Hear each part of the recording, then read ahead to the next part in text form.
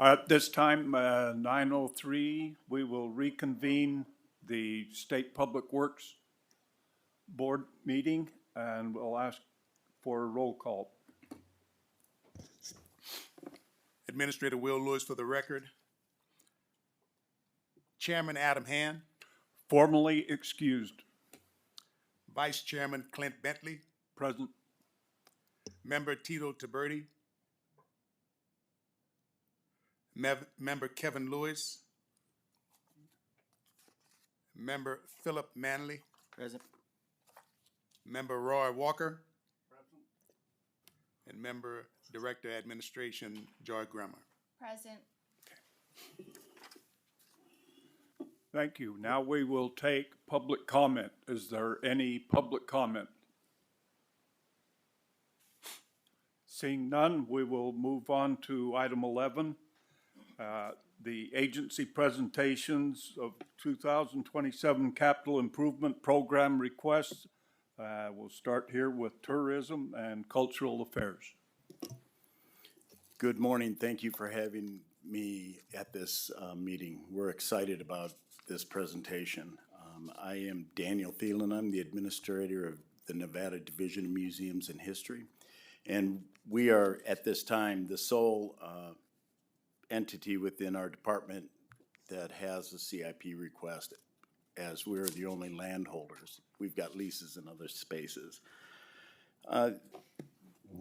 We're excited about what we're proposing here because we're trying to make it a multi-year strategy and be able to make it a coherent plan to help reduce some of our maintenance requirements and get some repairs taken care of and remodels. And we are hoping that it also catches your vision. We've got about 300,000 square feet of facilities under roof right now, and some of them date back to just in the 1800s and some right after the turn of the century. It's a pretty amazing set of buildings. 6 of our facilities are on the National Historic Register at this time. We've asked for a fair bit of advanced planning in our top 15 projects, and we have experienced some great payback on that, as some of our facilities are unusual, and finding the right architect that can manage that program has been a bit of a challenge in the past. And it seems like you get them trained up and then they're off to doing somebody else's work. And so we like that idea of a 2-year or 18-month planning period to develop drawings and design, and then come back as needed to get them programmed. So with that, we've got a full list of 42 projects, but I'm only going to brief 15 of them. Our number one project is a design project for the Indian Hills Curatorial Facility. We currently have the land available and it's ready to be built on. We've got some preliminary design that we had some private funds that we went out and had at least some schematic ideas of what we're going to do with it. Currently, the museum has about 23 million artifacts, items, and other things in our collections, some as large as locomotives and mammoths, and some as tiny as seeds that were found in Anasazi caves. And these artifacts are best stored in a very deliberate fashion. And we don't like them to be stored like a storage unit and everything stuffed in like a hoarder designed it for us. And in some cases, that's what happens. The processing of artifacts and bringing them in a couple of instances have been like that. And the idea is if items are needed to be protected in perpetuity for the state and for all the citizens who haven't even been born, we need to have a very careful way to manage these items. A project up at the Historical Society is really making this known. We had a minor CIP going on up there, and this is broadly talking about collections because we're going to spend a fair bit of time on it. And the project found some differing site conditions, and so it had to move in several different directions. And when we looked at how we were gonna let the contractors have the space, we've got these vast amount of items up there. Some of them are very valuable, some of them are fragile, and some of them are very sensitive. And sensitive to Native American communities who, you know, and as a result, sensitive to me. That we never want to mistreat some of these as we're waiting for repatriation to the processes to get completed. But we've ended up moving the collections. So we'd move them out of an area, let the contractor in that area, move them out in another area, let the contractor get in that area. And moving the collections has just been a difficult activity for us.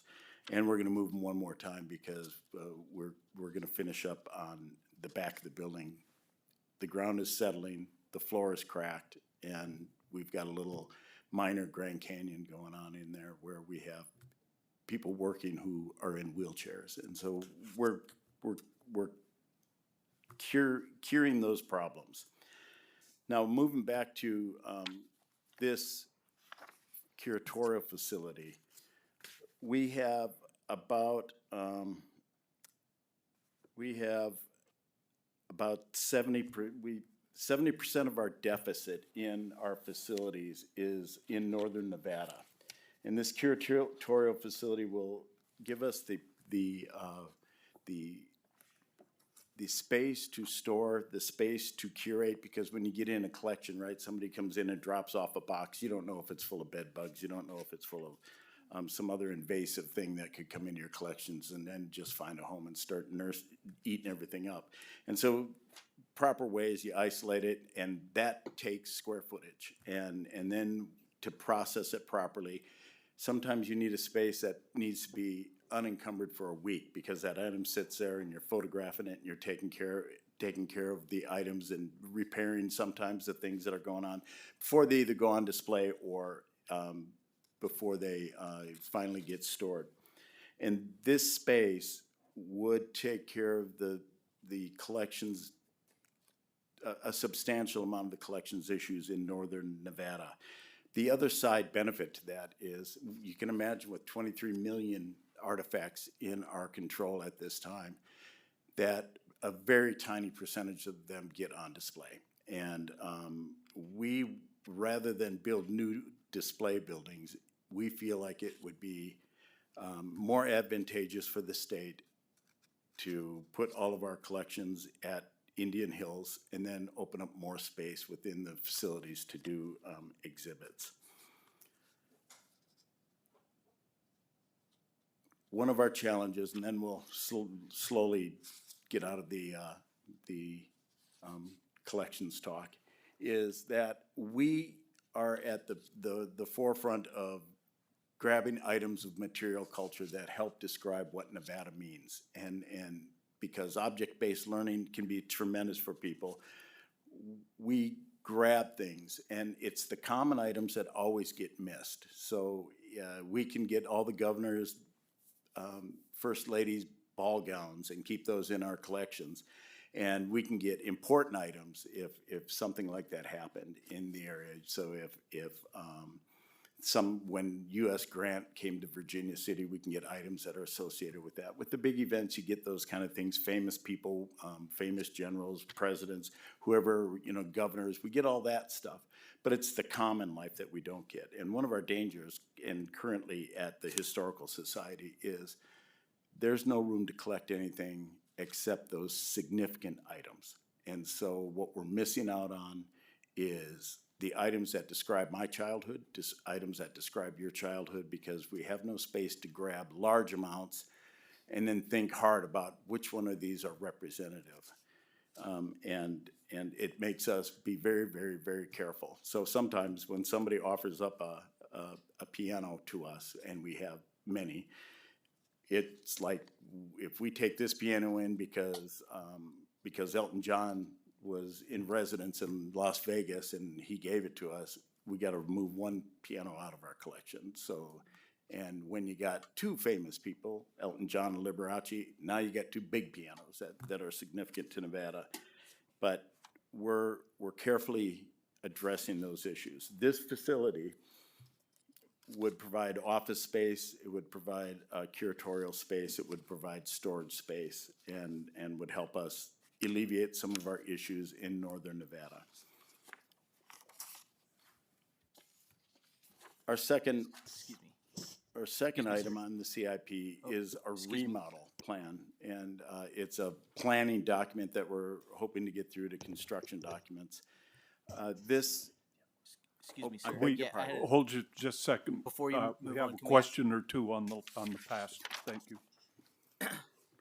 So that, the first project that, Phil Manley for the record, that's just for artifacts and historical items from northern Nevada, not statewide? Dan Thielen for the record. Yes, because we have storage facilities that are not adequate in southern Nevada, but the need is not as critical in southern Nevada at this time.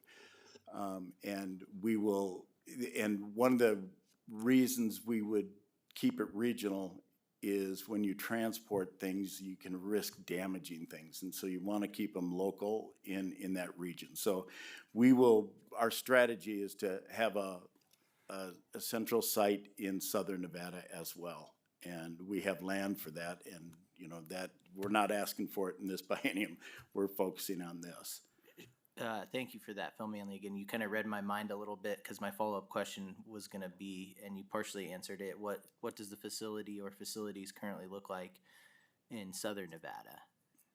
And I think you alluded to the fact that you said those aren't sufficient either. But can you speak to that a little bit as well? Dan Thielen for the record, yes. In southern, our challenge right now is northern Nevada. We've got about a 70% of our problem is up there. So we've got a 30% of our total area in deficit in southern Nevada. And let me just do a quick math here. Some of it is due to the square footage, like at the Railroad Museum in Boulder City. Because we're storing large artifacts, then suddenly your square footage is gone way up. And so they need about 150,000 square feet of covered storage. And but the State Museum in Las Vegas are only like 5,000 square feet upside down. And Lost City Museum is 4,000 square feet upside down. The Northern Nevada, this facility also will take in a significant amount of items from the East Ely Railroad Museum Depot. And we've been directed to transfer that to the Nevada Northern Railroad Foundation, but we still maintain the artifacts. And so those have to go someplace. And they'll be moved into the collections of the State Railroad Museum in Carson City. They'll be moved into the Historical Society's collection as appropriate, and then into the State Museum and the state museums as well as appropriate. So not all the railroad things necessarily go to just the Railroad Museum. Member Walker, you have federal agencies stored in there. When you come back for construction money, will you have matching funds from the federal authorities? Dan Thielen, for the record, we will have a modest amount of federal dollars to match that. We're currently, it's a challenge getting money out of the federal government for museums. And it was many years ago that they decided that they're going to choke museums off, because sometimes museums in New York City or someplace like that do things that may be a bit edgy and offensive. But that has changed how the federal government gives money to museums. And so some of the money that we have coming in will be coming through the BLM for storing, or the Bureau of Land Management, or for the Forest Service, or whoever has those items. And we're renegotiating because we think it's significantly more. A per square foot cost is pretty significant when you're talking about storage in this space. And so we're looking at renegotiating how much they're paying, and that will bring some federal dollars. But I don't expect it will be in the range of 25 or 50% or anything like that. Thank you. Phil Manley, another question. Oh, go ahead. Just a quick question, Joy Grimmer. On the slide, the top building, was that your existing building and the other is a rendering of the proposed building, or would the top building go away completely? Dan Thielen, for the record, the top building would not go away, and you're correct. That's the existing building, Okay. single-story flat roof building on Topsy Lane. Okay. And Public Works currently are doing a CIP in there, and I have a mind that if we've invested state dollars, we don't demo. And so until you kind of get the value of it out, and I don't anticipate that we would be closing that. Okay. Thank you. Phil Manley, another question. Has there been a comparison or analysis of what other states are doing? You know, your colleagues in California or Idaho or Utah, and what their facilities look like and how they're managing their storage? Dan Thielen, for the record, that's a terrific question, because bringing in, we seek to be accredited by the American Association of Museums, AAM. And in that accreditation, possession of your artifacts and control of your artifacts is absolutely critical for accreditation, which means that if somebody comes into our facilities and you say, oh, all these don't belong to us, those belong to the Railroad Museum, and well, why are they here? And then if the Railroad Museum's not looking at them every day, how do you know they're under control? And so that control is critical. And bringing 3 or 4 facilities together in one site presents some challenges to that, but we're confident that that it is easily solvable with just controlled access. To your point, we picked this up from California State Parks because they have multi-sites over in California, and the state has determined that 25 facilities are sharing one spot, and they're still maintaining their accreditation. It doesn't make a lot of sense to have 50 million little spaces that have 10 artifacts in it, that you're humidifying, that you're conditioning, that you're looking for pest control, you're looking for access control, and all the rest of that. We think that, especially if we store them in a quiet place and don't put, neon lights saying artifacts here, artifacts here, artifacts here. That's what we love about this facility in this space, is it's always been a little quiet space. Looks pretty nondescript, and nobody knows what's happening there. And kind of like what we would like to do. Yeah, Phil Manley, I grew up in the area in Johnson Lane. I've probably driven past it 1,000 times and I had no idea it was there. Dan Thielen, for the record, please contact me if you want to go in and look, because we'd love to take you through there and show you what's going on in there. We've got some really interesting items of Nevada's past. Any other questions? Go straight to number 3. This project is really exciting for us. This little house is on Curry Street, right across the street from the Nevada State Museum in Carson City. It is unoccupied, it's condemned, so there's no power, there's no water to it, but it structurally is very sound. It had a small fire in one end of the building, and when they did the inspection on the building, there's a radon problem with it. And in past years, we have requested demolition funds, because an abandoned building to me is always a liability. And if we're not going to use it properly, then let's just get it out of our control. And I feel like it was accidentally inspired that we didn't get demo funds. And because there was a family, Rusty and Marie Go, who came to us, who has the most extensive records on the Carson City Mint, the coin press in Carson City, and has done some substantial training and bringing people into numismatics, coin collecting.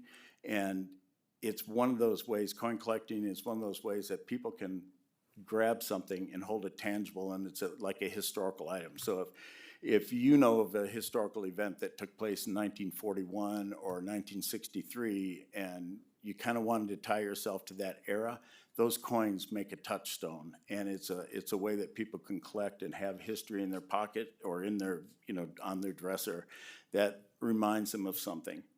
But there's so much more. I don't know if any of you collect coins, but there is a group of people that absolutely are driven by the passion of coin collecting that's farther than the history, the historical collectors.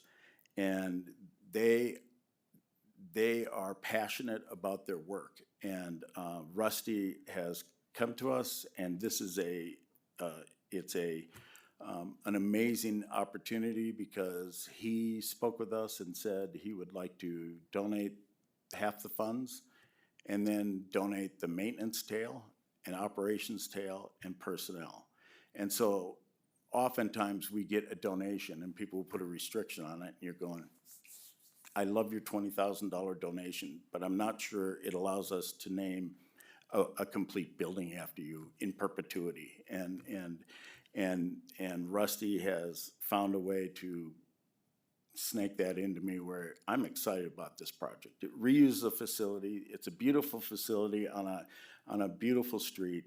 It's got such nice architectural lines to it, and we think that getting in and remodeling it in a way that we can have massive amount of bookshelves so people can go in and pull a book off the shelf and start studying about whatever subject they want to about Nevada's history with coins, and then everything in the future. We've looked at a lot of property who do this right, and Special Collections up at UNR has a phenomenal way that they're doing business, and we would like to follow some of the interior designs that they're doing up there because it was warm, it was friendly, it was inviting, and it didn't look like they were reusing a building. And I think that's what we're aiming for here, is a very simple but classy, inviting space. I think that's a good addition to our stable of buildings. Any questions on this? Phil Manley for the record. I think I have more of a comment and perhaps for staff. My thought is if this is going to be recommended to be in the CIP, it seems to make sense to me to do design and construction because the total cost is 1.8 million, and if we do just design, then we're back here 2 years, and then that 1.8 million is going to go up significantly. If we're going to commit the money to the advanced planning, we might as well just commit it to the construction now. If it's going to be recommended. Yeah, Brian Walker. Yeah, thank you for that comment. I know we approached it this way because of the damage to the building. We're a little unsure of exactly what the construction will look like. That's why it landed on planning. That was the reason for it. We can take a closer look at that in the next couple weeks and solidify our thoughts on that. And yeah, understood and point well taken to do full construction. Member Walker, this is a 2,000 square foot building. Dan Thielen, for the record, yes, it is. We're already at $900 a square foot, and at $900 a square foot, we can replace with new. So you're bumping up against a barrier here. Dan Thielen, for the record, I am shocked that we're at $900 a square foot because $1,800 the total rehab cost divided by 2,000 square feet. There it is. Dan Thielen, for the record, my shock was because I remember when $250 a square foot was outrageous. I do also. Yeah. Any other questions?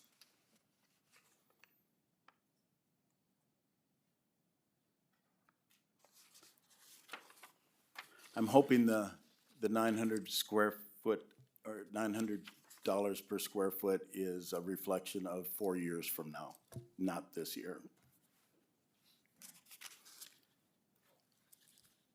The Nevada State Railroad Museum in Carson City is requesting security lighting and some campus fiber and Wi-Fi.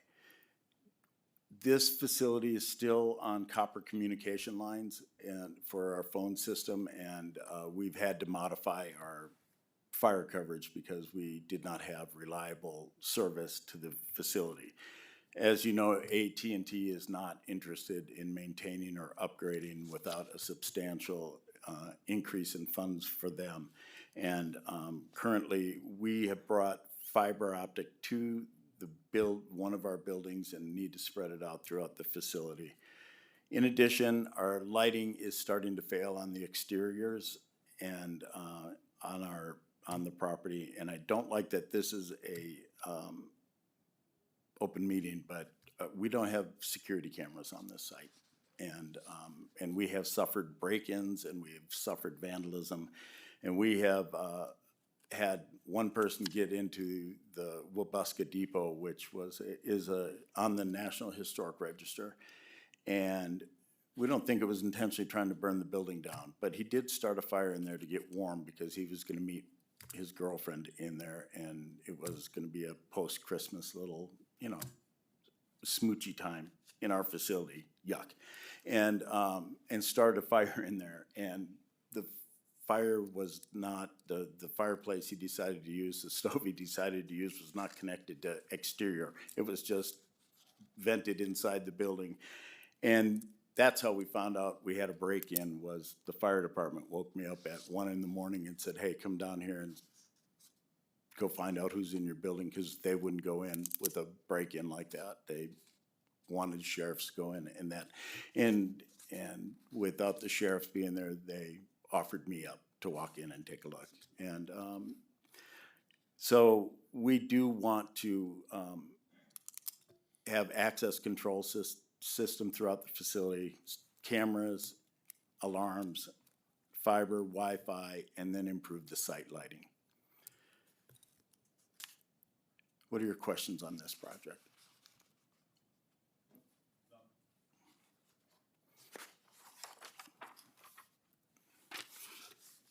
Our Lost City Museum is a WPA building up in Overton, Nevada.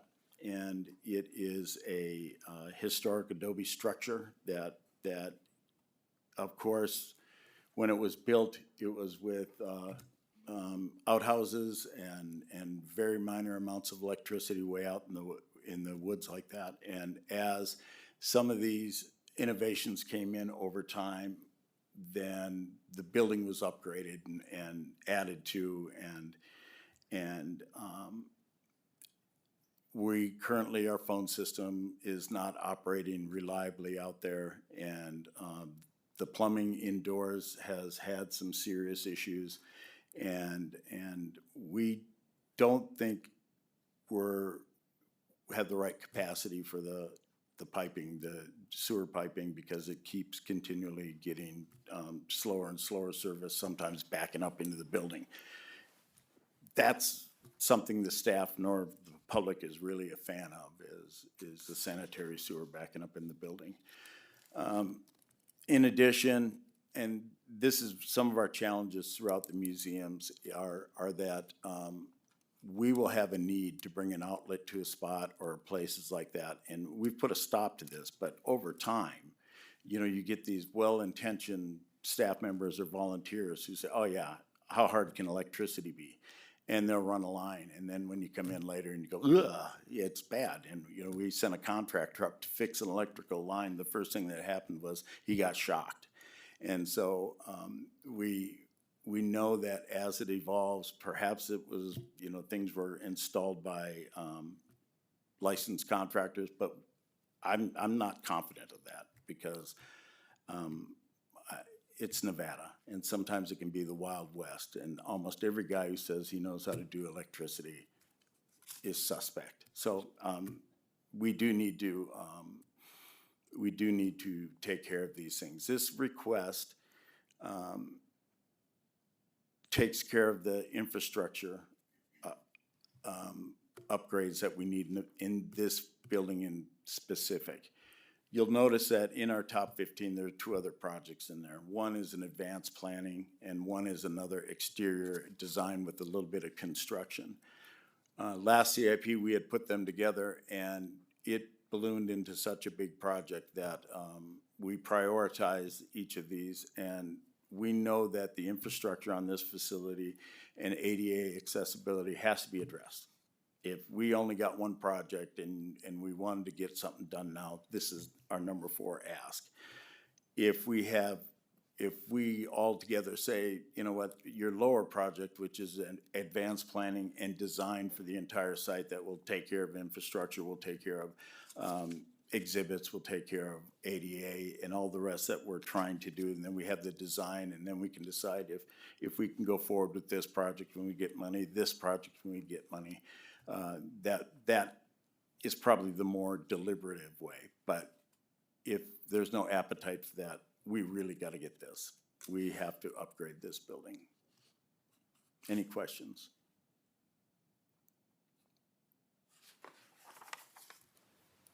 Nope. The Nevada State Museum in Las Vegas is, until the 19th of September, it's the newest building constructed in the state museum system. It is a 78,000 square foot facility. It's on the Las Vegas Springs Reserve site. We lease that property from them and have a good relationship with them. So when kids come in to learn about water in Clark County, they also can come right across to the museum. It's an exceptional site. We are so proud of it because it's a museum that was designed like a museum should be. And we would love to show you how it's, even at almost 20 years old, it is an exceptional site, and would like you to come see it. Its existing audiovisual system failed about 5 years ago, and we thought that we could pick it up with the one shot, but it has gotten a lot more complex than that. Again, price escalations, and it's not as simple for us to just pull it out and replace it with like. And so this is critical for visitor, it's critical for our storytelling, and nobody gets the great experience that we had previous without this. It's a fairly involved system. Any questions on that?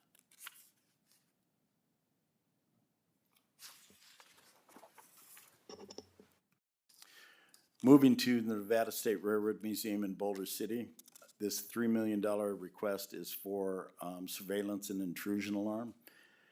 This is how big our site is. And if you look in the top right corner, that's the left and right limit of Disneyland compared to how much facility site we have out there. Again, we need surveillance and intrusion. We've had vandalism, we've had theft, and also there's some safety considerations, right? So not everyone who comes on the property and does something wrong is a nefarious actor and is trying to steal everything. Sometimes people walk into the wrong spots and they are in a danger area, and we're not tracking that they're in a dangerous area. And so we run a fully functional railroad at this site as well. And this request, because it's a large site, is $2 million. Any questions on this? Phil Manley for the record. This one I just have another comment, and probably more so for staff. Some of you at the meeting today weren't here yesterday, but there's a lot of agencies asking for security systems and security cameras. And so I'll just kind of reiterate a comment from yesterday as I think about it some more. And I think Will mentioned it too. I think it's just prudent to look at like streamlining and standardizing that across the state. Dan Thielen for the record. We are 100% on board with that. That makes complete sense that we have what we do, what the rest of the state does. We agree.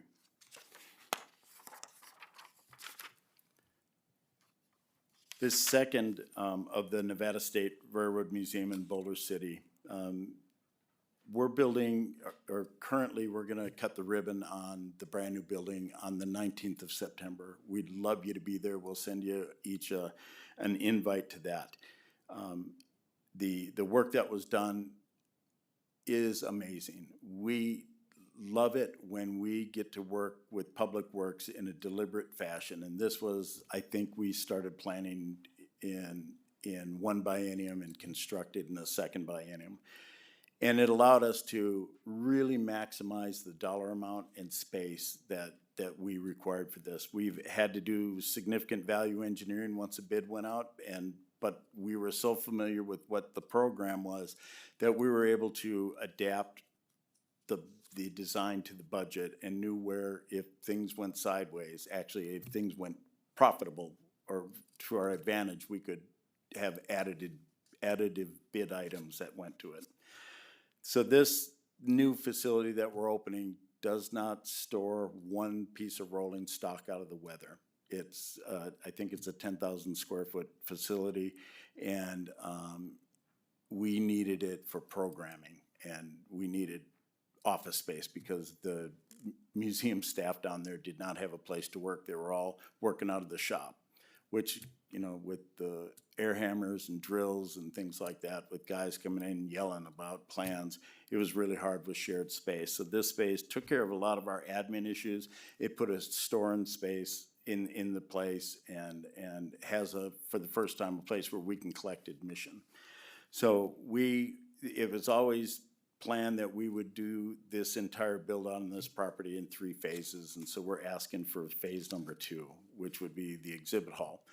And an exhibit hall in a railroad museum really means what you're doing is you're both getting the artifacts out of the weather, out of the risk of vandalism, but they're also on display because that's what people come to look at. They come to see the big trains and all the support equipment that go with it. And putting them in a controlled environment will add years to their lives. Any questions on this?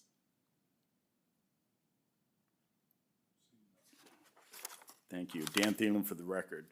Going back to Lost City, this is our advanced planning for facility upgrades and repairs. This is an Adobe structure. I don't know how many Adobe structures we have in the state inventory, but it's a bit of a challenge to maintain and to make sure that the structure does not degrade or deteriorate. You can see in the images where the windowsill there is falling to pieces. The red stone from out in that area, that the stones that were used are not particularly resistant to weather changes. And so I think when they put them in, they knew they probably were aiming for 20 or 25 years. That was 75 years ago when that time frame took place. The windows on the property are not efficient. They're not thermal paint. We have a lot of intrusion with bugs and dirt that come flying in during windstorms and things like that. And we'd like to have a thoughtful way to make the building more environmentally efficient, but still maintain the significant WPA type construction of that region in that time period. Any questions on this? Phil Manley for the record. It looks like our packet has this as a design and construction, and the slide had it as advanced planning. So just want to point that out. Yeah, thank you for catching that. Yeah, Project 4, Project 8, it looks like we got flipped between the two. So that's what happened there. So they're both in there. Those 2 projects got flipped.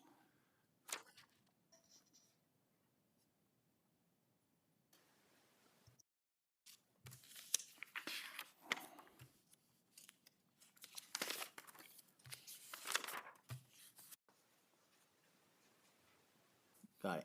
Thanks.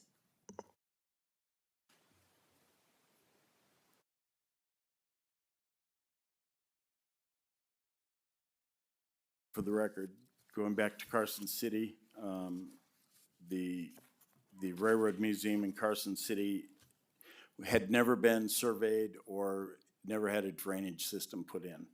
This was one of those activities where the land was transferred to the state museum system, and they said, great, there's a facility on there, a Butler building that was put up that NDOT used for a while, and then they were done using it, and that became the one structure on the facility.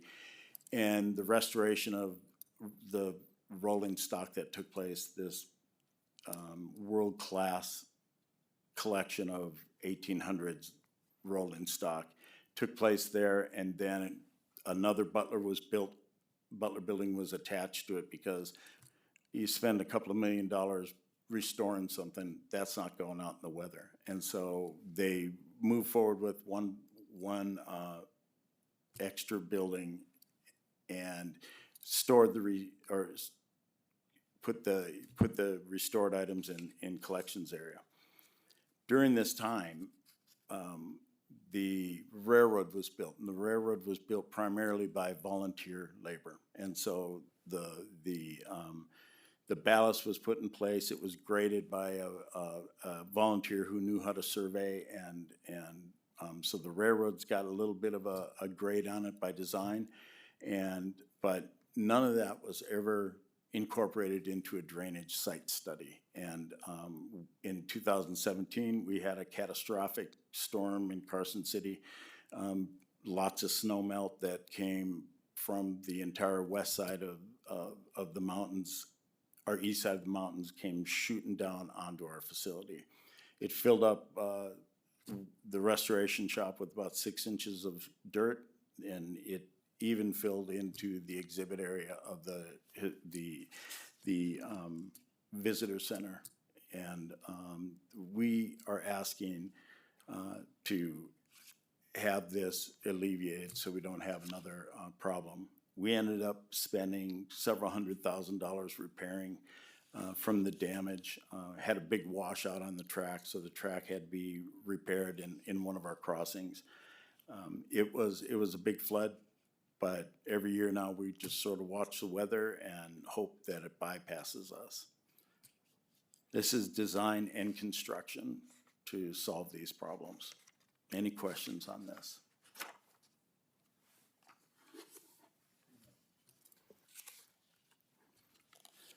Nevada State Museum in Las Vegas. The new facility has a sizable area that is unconditioned, and it's storage. And as we talk about our artifact storage deficits throughout our system, this represents a controlled square footage of property that is not air conditioned, not humidified, and only has controlled access to it. We store things that are durable, like materials for the shop and other artifacts that can handle some weather, but we're looking to convert it into proper artifact storage, and this will add a significant amount of square footage. I don't have it off the top of my head what square footage this is.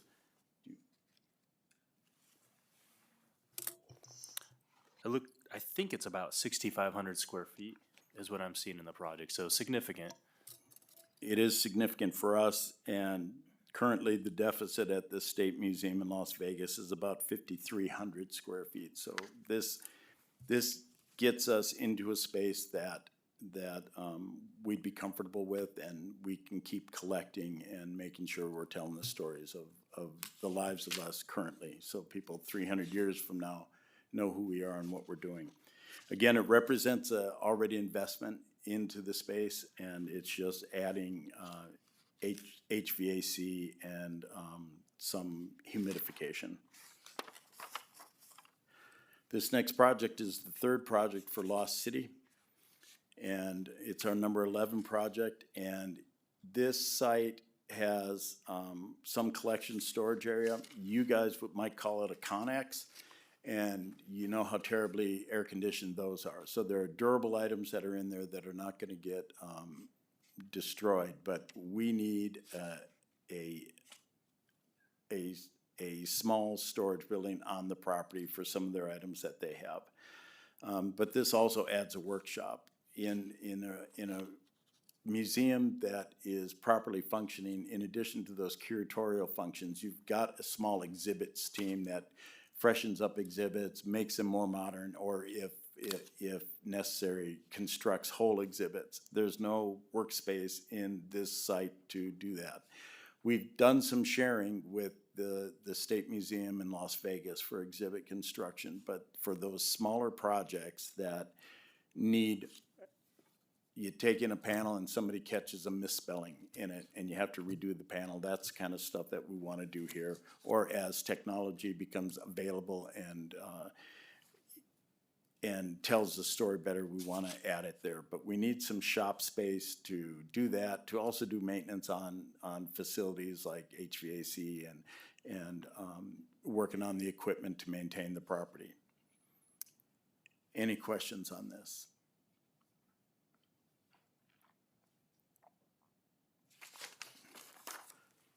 Dan Thielen for the record. Moving on to the Historical Society in Reno. This is our most dire need for assistance in protecting artifacts. We're landlocked here, so we're not gonna go any more construction to the east, west, north, or south on this site, and we can't go vertical on it. Again, there's some terribly expansive soils in this place, and we're not sure we'd be able to overcome it. So we have leased a site from the Department of Administration, and it's over at the surplus property building over on Galletti, I think it is. And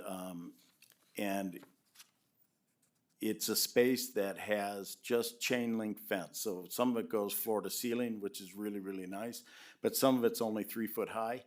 And we can't control who's coming in and who's going out of that place. And so so what we're asking for in this project is to take this large void of a space and seal it, have environmental controls and access controls to it. The site, and we're grateful to have it, there's no question, we need the square footage, and right now we have some pretty durable items in there that can take this, but it's right next to a concrete batch plant, and there is a ton of fine dust that infiltrates in the buildings, and that fine dust is something we can't put the most fragile of artifacts in that area. If we seal this, this gives us a tremendous amount of facility to protect the artifacts and to be able to move some of that pressure out of the Historical Society on UNR campus and move some of these items into this area. There's a lot of stuff that we can't move into there because it's dirty. And we think we can wrap it up by sealing it tight. Phil Manley for the record. If I heard you correctly, I think you said this is very critical or the most critical for artifact preservation. So to the extent I heard that correct, I'm wondering why it's number 12 and not higher on the list. Dan Thielen for the record. It is critical, and I wanted to make sure that because we're investing a fair bit into other facilities, or because we're investing a fair bit into the Historical Society in this biennium currently, and we've added a lot of funds that we're moving into it to correct problems. I wanted to ensure that every director had a bite at the apple, and so coherently, it doesn't look right, but this is for collections management for the Historical Society. This is critical. It can be mitigated by taking our number one project, and then rather than being on that site, we could divest of it over time and move those activities down to the new curatorial center. Hoping that one or the other gets picked. So that's kind of why it's down lower on the list. Yeah, fill me in again. Yeah, so if you get number 1, you don't need number 12, even though number 1 will take a lot longer to construct than number 12 improvements. But Dan Thielen, for the record, if I only had one, it would be number 1, and we would just struggle to get along until that facility opened. Member Walker, so to be clear, if you didn't get number 1, your number 12 would be its replacement. It would be the most significant issue that we have. So the other significant issue, I'd have to back up, would be replaced with number 12? The number 1, I don't want to say, because the number 1 project solves problems for 4 museums. And number 12, if I don't have that, I just have to get on to protecting the most critical spaces. Okay, I'm getting there. Most important, you're ranking number 4.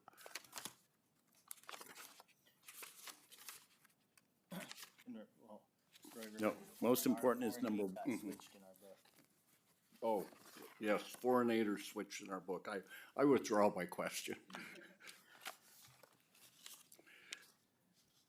thank you. Any other questions? Seeing none.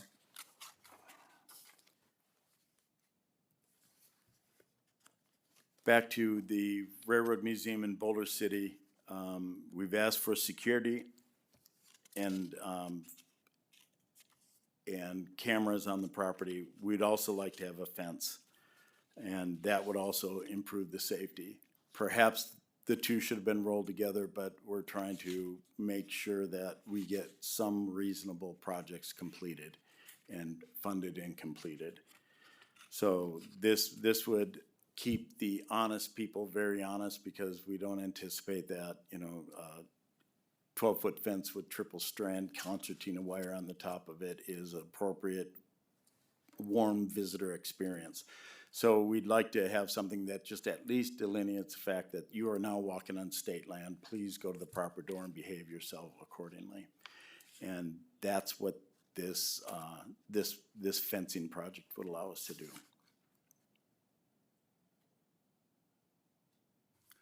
Member Walker, to our staff, this is to fence the perimeter is a total of 9 miles. Correct, yeah. Okay, thank you. Any other questions? Seeing none.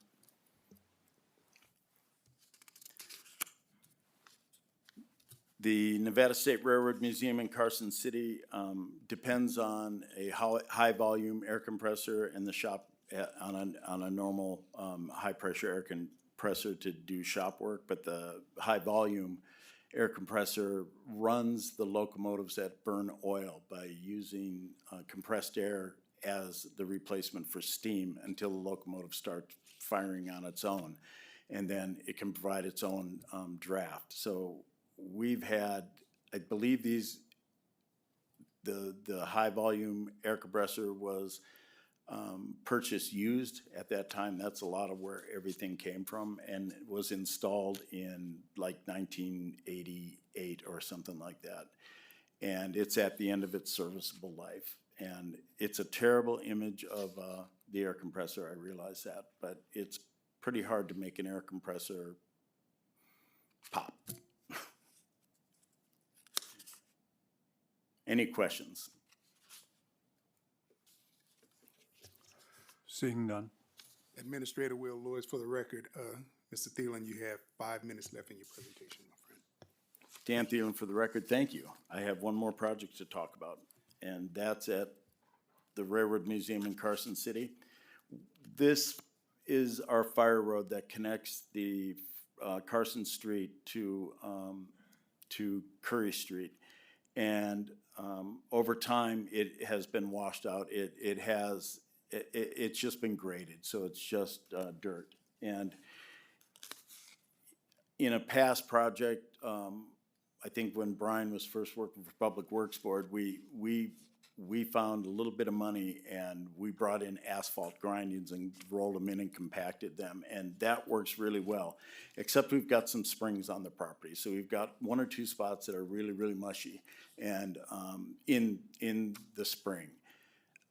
If we can't have, so if we don't have a fully serviceable fire road, that means we only have one access to the property. And sometimes getting emergency equipment in off of Curry Street has been critical for us, as the front end of the property has been stuffed full of something and unable to pass quickly.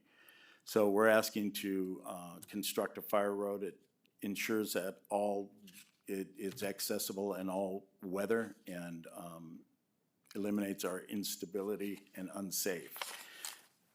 the unsafe part of this. Of our access to the place. Good grief. Good thing I only have 5 minutes.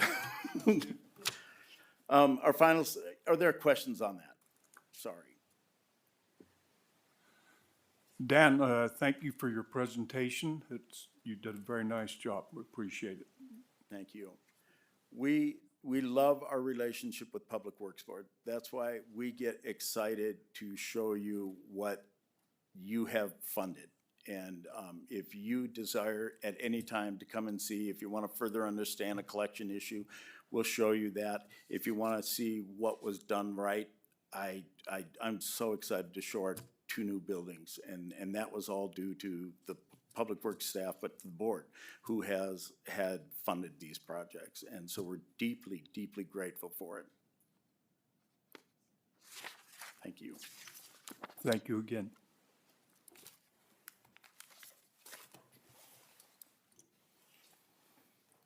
Thanks, Brian. Yeah, thank you. Excellent.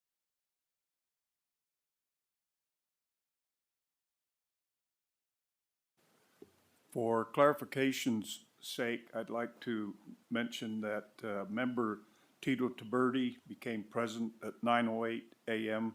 and member Kevin Lewis became present at 9:56 a.m. Thank you. Are the employment, training, and rehabilitation here ready to go? Thank you. Good morning, board members. Good morning, Director Grimmer and Administrator Lewis. My name is Josh Marhevka, for the record. I'm the Deputy Director of Operations for the Department of Employment, Training, and Rehabilitation. We have today 2 project proposals for you. One is a continuation of HVAC upgrade at our Southern Administrative Office, and the other one is a request for planning funds for a slew of projects at our Northern Administrative Office. With that, I will pass it over to our Facilities Manager, Miles Bruenkall. Thank you. Good morning, everyone. I'm going to just go ahead and start off by saying good morning, and my name is Miles Bruenkall, and I serve as the Facility Manager for Dieter. Today, I'll be presenting a capital improvement projects for two of our key facilities. Our southern location at 2800 East St. Louis Avenue in Las Vegas, and our State Administration Office, the SAO building at 500 East 3rd Street in Carson City. I will be walking you through the background of each building, the work that has already been completed, and the issues remain, and the phases that we request to complete these upgrades. Phase 2. Our first project focuses on 2800 East St. Louis facility in Las Vegas. This building has been constructed in 2007, making it nearly 20 years old. Excuse me, I'm a little nervous. As this building has aged, many of the HVAC components and supporting systems have begun to fail or each at the end of their useful life. Over the last several years, the facility has experienced increasing difficulty maintaining stable temperatures, especially during the extreme heat in the summer months. Because of this, a multi-phase modernization effort is being planned to ensure reliable client control and long-term functionality. Beginning of FY24, Dieter has begun phase one of the HVAC plant replacement. This phase was funded through the Unemployment Security Division, ESD, and totaled approximately $1.8 million. Shown here is the work has been completed, which includes replacement of 2 main chillers, installation of 2 new chiller towers, replacement of 2 boilers, partial replacement of accessible aging piping throughout the plant, new pumps, variable frequency drives, and a heat exchanger.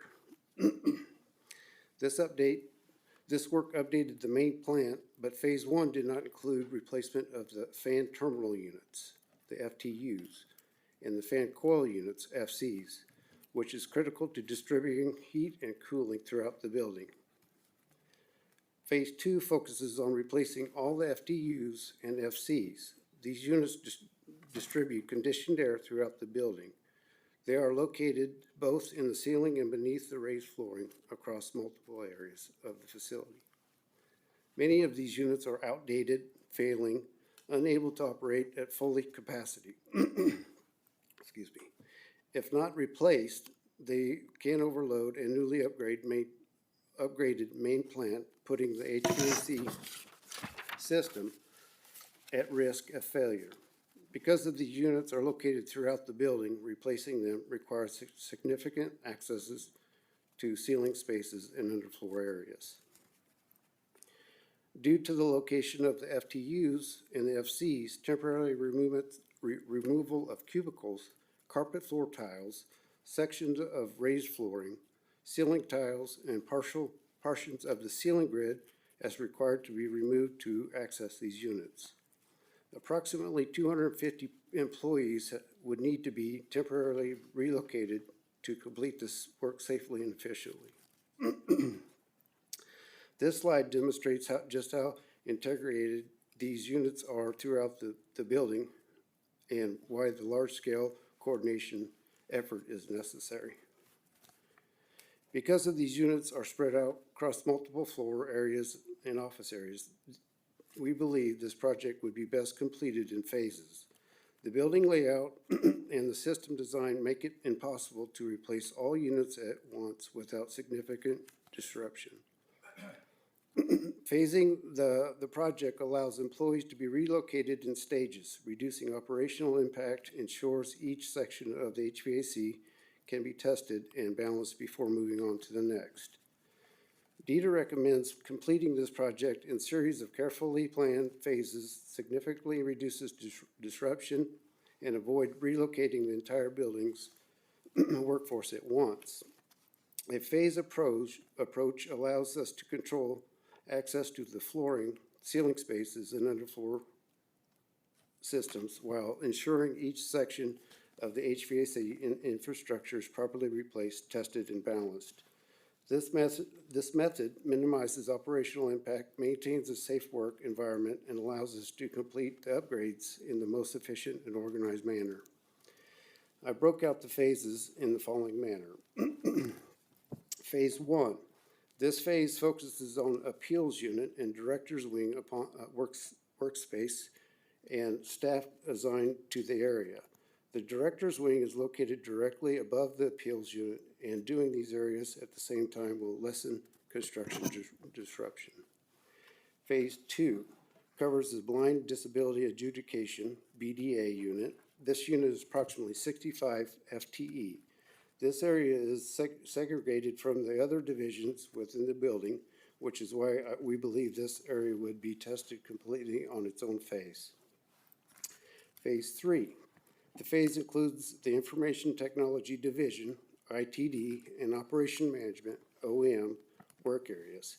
This includes 23 FTE between the two units and is located by the loading dock area of the building. Whoops, sorry about that. Phase four encompasses the second floor, which includes the majority of the building staff, approximately 114 FTE, making it the largest phase of the project. This floor also houses the Unemployment Insurance Call Center, a critical unit responsible for answering calls and supporting all Nevadans with their unemployment needs. This wraps up project number one. Any questions?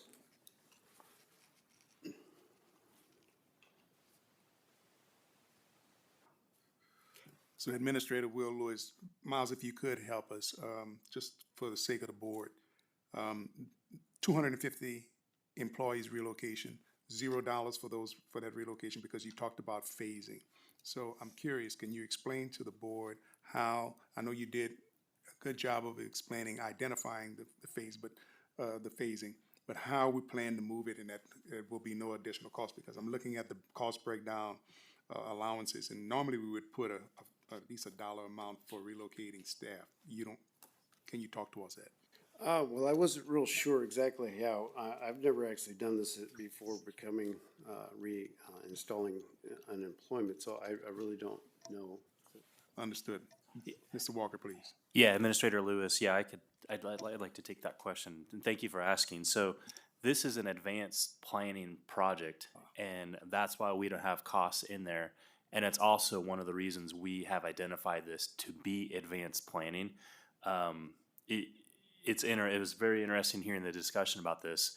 This is a HVAC replacement, but this building is built differently than many other buildings, which makes this replacement very intrusive to the agency, very intrusive to the building, which is why we've done it as advanced planning. That gives us time to do the design, and I think more importantly is figure out how to accommodate the occupants while it's going on. And so that's not a cost included here, but it's something that we'll have to take on when we come back for construction funding. All right. Thank you for that explanation.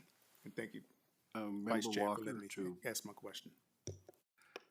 the replacement, this will still be an intrusive system.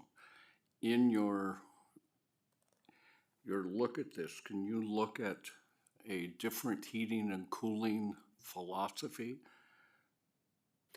Meaning some of the new inner units above doors and windows, in particular places within this building where it's more intrusive, and use multiple design to eliminate this intrusiveness?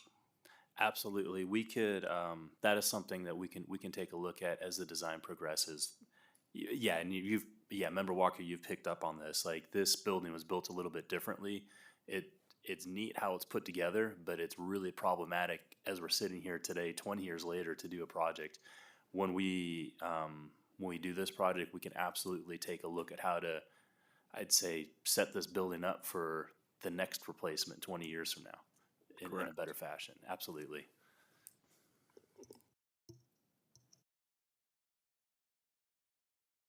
Okay. Okay, thank you. This will go to project two for SAO building. Now I'd like to move on to project two. This focuses on the SAO building in Carson City. This facility is constructed in 1960 and serves approximately 110 employees. Over the past 2 years, Dieter has invested in multiple upgrades, including interior, exterior paint, new cubicles, flooring upgrade to 2 of the 3 levels, a new boiler, retiling the entryway, and improved the security cameras, and upgraded the fire panel, but did not include the sprinkler system installment. Despite these upgrades, the building's age presents significantly infrastructure challenges that require major modernization. Due to the number of additional upgrades that are required to the building, we have broken the project into multiple different phases to present for a clear understanding. Phase 1 replaces the main server room HVAC units, specifically 3 Liebert units. This system is critical to maintain our server room. If the Liebert system fails, will directly affect the statewide operations to our unemployment division, leaving countless Nevadans unable to process their weekly unemployment claims until fixed. And additionally, the building's main chiller requires replacement as well to ensure reliable climate control. Phase 2 is replacing aging electrical infrastructure to ensure the safe and consistent power distribution, installing a fire sprinkler system to meet critical life-safe standards, and installing of new ceiling grid and tiles throughout the building. Phase 3 includes complete plumbing replacement throughout the facility due to the aging pipes and ongoing maintenance issues. Also replacing 7 deep watering wells and engineering draining infrastructure. Phase 4, refurbishing a building's elevator, which is original to the 1960 construction. This elevator has undergone several upgrades in the past few years to bring it up to code. However, the system is highly outdated and need modernization. Phase 5 is complete window replacement to upgrade outdated, single pane units, removing abandoned equipment, including obsolete and unused mechanical components. And finally, making essential accessibility improvements to align with the requirements and enhance usability. These repairs and upgrades collectively stabilize the building's core system and prevent future operation disruptions. Together, these issues underscore the immediate need for CIP investment. Addressing them now prevents future emergencies, increasing safety, and supports a functional, secure, and energy-efficient workplace. Although Dieter has made several improvements, most core systems date back to 1960 and have reached the end of their life cycle. The issues identified by Public Works pose risk to safety, energy efficient, and to the continuity of services provided in the building. Both Project 1 and 2 presents essential infrastructure investment. Completing these upgrades would protect employees, safeguard critical statewide systems, and ensure reliable operations in the future. Thank you for your time. I'm happy to answer any questions on this project.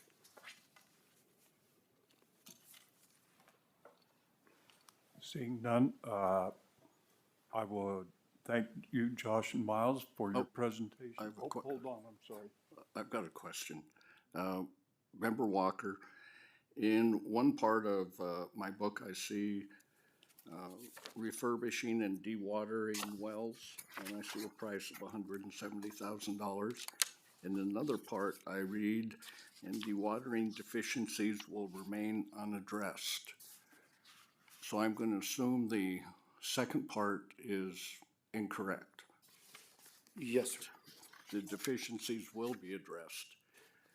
Then the dewatering, I'm making assumptions now. Okay. The dewatering facility was installed in 1960.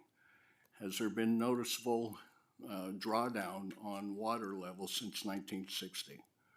It varies. I mean, obviously, when we have a lot of snow on the mountains. Well, other than seasonal Okay.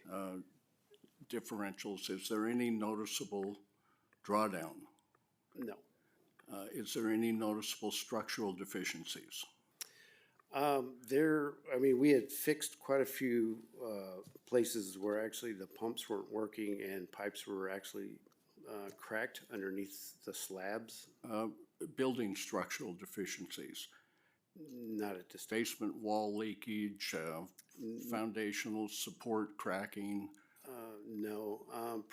Before I came into this position, they had done a few other, they're not deep well pumps, but they're some pumps that they actually dug into the slab and put a tin horn in there and put a little pump in there to keep it from actually leaking up underneath the slab of the cracks.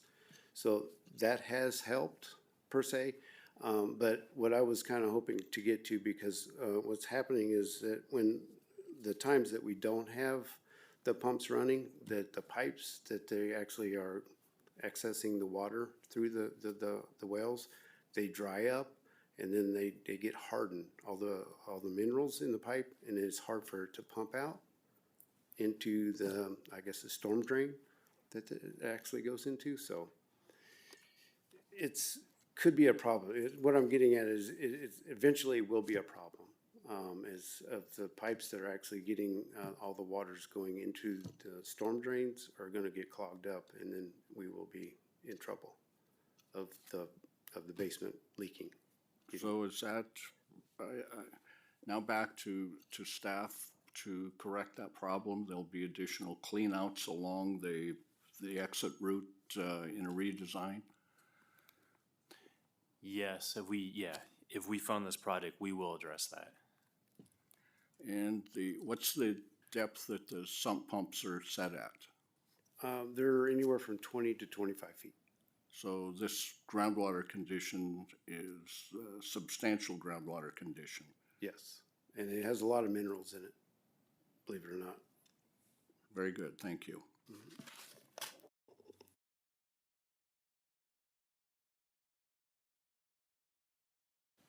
Any other questions? Okay, seeing none, thank you again, gentlemen. Appreciate the presentation. Have a nice day.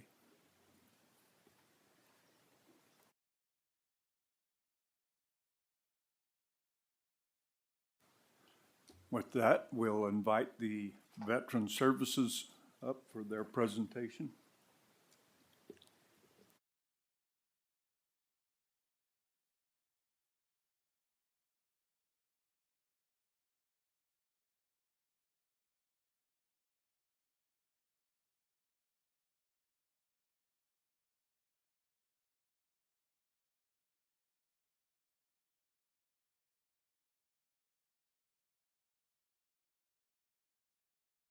We'll see if I'm qualified to flip slides.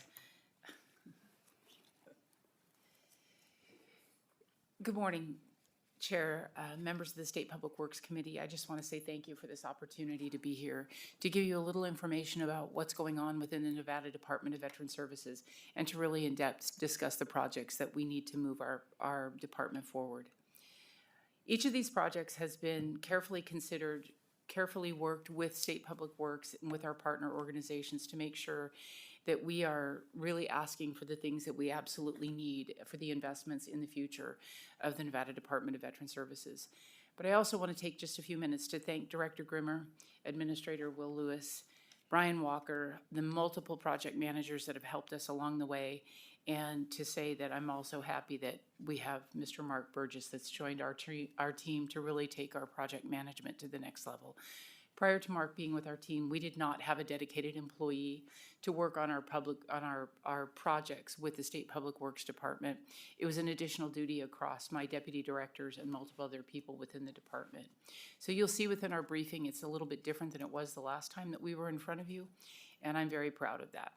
I also wanted to let you know that behind me here today, I have Deputy Director Mark Brzezina, Deputy Director of Benefits, and Ms. Jen Vinuea, our Deputy Director of Healthcare. We have Ms. Jennifer Blanchard, who is the Administrator of the Boulder City Home, and we also have Mr. Oliver Van Kuren, who is our, are we not? Oh, we see, I'm not qualified to run slides. We also have Oliver, who is our Assistant Project Manager. So with that, we will move forward into the mission and vision of the Nevada Department of Veteran Services, really to connect our veterans to their benefits. And as we talk about supporting our veterans and their families and connecting them to their benefits, our facilities, our buildings, and our structures are really a critical key and part of that. We have 4 pillars that we really subscribe to. It's assisting our veterans with their claims and their earned benefits, providing their skilled nursing care and dignified burials, as well as we are working really in depth with our partners to expand access to behavioral and mental health services. As you may be aware, here in Nevada, there's a large need for skilled nursing facilities as well as memory care. The quality of care that's provided in our homes is exceptional. Ms. Jenny Blanchard runs a 5-star home. That means she meets all of the strictest CMS and HCQC requirements, as well as the additional requirements the VA requires. Our Northern Nevada home is a 4-star home, and we'll talk a little bit about that and a little further. Our Boulder City Cemetery is the 2nd busiest state cemetery in the country. Mr. Chris Naylor and his team provide dignified burial for up to 8 to 12 veterans every day of the week. all through the year, whether it's 115 degrees or 30 degrees. So we'll talk about their needs, as well as Mr. Gabe Velasquez up north will actually, they don't do the same level of internment, but they also have those large shifts in their environmental, heat, cold, and the equipment there is aging and our facilities are aging, and we'll need to take a look at that. The demographic of Nevada's veterans, we have just over 115 to 117,000 veterans within the state of Nevada, or 7% of our population are veterans. That does not count their families. And why I say there's a difference between 115 and 117, we know that 215,000 veterans have connected with their benefits. But we also know there's a large number of veterans out there that are what we call untethered. They have never been had access to their benefits in any way. So that's one of the things that these facilities do at different points in their life when they need care. They come to us and ask how they can be connected to their benefits to be able to gain access to our homes or gain access and provide those burials in our cemeteries. So it's very critically important that we are able to do those things. You can see the demographic of the Gulf War I and II, the peacetime veterans. The differentiation there is those interwar periods, say between the first Gulf War and the second Gulf War. Those are the ones that we consider to be peacetime. The Korean or the Vietnam War vets are our most growing population, along with our women veterans. So we'll talk a little bit about some of the needs that we have in those areas and some of the really unique facilities that are being incorporated into our homes to take care of those special populations. I do want to bring to your attention in our Gulf War vets, we have a very amazing veteran that lives in our Boulder City home, Mr. Hawes. I love Mr. Hawes. And I don't just say that for lightly. He's an amazing man. He's in his early 50s, and he will live in our home for the rest of his life. So when you think about someone that's in their early 50s that's already lived in our home for over 4 years, I think he's there about 5 years now, he can no longer live on his own. So making sure that we provide quality care and a home-like environment to people like Mr. Hawes, or I will talk a little bit about our Vietnam War vet who is the president of our Residents Association up in Northern Nevada, Wally. Wally refers to his home in Northern Nevada as the Nevada Suite because his room's shaped like Nevada, just by coincidence. And he is very proud to tell everyone about the lodge that he lives in that's designed as a Tahoe hotel. We also have a birthday party that we're celebrating on Friday for Dr. Bruno, our World War II vet, one of our World War II vets. Dr. Bruno is 105 years old. He was a surgeon during World War II, and he is an amazing, amazing man, sharp as a tack and can tell you everything about his service. I think it's important for you to know the context of the population that we serve so that we can walk through the next 14 records and show you the priority of why we want to do what we want to do. And then as we walk through, I'll wrap up with how those projects interrelate by region. So you can see what we're doing in Northern Nevada, Southern Nevada, and by facility. As you can see by this, our population center with 71% of our veterans is here in Southern Nevada, and that will play out as we move through the briefing. Our project index is, again, we'll go through each one. I will focus and spend a little bit of time, and actually Mr. Walker and Mark may have a little bit more to add on our projects 1 and 2 because they're a little bit unique and have been in front of the board before. And then we will follow up with the next projects where we talk about everything from flagpoles to bed replacement and things like that. Project number 1 is related to the Southern Nevada Veterans Home in Boulder City. We are asking for this project to be, we need some additional funds for this project, approximately an additional $30 million because of cost escalation over the course of the period of time while we've been waiting for our federal match from the Department of Veterans Affairs.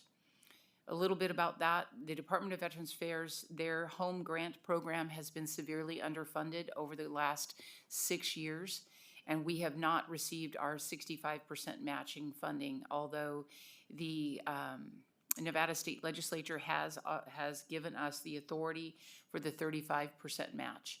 I was on the phone with the Intergovernmental Affairs Office, Central Office of the VA this morning, talking to them about progress in this area.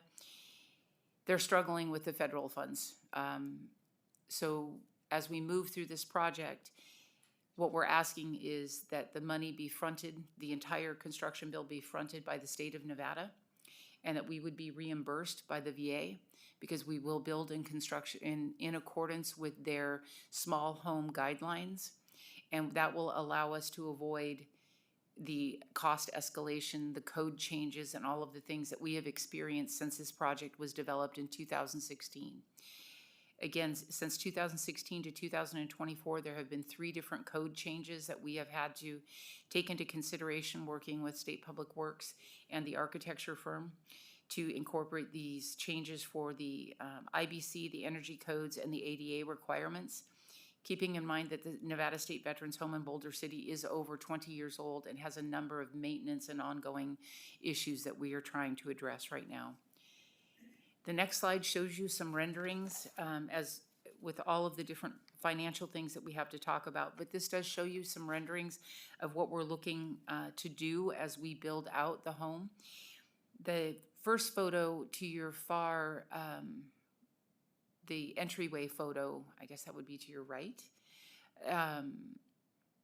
That is one of the most important parts of our home. Our veterans are always out there underneath those entryway areas because that's their window to the outside world. You can't walk into any of the homes without seeing at least 3 or 4 wheelchairs and family members sitting there looking out. In Boulder City, it looks out over that beautiful valley. The opposing picture is the rendering of what our town hall would look like and our entryways would look like when you would enter into the new remodeled space. The center photo gives you an idea of what it would look like, with the grounds would look like, and where we would place the new wing. The remodel of this home would take us from a 180-bed facility with shared bathrooms and shared bathing suites, where multiple residents have access to only one bathing suite. So it's not as respectful as we would like it to be. In the remodel, they will have private bedrooms, private bathrooms. We will have special consideration for our bariatric patients and special consideration for our memory care patients or residents, just like we have now. We'll have specific units for our memory care. The lower rendering across the bottom shows that new wing and how it would be looked on the land. The unfortunate part is, if you've been to Boulder City, we have a very beautiful, mature landscape. When the remodel goes through, we will lose that mature landscaping because that is where the new wing is projected to go. The second project that we have is the North Las Vegas Veterans Home. And these are additional funds to complete the construction of the what we call the Decatur home. That is at the end of Decatur, co-located with the Decatur DMV. This is a new facility. Our construction grant was submitted to the VA Central Office in 2022. Unfortunately, we have not appeared on the VA construction priority list to date. We are projected to appear on that list in 2027. And that is a challenge for us because it has put us behind in receiving our grant matching funds. The total dollar amount for this project is significant. It is a $300 million project, with $159 million of it being state funded and about $145 million of it being the federal grant reimbursed funding.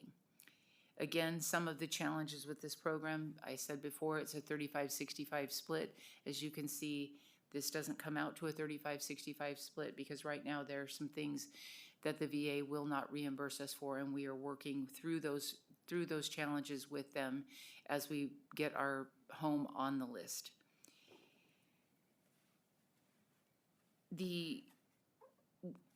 As long as we are building within the VA's small home loan construction design, our projects are eligible for the 65% reimbursement. I verified that this morning with the central office, and we will have more information on that we work consistently with State Public Works on. I will tell you, the architect on this project is Carpenter Sellers Delgado, and they have been absolutely incredible. These photos show renderings of what the home would look like on the land. There are multiple different neighborhoods. There are 5 on each side. 2 of these neighborhoods would be considered memory units, and then the rest would be for all of the residents that do not require memory care. If you look in the lower row of photos, the one photo that is very spa-like is actually the hair salon for our women veterans. I mentioned that women veterans are the largest growing demographic, and this would be one of the first places in our facilities where you would see separate facilities for our women veterans and our family members, eligible family members from our male veterans. And that is a huge step forward for our organization. The central photo is a rendering of what our neighborhood courtyards would look like. This is where our veterans could go outside, have access to plantings and gardens, and in our Boulder City home and in our Northern Nevada home, for the veterans to have access to those raised flower beds where they can actually garden, grow vegetables, and be out and connected with the outdoor spaces is critically important. You will see the difference between some of the current aging facilities and these small home design facilities in the next rendering, which shows you what the living room area looks like. And those are designed to be just like a living room at home. They would also have access to a small kitchen where they could get snacks and things just like they were at home, and have access to those amenities that they wouldn't have in a traditional facility.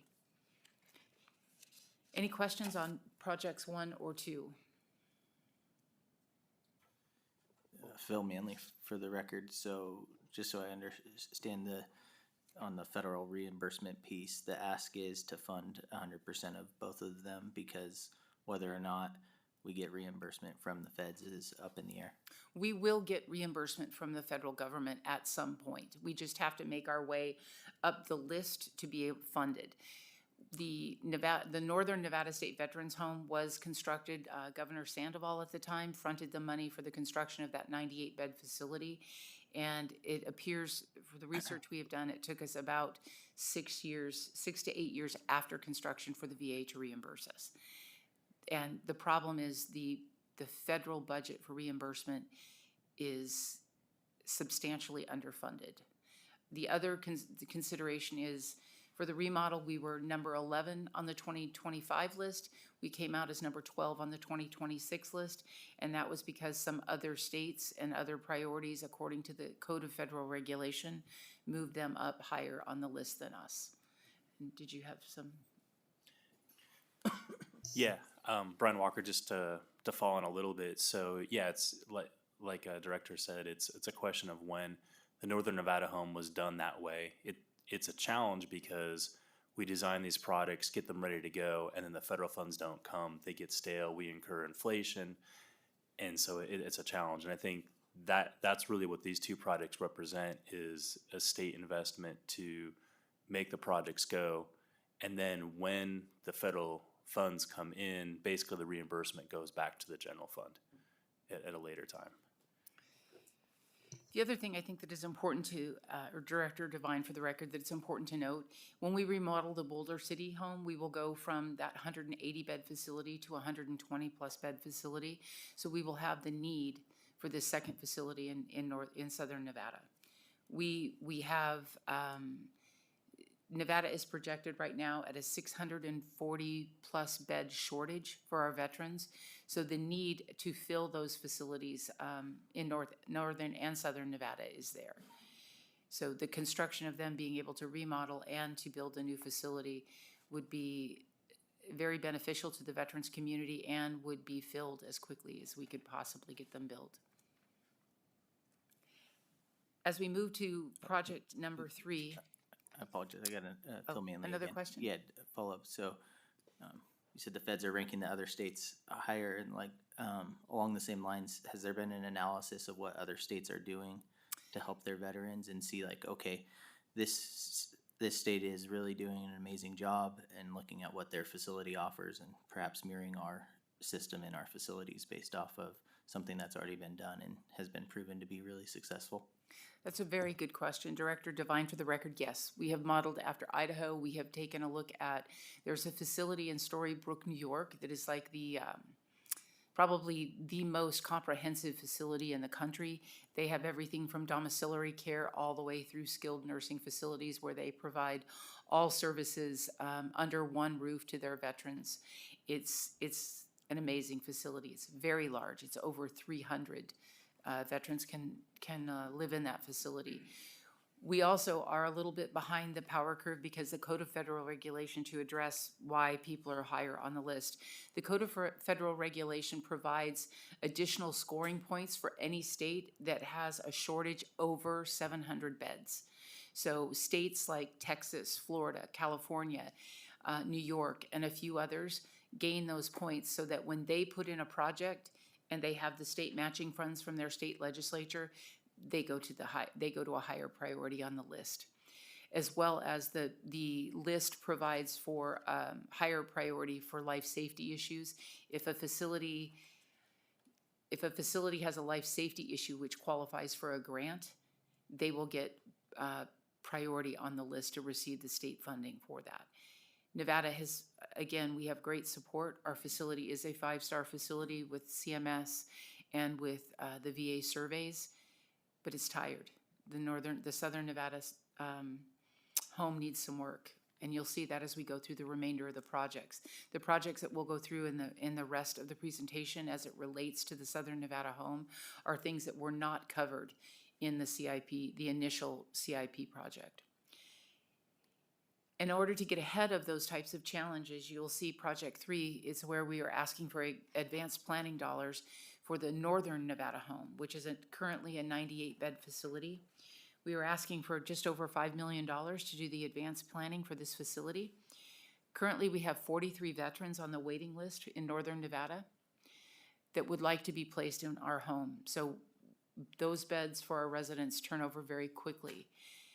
Having said that, I would like you to know that both in Northern Nevada and Southern Nevada, we do something that's very emotional, both on entry of our veterans into our homes. We do what we call a red carpet welcome, where we actually introduce those new veterans coming into the home to all their neighbors, their partners, and we make sure that we integrate them into the community as much as they would like to be integrated to all the public activities that we have and the different things. I mean, the Northern Nevada, I love to tell the story. We have one resident in the Northern Nevada home that every morning he gets up, he goes around to all of his neighbors and he takes their coffee order, and then he takes his little walker to the coffee shop that is in the town center, and he gets coffee for all of his neighbors, and then he takes his walker back and he delivers their coffee to them every day, which is a very, very big part of the community and the sense of home and belonging in the homes. That doesn't happen everywhere. And also Jenny and her team do an amazing job of the outings and the events and all the things, and the sense of community and life and service that go on within those homes is incredible. So that's why we want to get ahead of things here in the Northern Nevada home, and get around that issue of a 43-person waiting list.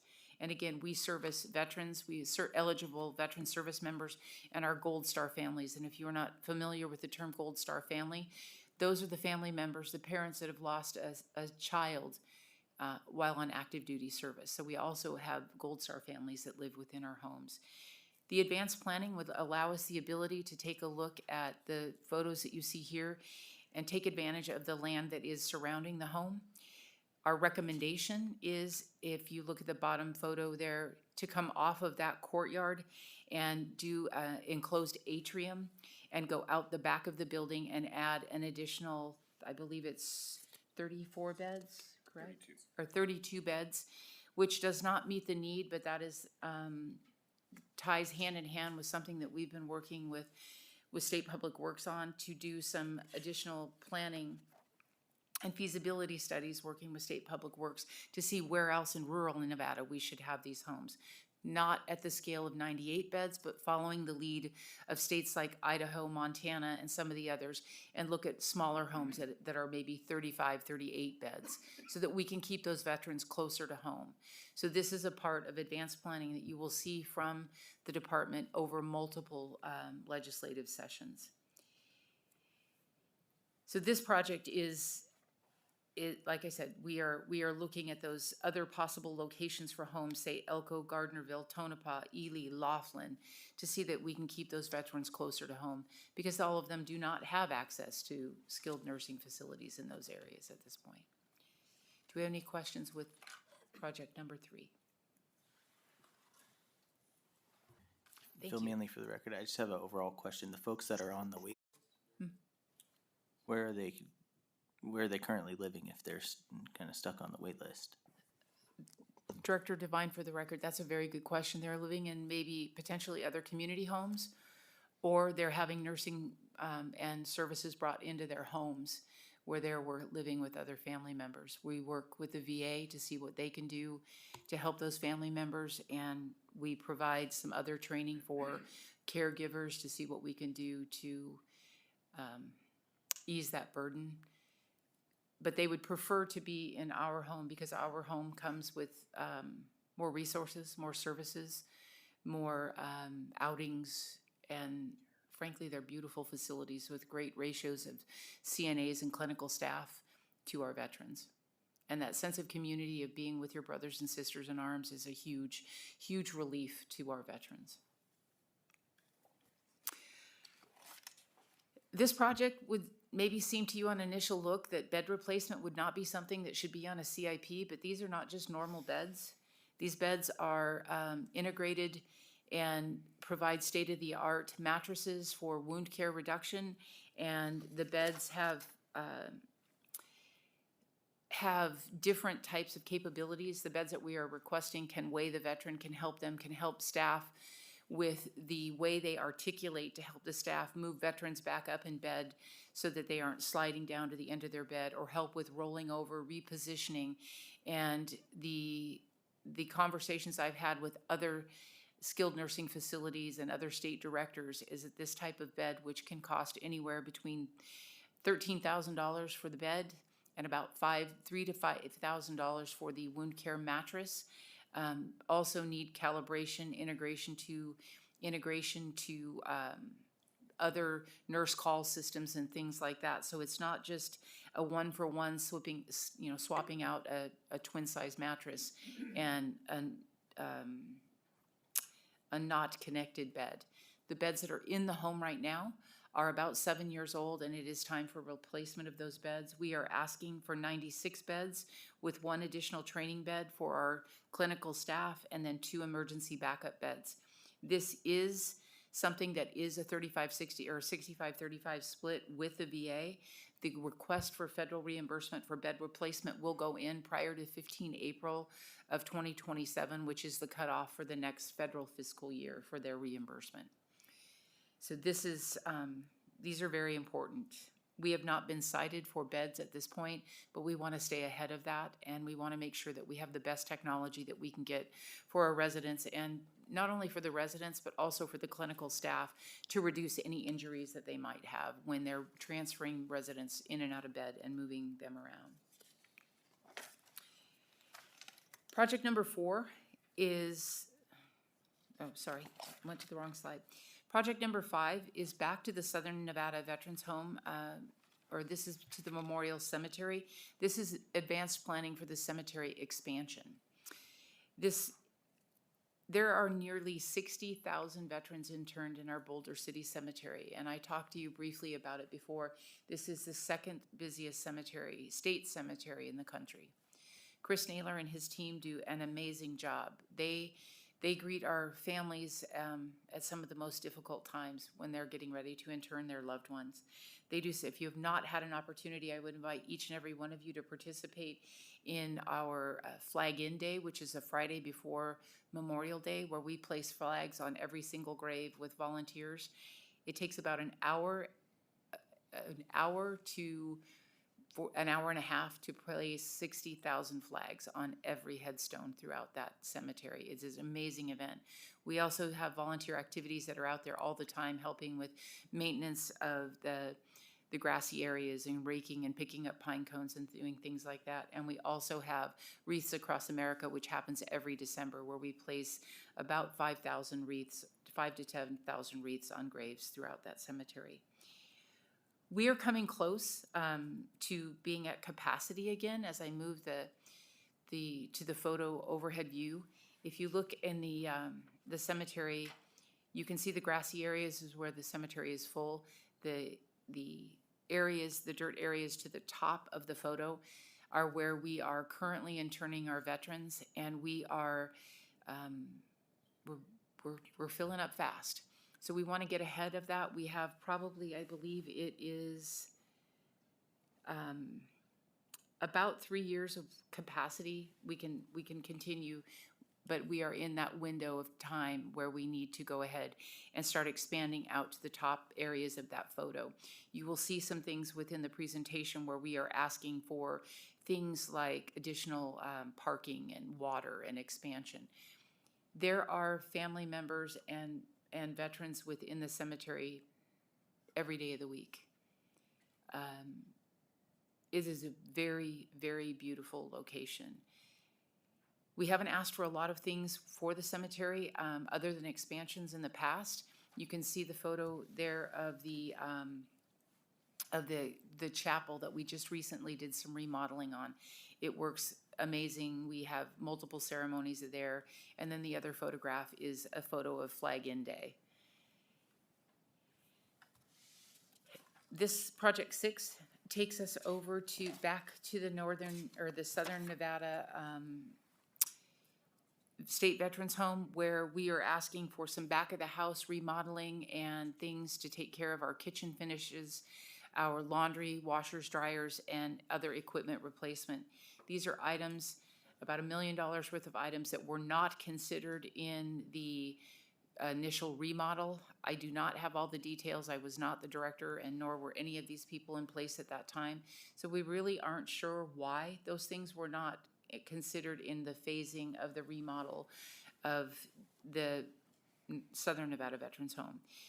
As you can see in the photos below, we are having some challenges in our kitchen. That's where the cuts in the floor are very concerning because of infection control and quality control in our kitchen, as well as you can see in the photo where the knives are strategically placed on the wall, where we're having some problems with the roof and water coming through and draining down.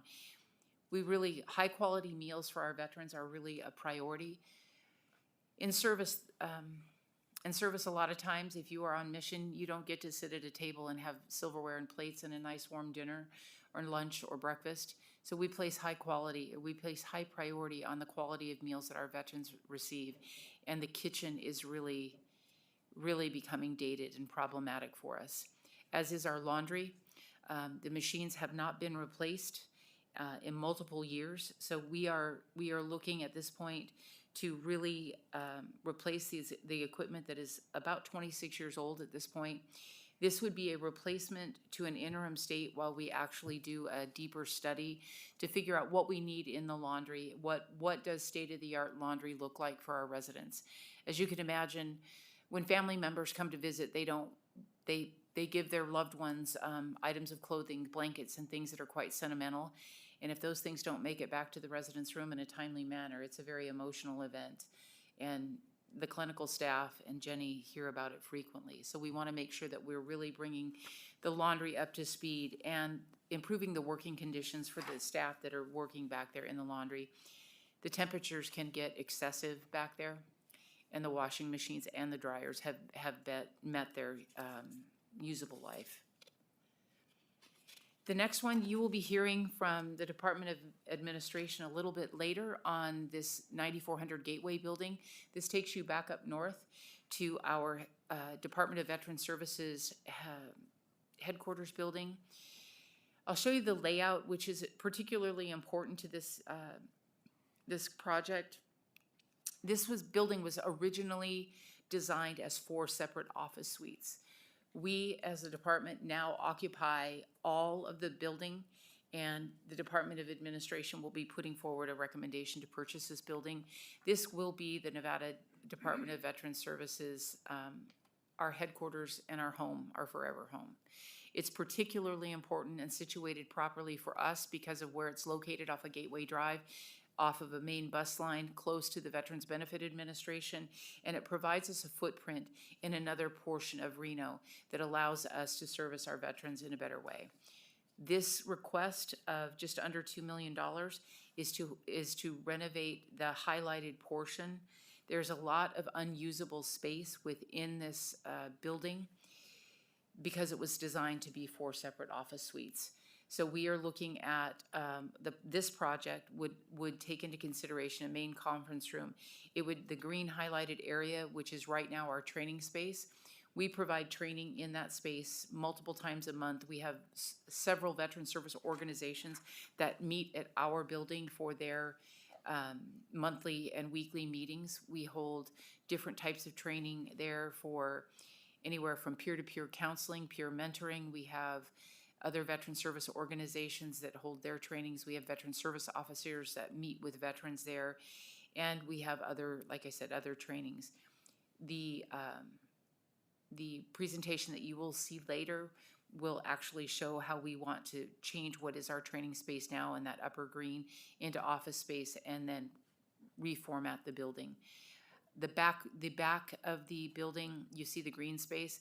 We hold probably 6 to 8 outreach events back there, at least in the summer months, and in the fall. We actually have the ability to bring on in our nonprofit partners, put up shade structures and actually hold outreach events on our own property with the right parking and all of the access within that gateway building.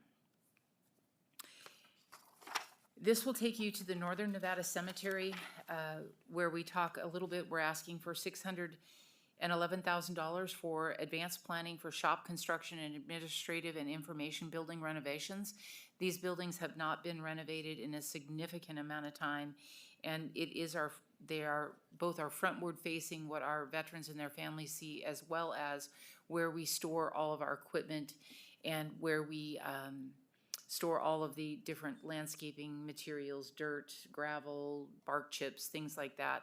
And given the weather conditions that we have up there, the spoils building and storage space is very important for us to be able to access and use that equipment and those materials in the winter months as well as the summer. This is a photo of what we're talking about. In the lower corner, you can see that there are 2 yellow buildings. Those are buildings that we are requesting for demolition.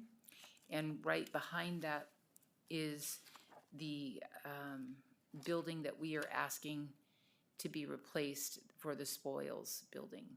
You can see the roof panels and the things in the buildings that we were asking for demolition are not sufficient that we could just simply renovate those buildings to make them adequate for the spoils.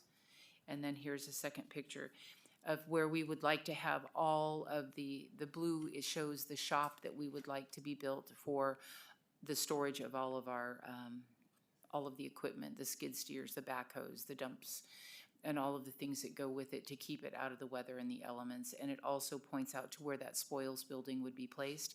That would allow us to keep all of our equipment maintenance, groundskeeping and work and administrative buildings isolated to that one corner of the cemetery. And that way it's kind of out of sight of all of the day-to-day functions and the reverence of everything that's going on within the cemetery. Project 9 takes us to the discussion that I started a few minutes ago about this Southern Nevada Cemetery. As you can see in that one photo, we are pushing out to what would be the kind of northwest portion. The distance between where we are currently doing internments and our primary chapel is nearly a half a mile. That provides us with some challenges with parking and with our elderly family members getting from where the chapel service is held to where the internment is occurring. They don't move their cars, so we have 30-minute spaces in between those services. So we tend to have some problems with parking and a few other things. So we are asking for a second committal building further down where we would have the ability to start to do more burials, to do more internments, and to really have the ability for a location that would also provide us with the integration for the maintenance of our irrigation, Wi-Fi hubs, parkings, restrooms, and water for the remote portion of the cemetery. The next photos, these photos show you, that is the image of the committal building. There is actually the rendering of the committal building that is currently under construction in our northern Nevada cemetery, which will be the first enclosed committal building that we have in northern Nevada for services. That is scheduled to be completed in December of this year. We use that rendering because that's kind of what Mark and the team used for the cost that it would take for us to build a second committal building in southern Nevada. The other photos are actual monuments that are on the property down in southern Nevada. It is a very, very beautiful place.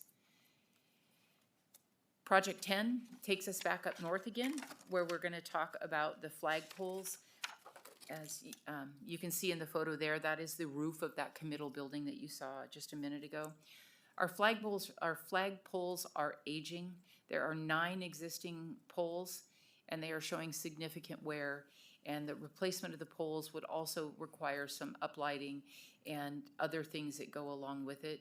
Our sidewalks are starting to pill and have aging, and we would like to do the replacement of the sidewalks, the flag poles, and everything at the same time, which is a healthy price tag of about $2.3 million. The cemetery in Fernley was opened in 1990. It was expanded in 2024, and this would be an ongoing maintenance project for the cemetery to keep it in the best possible condition that we can. Project 11 takes us back down to the southern Nevada cemetery, where we are asking to have a paved roadway coming out of the back of one of our work locations, because that area has some challenges with flooding and eroding the roadway, and it would provide us a better access way in and out of our maintenance shop. As you can see by the next photo, we would pave that road and have initial access to where we are where we are actually expanding the cemetery, and we'll be doing burials soon. The fan-shaped object, the 2 fan shapes are columbarium walls. One is completely full, and the other one is where we are filling right now. This is a little bit older of a photo. We do have grassy areas that are enclosing, and that is all of the area where you see the sagebrush area where we would be developing in the previous requested project. And that is the shop that you see in the roadway, is where all of the southern Nevada maintenance equipment, all of the vaults, the things are staged before they go out into the cemetery. Project number 12 takes us up north to the Veterans Memorial Home, where we talk about some of the security issues and concerns that we have in relationship to the carport. This is a $900,000 project. This provides safety. Again, I talked a little bit about the entryways to our homes. This is the photo of the entryway. As you can see, there are no security bollards that are between the driveway, the U-shaped driveway, and the entrance to the building. We would like to get some security bollards there. We would also like to get some fencing, as indicated over on the red line. The drawing in the upper corner would show the red line of how we would put fencing with open gates that would remain open unless there was some form of a security issue that would require us to shut off the front of of the home for security of our residents. The U-shaped area that you see, we'll talk about that again in a few minutes. That is a parade field which we use multiple times a year for different celebrations, like the Gold Star Memorial. We use it at Veterans Day, we use it at Memorial Day, and other observances. But the most frequent use of that area is by our residents. They roll out there.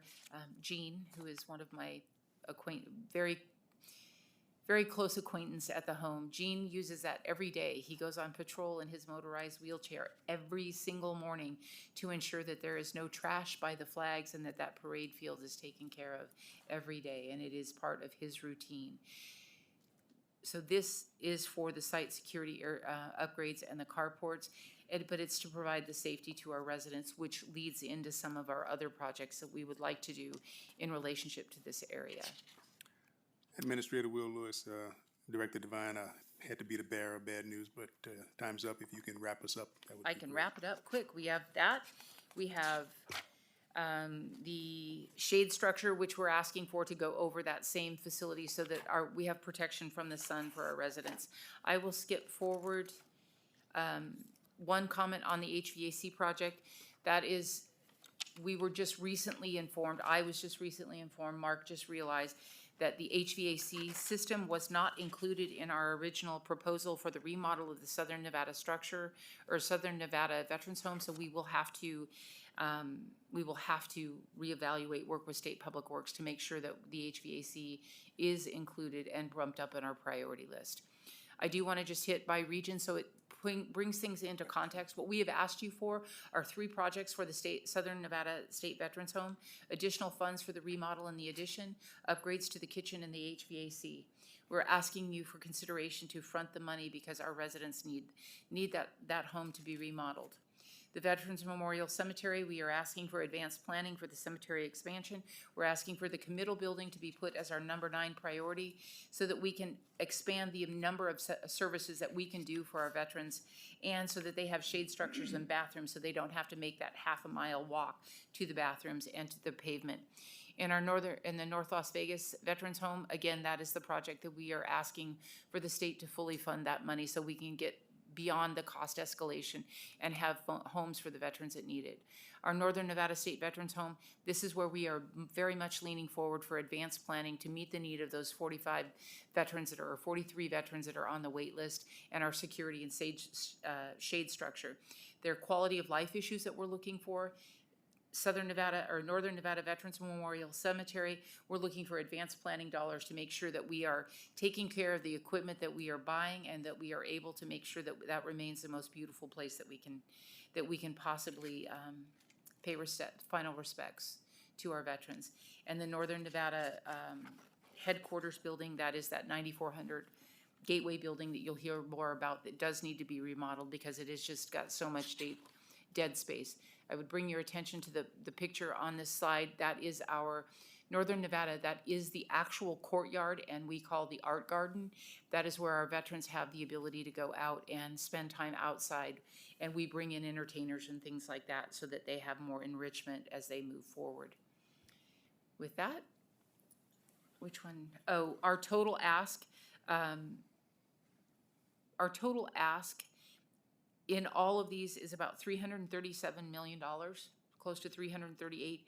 Of that, 127 million of it is state funded, and $210 million over the course of the projects would be reimbursed by the federal government. So when you look at it, it's a fairly healthy ask, but we do have about $210 million that would be coming back to us through state reimbursement. With that, that is our presentation, if there are any questions. Member Bentley, thank you very much. It was a very emotional presentation, and it's obvious that you care about what you're doing, and we appreciate that. And thank you for the time that you spent. Thank you. It is an honor to serve the veterans of Nevada. I left my uniform behind in March of 2025. Finally, I started this job in 2024.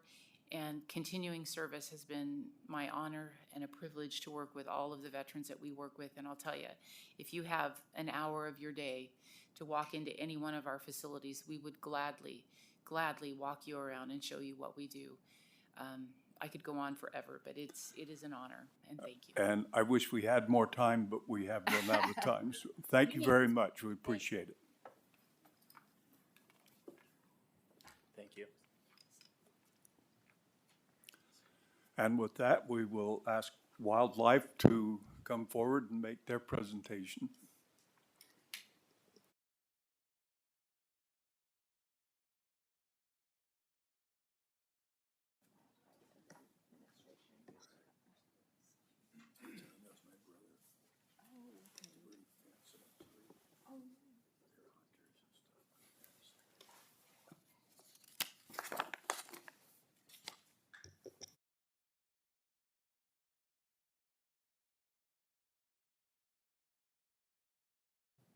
Good morning, board members, Director Grimmer, Administrator Lewis. I'm Scott Byer. I am a engineer with the Department of Wildlife. I'm joined today by Deputy Director Caleb McAdoo, and Jordan Goshert, also a Deputy Director, is with us here today. We've got a great slate of projects teed up for you this cycle that we hope you'll find valuable. We've deliberately emphasized life safety related projects in our lineup to align with State Public Works priorities and vision. Again, thanks for the opportunity to discuss these projects and appreciate your consideration. Just a quick overview of the Department of Wildlife. Organizationally, we have 7 distinct divisions, all having unique roles and responsibilities that support the same wildlife conservation and management mission.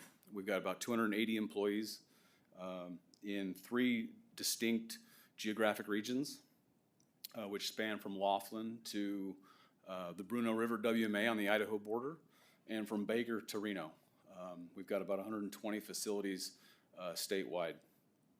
And we've also got some mission-specific facilities in the hatcheries that tend to have some very unique facility requirements.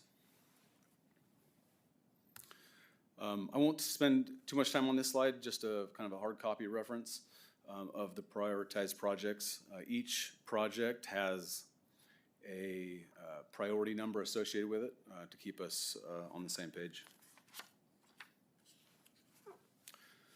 So kicking off, our number 1 priority project is a request for advanced planning for the Eagle Valley Dam rehabilitation. This project may look familiar. This board recommended this project last biennium. It's ultimately removed prior to legislation. So the need is still there and growing. As a refresher, Eagle Valley Dam was built in 1965, and it's considered a high hazard dam, sitting just 2.5 miles upstream from the town of Ursine. It's got a myriad of functional and compliance issues that we need to address, contributing to an overall rating of poor by dam safety. You'll hear this story for a couple of other dam projects that we've got that we'll get to here shortly. Combined with the downstream risk of downstream development, you can understand why it's our highest priority. As a follow-up, the last biennium when this was presented, the question arose from the board about the potential for FEMA funding. After having looked through that, or looked into that, that opportunity no longer exists for this purpose. So again, we're back for a request through the CIP. The dam assessments have captured everything from fundamental maintenance that's required to more systemic or system failures, the low-level outlet, excessive seepage, and even overtopping the dam based on specific design storm events. So all that together, the project proposes pretty much an entire reconstruction of the dam.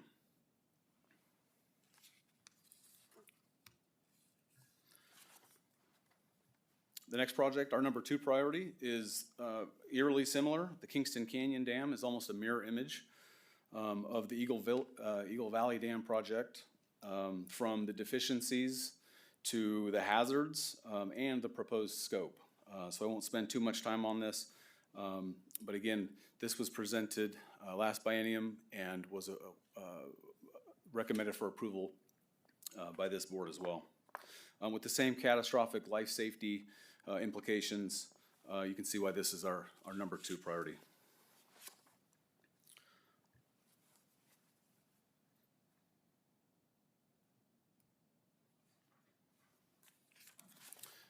Our number 3 priority, as you'll see here, our NDOW operations in our Ely office are in desperate need of additional space.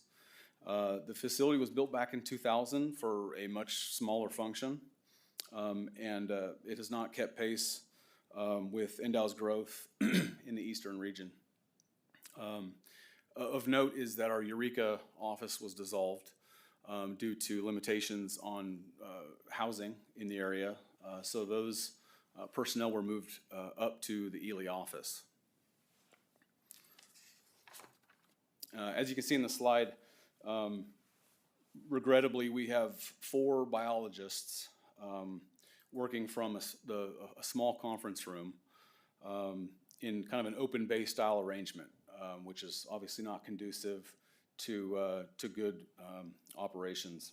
We've got 2 wardens working out of the same office, which generally speaking does not meet some IBC minimum space requirements for offices of 70 square feet. And then maybe most importantly, we don't have a safe, suitable space for animal necropsy. You know, an office desk that you see here is not the appropriate place for that to occur. So we're asking for 1,900 square feet of addition, both administrative and lab space for that necropsy function. And this will allow us to catch up with the growth in the eastern region. Importantly, the Department of Wildlife is prepared to contribute $500,000 to make this project a reality.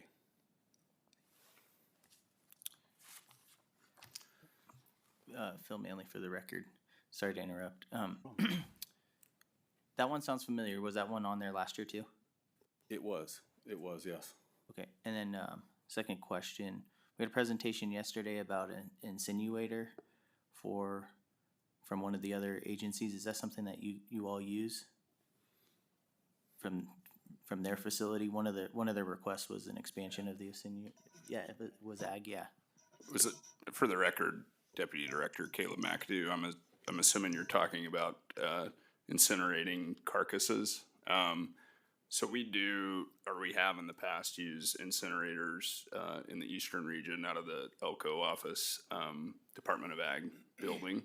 That would not be something that we would be looking at with this facility, but we could cooperate with Department of Ag on any needs if they were to get those online. If that answers your question. Phil Manley for the record. Yeah, without knowing all of the details, I'm just wondering if there's coordination efforts that could be done to, further utilize the state funds in an efficient manner. Because I believe the gentleman that presented on that indicated that you all use that facility as well. So I'm just trying to maximize the dollars that are being utilized here. Yeah, Deputy Director McAdoo, again, for the record, appreciate the question, and we certainly share that sentiment of, utilizing the state's resources in the most efficient manner possible. Not knowing all the details of that, it's hard for me to speak specifically.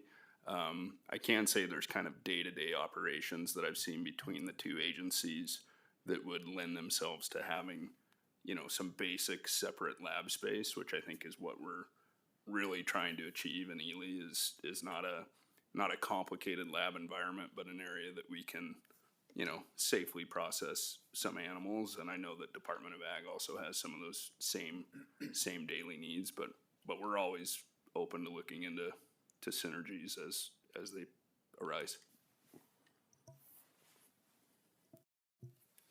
Scott Byer again for the record. Moving on to our number 4 project. Is the Argenta WMA, or Wildlife Management Area Diversion Structure Improvements. This is a unique and interesting project. You might be asking what the heck he's doing on top of the bridge there. And my question is, why are we asking him to do that? So what he's doing is placing heavy waterlogged stop logs into the Humboldt River to divert water on our management area to irrigate ag fields and other habitat as part of normal operations for the management area. Obviously, this archaic method is not acceptable for the safety of our employees. Imagine all the things that can go wrong, but from drowning to just lifting the heavy boards There's a better way to do this. The safety of our employees and the health of the WMA obviously needs a better solution, and we're proposing to replace that existing diversion with a modernized water control structure, complete with, manually operated sluice gates, flow meters, and a catwalk to operate those gates. And then it would also include some associated channel improvements from bank stabilization to a concrete approach channel to help with undercutting and erosion. Through a consultant, the Department of Wildlife has already conducted a preliminary feasibility study to kind of understand the scope of the problem and to identify options that we have. We're also prepared to commit $250,000 to help move this project along.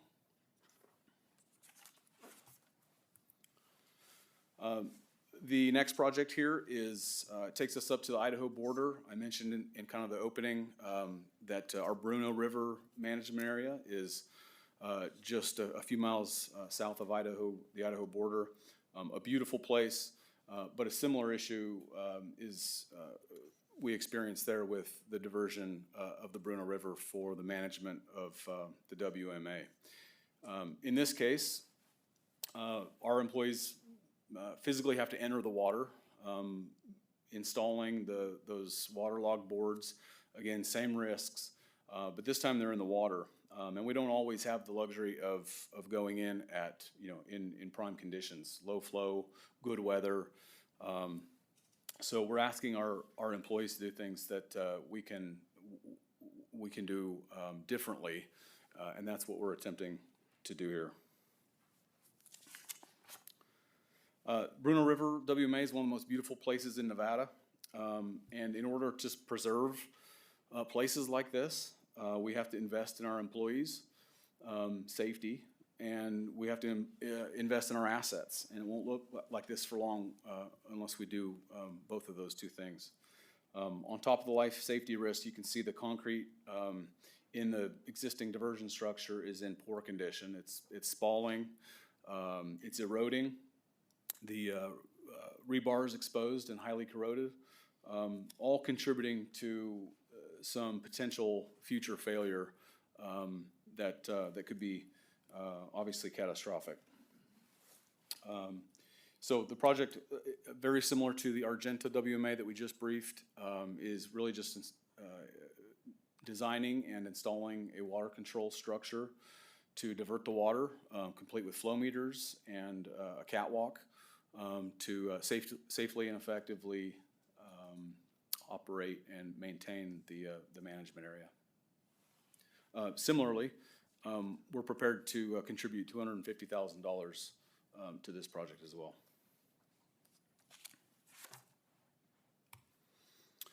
Moving on to the Illapah Creek Dam rehabilitation. Again, I will, in the interest of time, I'll be brief. This project is almost identical to the first two dam projects. Illapah Dam sits about 40 miles west of Ely. It's only lower in priority simply because of the downstream impact is slightly reduced just based on the lack of downstream development. I will note, however, that it is still categorized as a high hazard dam, also in poor condition. So it continues to deteriorate.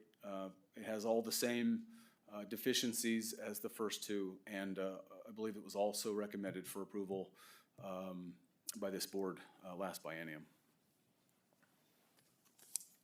Member Walker, I have a question, and this is probably a what-if question. What if we approved your first two dams and the legislature removed them? Would that make your highest priority number 3 and follow in the order of priority? I'll defer to Deputy Director McAdoo, but I believe that's the case. For the record, Deputy Director McAdoo yes, sir, that would be the case. They would just trickle down in sequential order. So the Ely office would become our number one priority if that were the case, if the top two were removed, as an example. Thank you. Thank you. Scott Byer for the record again. Moving on to our number 7. Our number 7 project is the Overton Wildlife Management Area irrigation pipeline replacement. Overton WMA sits in Clark County and is situated kind of on the tailwaters of the Muddy River as it enters Lake Mead. The primary irrigation source for the entire management area is a 2,000-foot pipeline highlighted in yellow on the slide there that we know is actively leaking. Unfortunately, that pipeline crosses under the Union Pacific Railroad and State Highway 169, and we know that surface erosion is starting to occur in the vicinity of the railroad bed. So obviously, our concern is the structural integrity of that railroad bed. Obviously, catastrophic derailment is a liability that we obviously can't accept. The true extent of the erosion may not be fully known because some of that could be underground. So the urgency of this project is a little bit heightened because of that reason. And for that reason, the Department of Wildlife has already set the stage for quick execution on this project. We have already have a 95% design in place. We already have an encroachment permit with the Union Pacific Railroad, and we're currently working on a permit with the Department of Transportation as well. So all we really need to do is finish out this design, and this really is kind of a shovel-ready, high-impact project that we can get a quick win with. Recognizing that obviously if this does get picked up, it'll need to go through the appropriate Public Works administrative procedures and whatnot. But again, we feel like this has set the stage for a quick execution. Phil Manley for the record. So the extent of the issue may not be known, but I'm assuming there's been at least some analysis and studies to show it's not like absolutely critical, or I would assume this would be number 1 on the list. So we don't have a study per se, Scott Byer for the record. We don't have a study that shows the extent of the issue. Instead, what we've done is just acted on getting a project in place. If this does not get picked up within the CIP process, this will be probably one of our highest priorities in terms of using the Department of Wildlife's maintenance budget. Okay. Member Lewis for the record. Can you confirm your criteria used to rank the dam projects as top priority? Is it life safety risk? Is it downstream development? Just conditions, ratings, cost? Can you enlighten us a little Scott bit more? Byer for the record. Thank you, Member Lewis. All of that together, yes. So all of those considerations, the risk is the poor condition of the dam, and the risk is the downstream development. All of that kind of together, I think is what leads us to, the highest priority in a life safety aspect. Okay. Does that answer the question? Yes, and if you could, just to give a little bit more color to it, maybe put a rating on those individual categories just so everyone understands the magnitude of what's at hand. As far as the dams are concerned? Absolutely. If we're all paying attention to what just happened in Nepal, somebody missed that, right? And we have extreme loss of life. So just to add a little bit more color to the safety risk or other factors that might be pending for your priority of the criteria. Sure. for the dams? So, again, Scott Byer for the record. Not a dam expert, but I do know that the dam safety within the Department of Natural Resources, or Water and Natural Resources, uses that criteria. Downstream development is literally the criteria they use to rate a dam as high hazard or low hazard. There's multiple factors that they use. One is residential development. One is commercial and economic impacts. But there's a series of categories or criteria that they use that I'm not familiar with all of them, only as it relates to our projects and the residential downstream development in Kingston and Ursine.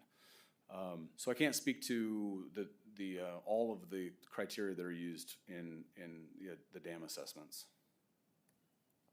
Thank you.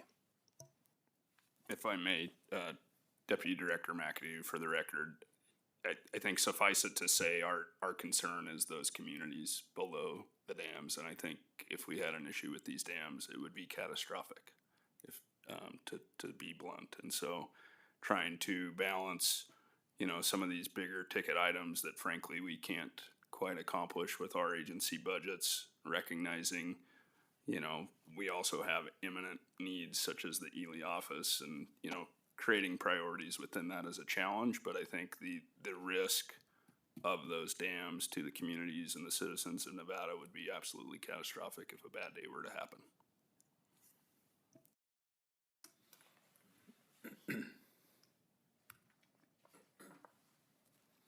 Okay, Scott Byer for the record. Moving on to project priority number 8. This is for advanced planning for the Lux Lane roadway drainage and bridge improvement project. The Mason Valley Wildlife Management Area sits just a few miles north of the city of Yerington and is one of the largest WMAs in the state. It also has a hatchery associated with the site, and that's one of the most productive fish hatcheries that we have. Lux Lane is a gravel road that's open to the public, and it provides access from one end of the management area to the other. It also provides access to some other equities, some private landowners. Nevada Energy has a couple of pump stations along the route. So this is a critical primary road to access to and through the management area. About halfway down its length is the bridge that you see on the photo there. We know some of the deficiencies associated with that bridge, but it also needs to be evaluated and upgraded accordingly. Because the management area resides within the Walker River floodplain, this road is highly susceptible to flooding. And it has on numerous occasions. It's lightly maintained, and this project will find a solution to help elevate and stabilize the road, and then install appropriate drainage features along its alignment, so that we don't get these washouts, overtopping, and other impactful events. Phil Manley for the record. Is this on state-owned property, and is it our obligation to maintain this? And then I'll add another question. Can we go to NV Energy or some of those other folks that you mentioned that utilize the road to get them to contribute to the upgrades? Scott Byer for the record. It is state-owned property, and that is a possibility for some potential cost sharing. That's not something I've been involved with to date, but it is a potential agreement that we could entertain.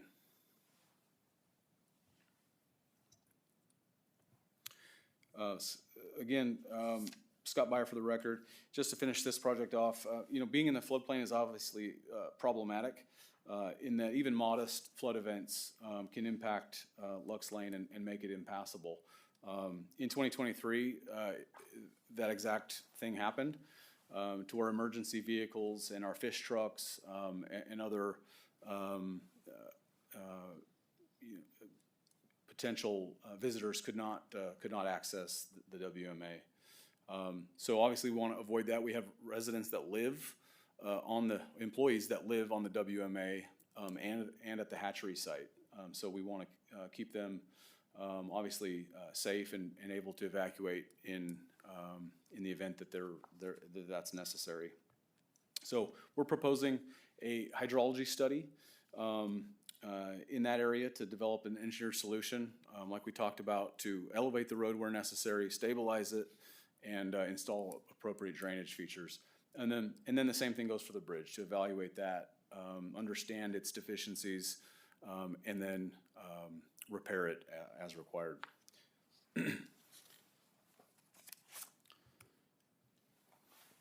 The next project here we have is the Elko Wildlife Drainage Improvements.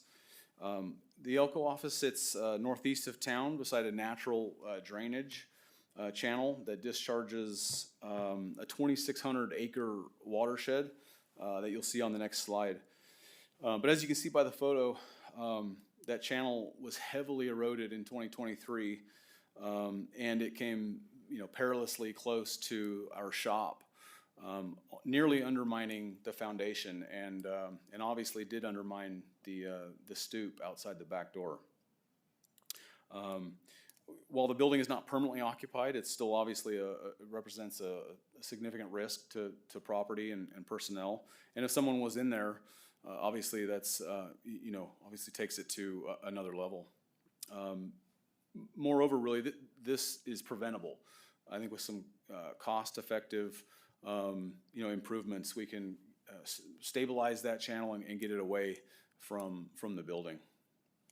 Member Lewis, was this on the previous presentation? This is Scott Wire for the record. It was. I do remember that one, okay. We have made temporary improvements to the channel. We've redirected it away from the building.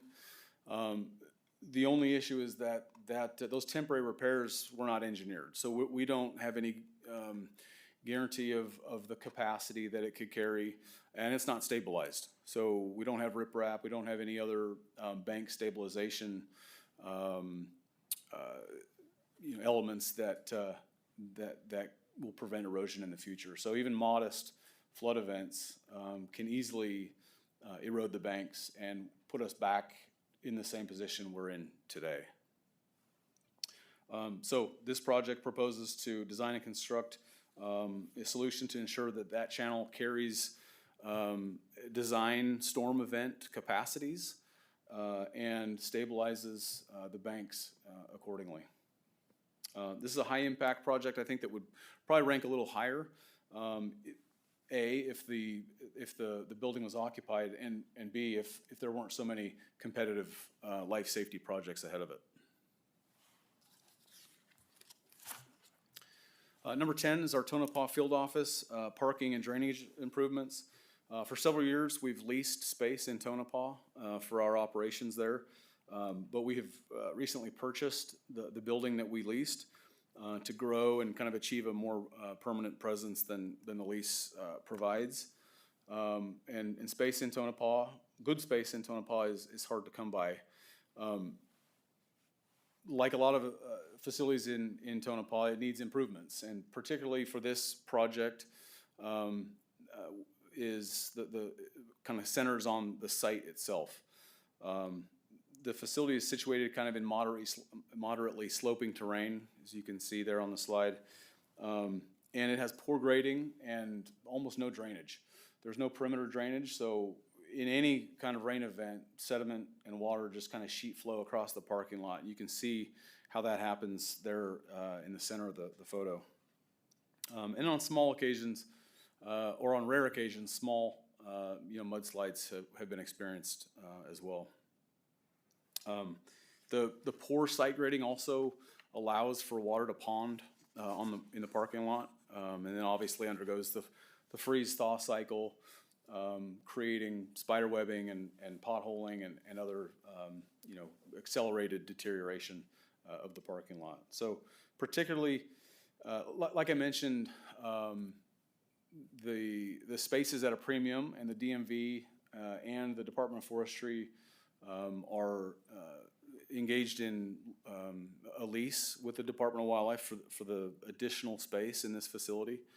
With the DMV in particular, we'll see an increased presence from the public, which kind of creates another sense of urgency for us to make this a safe and suitable site for those public services on top of what NDOW does there. Because all these problems are kind of interrelated, this project proposes generally just a reconstruction of the entire parking lot. So from demolition to regrading, and then appropriate drainage measures, perimeter swales, valley gutters, curb and gutter, et cetera, for whatever is required to keep this site drained. And then, of course, ADA access will be included in that scope of work. All right, the next project takes us back to, I guess I'm a slide behind. The next project takes us back to Mason Valley. This is a hatchery cooling tower and chiller replacement project. This project is, as opposed to the management area, this project is specifically for the hatchery. Again, the hatchery is a cold fish hatchery that uses water from a series of wells that we have on site for its production. And these wells are fed directly. They're too warm and must be cooled before they can go into the hatchery. So you can see how critical these cooling towers are to our entire operation there. We've recently completed a $350,000 service life extension project to get a few more years out of these cooling towers, but at 36 years old, they are at their end of useful life.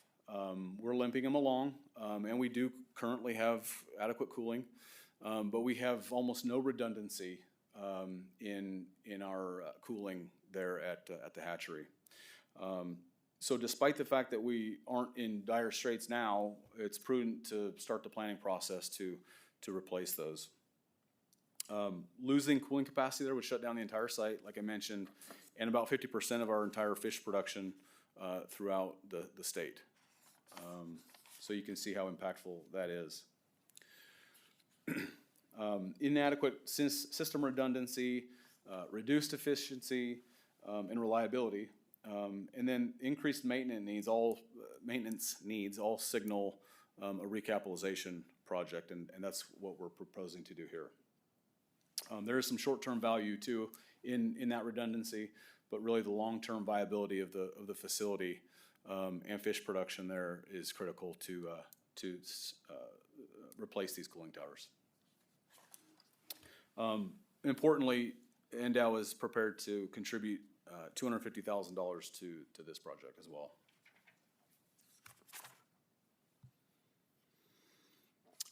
Number 12 is the Las Vegas Wildlife Office HVAC improvements. Someone told me it was hot here, and I agree. They have cooling now in the office, but as the story goes all too often in facilities is they reconfigured the space multiple times, they being previous tenants.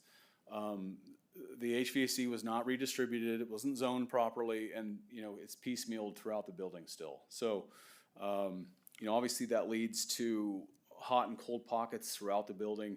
You can see in the picture there that we've got two supply registers in the same office there. Coincidentally, we were just there, and it's hot. So I don't know how two supply registers couldn't adequately cool one space. So you can tell we have a few problems there. We recognize this is not the same life safety impacts that some of our previous projects have, but obviously it is important and impacts our workforce in our largest regional office, and it could be detrimental to sensitive groups. But it does impact productivity, and it is a quality of life issue, particularly here in Las Vegas. another interesting picture, we've got two thermostats that are within 6 or 8 inches of each other, monitoring who knows what zones. But again, that's something that we'll evaluate and resolve through this project. Again, the scope of the project is pretty simple. We just need to reevaluate the entire facility, rezone and redistribute the air appropriately, and rebalance the equipment. The good news is we did, as a part of the purchase of that building in 2019, we did replace all of the rooftop units. So we do have new equipment, or I guess at this point it's 7-year-old equipment, but obviously well within its useful life. So you know, I think this project can focus mostly on distribution and balancing.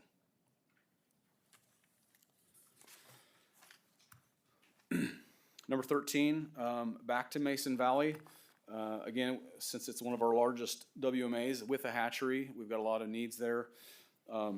Similar to the cooling towers, this project, as opposed to water temperature, is related to water flow, but has the same exact impacts. You'll remember that the hatchery is fed by a series of production wells, 4 of them, and it's solely dependent on those wells. And declining flow or complete failure of those wells would effectively leave us in the same position the cooling towers would, totally inoperable.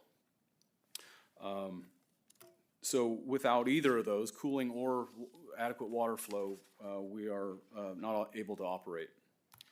The hatchery is designed to operate at 3,500 gallons a minute, and we're currently only getting 3,000 gallons a minute from our wells. One of our wells we know is only producing at about 50% of its original capacity. And while we investigate the cause of that and some cost-effective potential improvements to restore that flow, we think it's prudent to start the planning process for a replacement. So this has short-term and long-term value. Short-term in the sense that we don't have any other redundancy. We can't operate all 4 wells at once due to water right allocation limitations. So you know, our redundancy is limited, and installing a new well would help us get redundancy, and be in a better position if this well, if we can't improve it, the flow and capacity. Member Walker, I've got a question on the wells and the flow. You stated roughly 3,000 gallons per minute. That's 24/7. That is 24/7. Scott Beyer for the record. Not from the wells or a well specifically. That's what the hatchery requires for full fish production. So those series of wells, whichever ones are operating at any given time, must produce 3,500 gallons a minute. And yes, that does operate 24/7, 365. Yeah, your failing well, have you looked at the drawdown and the depth of the pump? So those. Scott Beyer for the record. Good question. We're actively doing that now. We don't have the results, but that's the investigations that we're currently performing.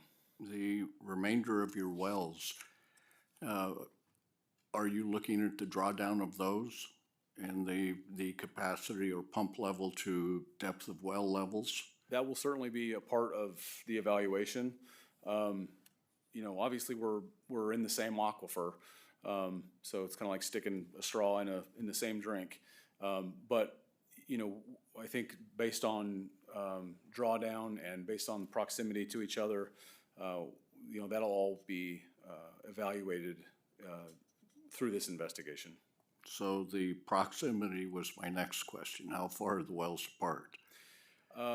Currently, just approximately. Currently, I'd say several hundred yards apart from each other. So that's the good news in this. Right. Thank you. Administrator Will Lewis, for the record, Scott, you have 5 minutes, so use it wisely. Understood. Thank you.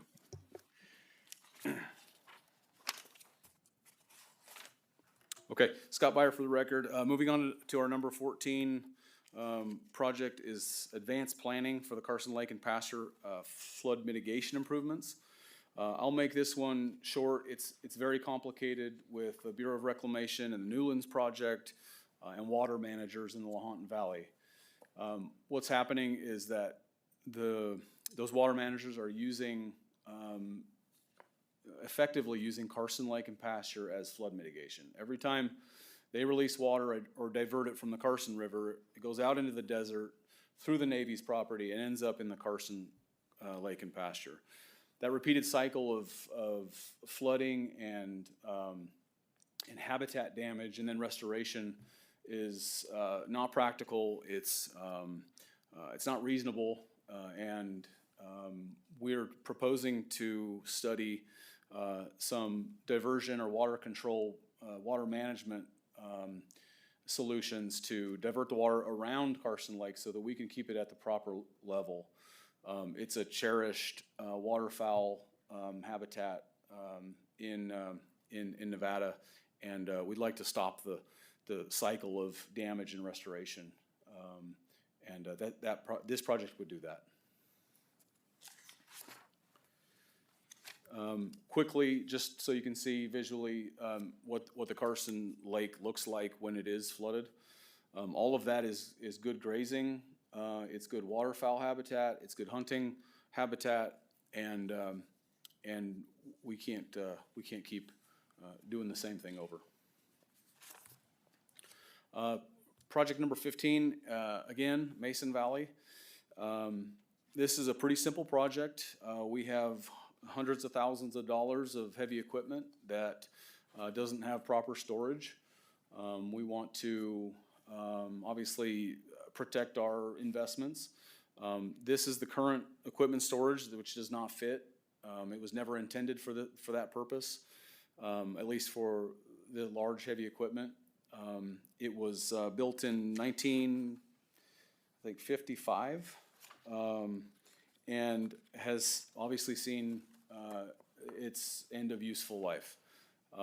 In the next few pictures, you can see on the end wall, hopefully you can see how it's been modified and patched for various uses and functions over the years. A sagging roof line, rodent infestation, undersized, and patchworked. And it's time for a new facility that would allow us to properly store our heavy equipment, and that's what this would do. We're proposing a pole barn style storage facility with concrete slab, electrical service, and water as well.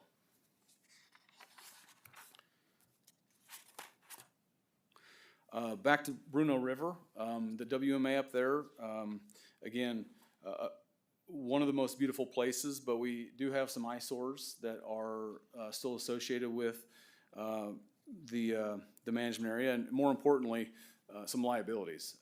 These two former residences are still on site. Obviously, the management area is open to the public, but these have been abandoned and been deteriorating for decades. Asbestos, lead, rodent infestation, and then the structural integrity kind of lead the list of hazards in these two buildings. We would have already addressed this if the abatement wasn't such an issue. Obviously, it needs to be professionally done. It is very, very remote, and so we thought this may be a good candidate to include in the CIP process. But again, very simple scope: abate, demolish, and remove the debris to restore the beauty and public enjoyment of the Bruno River WMA. Again, just some pictures to kind of, these are a little small, but you can tell that it's been neglected for some time. Second to last project here is the Reno Regional Office boat shop upgrade for conditioned spaces. The Reno office is home to our law enforcement boat and vehicle mechanic, who's using this poorly converted warehouse space to maintain all of our law enforcement's vessels and vehicles. The space is not heated, it's not conditioned, and the ventilation system is inoperable at the moment. So some seasonal extremes create obviously some challenging work environments, or a challenging work environment that reduces his productivity and the return to service times for these vehicles. And we all know that law enforcement is tough on their vehicles, and we need to assist in getting those things or keeping those things on the road and in the water. And that's what this project would do for our law enforcement personnel. Again, this is just a few pictures. I've kind of covered most of this. I'm trying to speed this up to stay on track here. But the project would heat, condition, and ventilate the space, and probably include some insulation to be code compliant. I got you at time, Scott, so we need Okay. to wrap up. Thank you, sir. Last project is our Mason Valley photovoltaic system. You'll recall that those series of wells, and according to his question, those wells operate 24/7, 365. And while they're not all operating simultaneously, they are at any given, some combination is at any given point. And obviously that drives our energy consumption there in Mason Valley. This graphic here shows that our energy consumption is over 5 times that of our sister hatchery facilities in other places throughout the state. So obviously that's some low-hanging fruit that we're trying to address, both from a power grid, being overstressed, to the monthly utility bills at $25,000 to $35,000 a month for our power bill. So we feel like this could be a prime candidate for an alternative energy solution. There is a lot of planning and studying that would need to occur to make this a reasonable return on investment. But again, we think it's worthy of your consideration and the investment to study that possibility. Did I make it? No, you will. Oh. Well, yeah, you already told me. Okay, well, I appreciate, that is our last project. Appreciate your time and consideration. Hopefully you see some value in some of those life safety projects like we do, and just appreciate the opportunity to present those to you today. Clint Bentley, for the record, we appreciate the time that you've spent and the way you've delivered it. It was very concise, and appreciate the way it was handled. Thank you. Thank you. Thanks. And with that, we will convene for lunch. Oh, you got one more? Oh, I'm sorry. Yep, 15 minutes, all right. Peace officers. I'm sorry, I apologize. I missed that one right there. So Vice Chair Bentley, in fairness to them, see the peace officers, they should conclude at 12:10.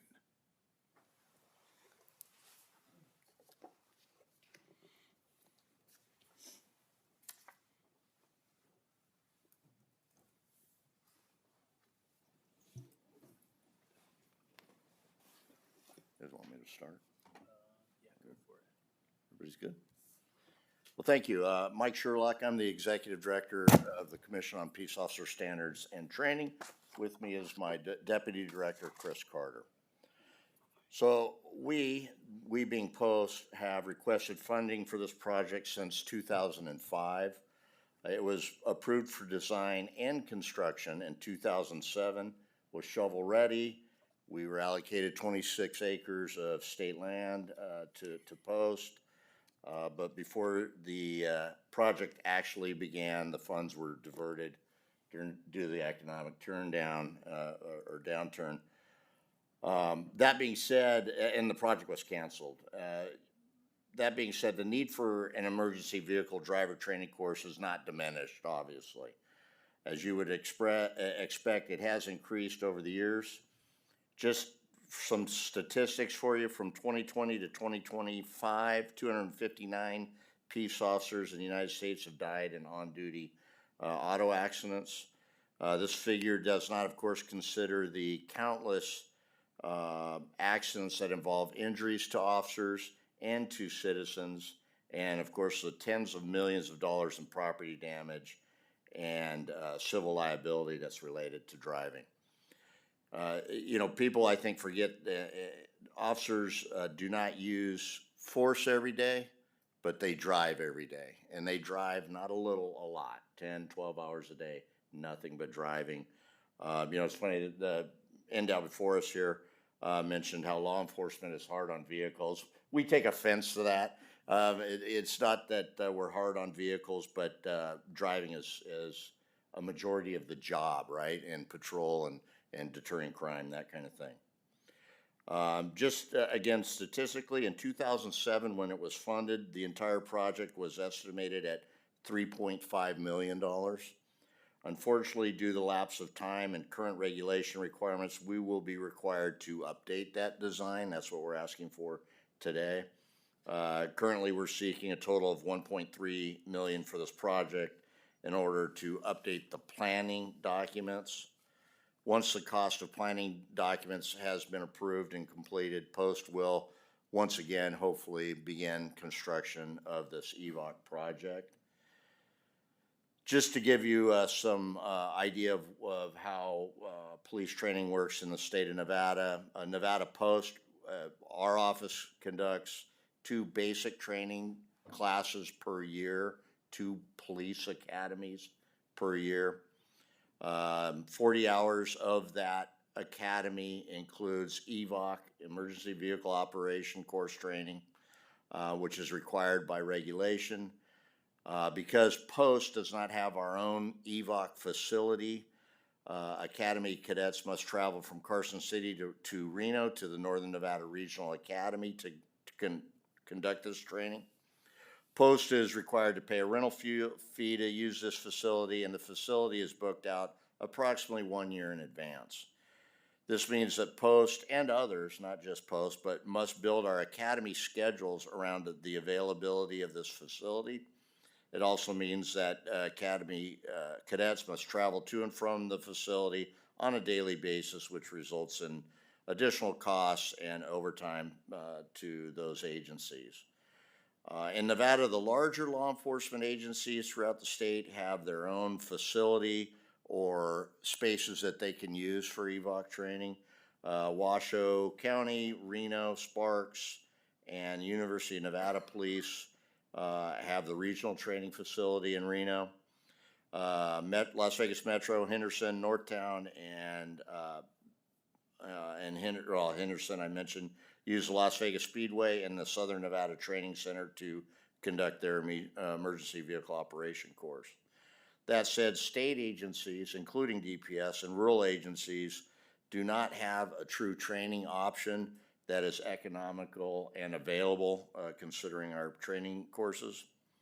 If Post is able to construct this facility, it will provide this training opportunity for other state and local agencies to train, and frankly, the rurals and state agencies should not be less trained than any other agency across the state.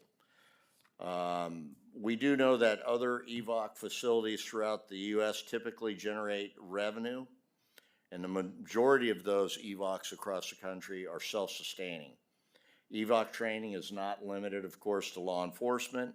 EMS and fire must train in emergency vehicle operations, but in addition, if we were able to build this facility, it would provide training opportunities for bus drivers, for snowplow operators, teen driver awareness, those type of things. And Post firmly believes that this facility, once constructed should generate sufficient revenue to cover the costs of maintenance and upkeep. Since this funding was swept in 2007, the costs to construct the facility have increased significantly. Common sense tells us that these costs will continue to increase, so the longer this project remains unfunded, the more expensive it will be to complete. Post is, of course, asking that you approve the funding to update the planning documents so that we can begin to move forward with completing this project. With that, I'm happy to answer any questions you might have. Yeah, Phil Mealy for the record, and that was the question I had before the presentation, and I just want to make sure that it's updating the existing plans like you've said and not recreating the wheel and starting from scratch. And then another comment is we heard from the Department of Public Safety yesterday about a separate facility, but they rent EVOC training locations. So like I said, more of a comment. I would like to see synergy, so that way, as you mentioned, that they can use it, other agencies and the like, but I just think that we should really focus on being able to coordinate efforts there. Yeah, just from a logistical standpoint, well, and historically, we were working with DPS originally on our plan for operation of this EVOC in conjunction with state police. Where this would be construction is actually right in between the state police basic training campus and our campus. And so our plan has always been to work with DPS on managing and running that EVOC location. They run an academy right down the road from us, and we could both use it. And they're in the same boat as we are in terms of finding locations to do the mandatory training. And by the way, just so you know, we are a definite minority nationally. Most states require updated driving training annually or every other year. And so I think it's one of those things that's coming to the state of Nevada, and without the facilities, we're not going to be able to do it.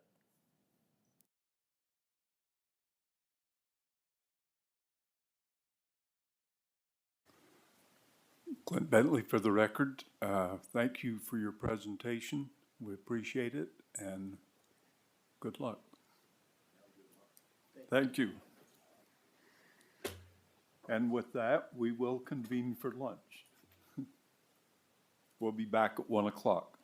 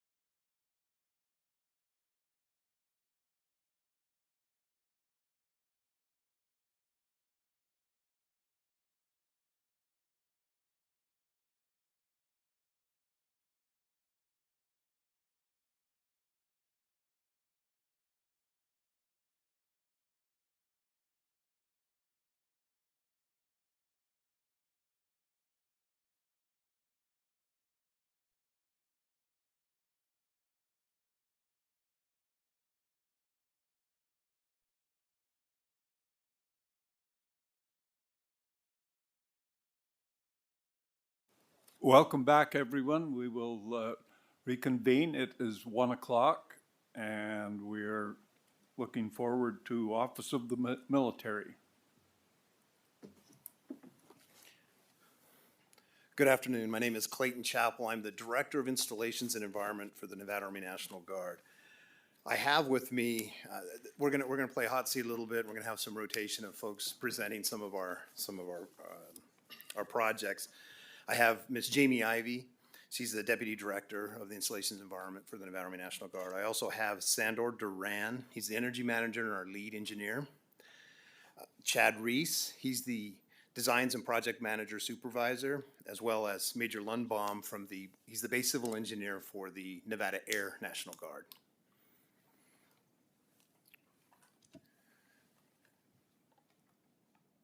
Should be working. We tried this last year. We had a video. We're gonna try this again this year. We have a video for you.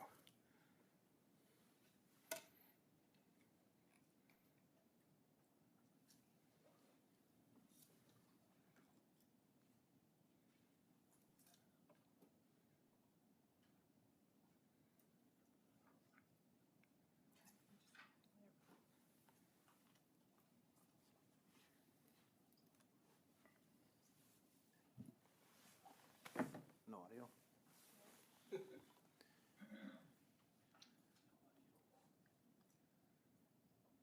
We can look at some really cool pictures, but no audio.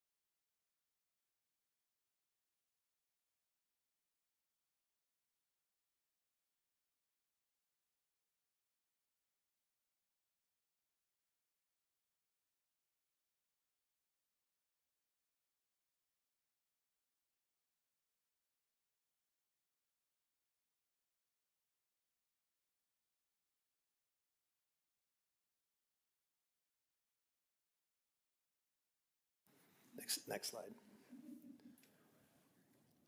All right, but before we get into the process, so that was a summary of the Nevada National Guard, both our Air and Army. We're a community-based organization. We train throughout the state of Nevada, and some of this is also done in Idaho and some of our neighboring states. So we're community-based. We appreciate what the state legislature did for us last year and what the State Public Works Board has done for us in the future. My last slide will provide some background as far as federal dollars that the Nevada National Guard has brought to the table over the last 3 sessions, just for your information. But we'll get started with our very first project. Once again, I'm Clayton Chappell, for the record. So the Nevada Army National Guard currently has 6 CH-47 Chinook helicopters. Our National Guard Bureau, our higher headquarters, their goal is to have 75% of our equipment in some kind of either maintenance or storage, some kind of cover for our equipment. We currently only can fit 3 in our hangar. So this has been a priority for us for the last, you've seen this slide before. It's been our #1 priority for the last 2 CIP requests. This is the 3rd time we're asking for this assistance. As you saw in the video, the CH-47 is heavily used within the state, not only for rescue missions and search and rescue missions for helping Nellis Air Force Base and activities down here in southern Nevada, but it most recently has been used for the Hawk, the Bug, and the Stallion fire up in northern Nevada. One of the issues we're running into, and it's not just the state of Nevada, but the conditions we have is damaging the equipment when we cannot store it when it's not in use. So we end up having to spend a lot more. We spent $14.4 million just in maintenance this last year on the helicopters. Is that all weather related? No, but it does impact our equipment. And so once again, our #1 priority is to get storage for our CH-47 so we can reduce the maintenance costs, the maintenance issues we're having with our aircraft, and then being able to do not only our federal missions, but our state missions within the community. The bottom line, the hangar will protect the aircraft when not in use throughout the year. And as I said, the goal is to try to get 75%. If we get this hangar, we'll be able to put a minimum 75%, if not more, of our aircraft. And what we're also looking to try to do is get 2 more Chinook CH-47 helicopters for the state of Nevada and round out a company size and rather than a detachment sized element for our forces there. Subject to any questions, we'll go to the next slide. Sandor Duran for the record. The electrical transformer replacement, Washoe County Training Center, located in Reno. The main transformer passed its useful life and failure is expected sooner rather than later as internal components have failed. Washoe County Training Center is a mission-critical facility as it was one of the operation centers that served bug, stallion, and hawk fires. The Nevada Army National Guard can support up to $230,000 in federal funding to reduce the requirement of state funding. Member Walker, when you change your tasks or your requests, can you tell us what you're changing? As you started into transformers, I'm looking at a picture and I'm thinking, where does this have to do with transformers? So if you could tell me you're going from priority 1 to priority 2. Okay, this is number 2. This is the transformer? Yeah, got it. I got it, but I had to, if we're going to keep changing and it goes so fast, we won't be able to keep up. So if you can just tell us when you're changing. Just state which priority number you're moving to before you start talking about it. That's what he's saying. Yes, please.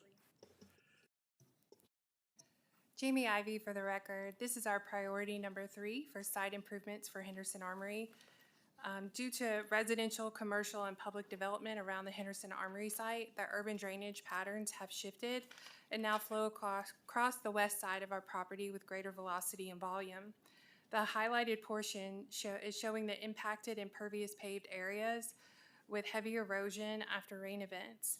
These impacts from the watershed is being increased, the sediment load entering into the stormwater system, and it also affects our equipment and vehicles that are stored on site.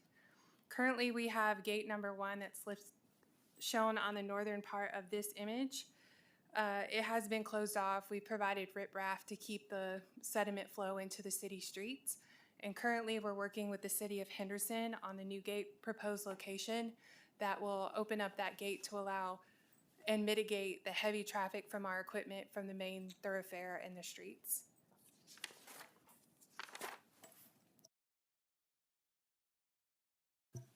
Priority 4, Central Plant Replacement, Las Vegas Readiness Center. The equipment is reaching the end of its useful life. The chiller compressor has more than 25,000 starts, which should have a quarter of that at this point of the equipment. For the last 13 years, state maintenance has spent countless man-hours in-house and with State Public Works Division's engineer Ben Marshall troubleshooting a solution to correct the issues with the compressors and the operation of the chiller to no avail. Countless dollars on outside vendors to troubleshoot and part replacement on the chiller. Annual maintenance has been completed every year. Maintenance expects failure in the next year. Design is currently in progress and federal dollars are secured. The facility serves state F1, New Year's Eve, and CST response missions.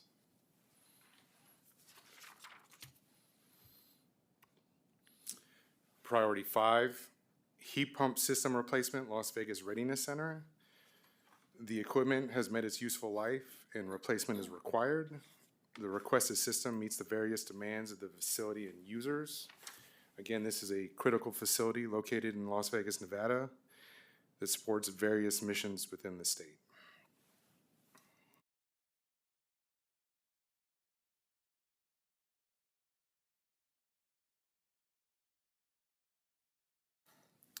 Priority number 6, install fiber optic interconnect Floyd Etzel Training Center located in North Las Vegas.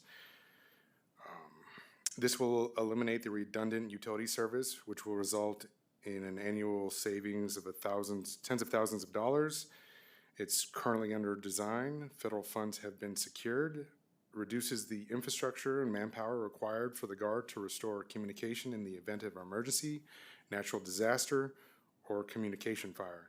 Connects both sides of the property and allows for future connection of new facilities. Jamie Ivy for the record. This is our priority number 7. The interior renovation at Fallon Readiness Center in Northern Nevada. Fallon has had minimal work repair over the years and is in desperate need of facility updates. The restrooms do not meet the requirements of the soldier throughput on the weekends, and there are sewer issues with septic smells in both spaces. The kitchen is undersized and unusable and not up to code compliance. The project will provide a catering kitchen suited for the unit. Mechanical equipment is currently failing, and the equipment uses R22 refrigerant, which is no longer available for use. The renovation will create an efficient readiness center usable for the soldiers.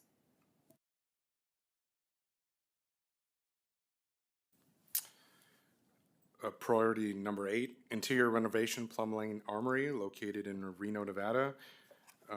This facility requires an aesthetic modernization to include paint, interior door ceiling, kitchen remodel, flooring, and restroom remodel. Critical portion of the project is all water piping is galvanized steel. The picture of the pipe is from the main going into the facility. Safe to assume all piping looks the same.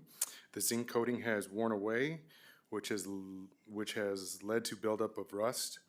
The rust and other materials are in the drinking water, cooking water, and the water used for showering. The water has been tested positive for lead. The lead in the water is a health, life safety issue as the building serves family services, honor guard, and recruiting.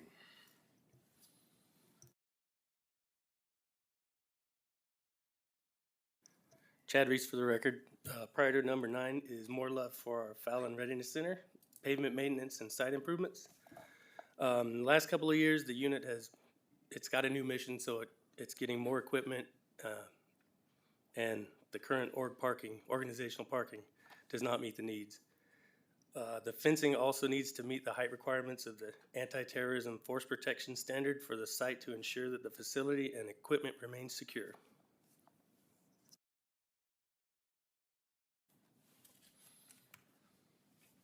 Priority 10, replace electrical panels at Clark County Armory. The power upgrade will be at Clark County Armory and CSMS located in North Las Vegas. The facilities have outgrown the electrical infrastructure. Due to lack of panel space, critical infrastructure upgrades are being shelved. The transformers will be appropriately sized and energy efficient to meet the needs of the facility. Federal funding has been acquired at $800,000.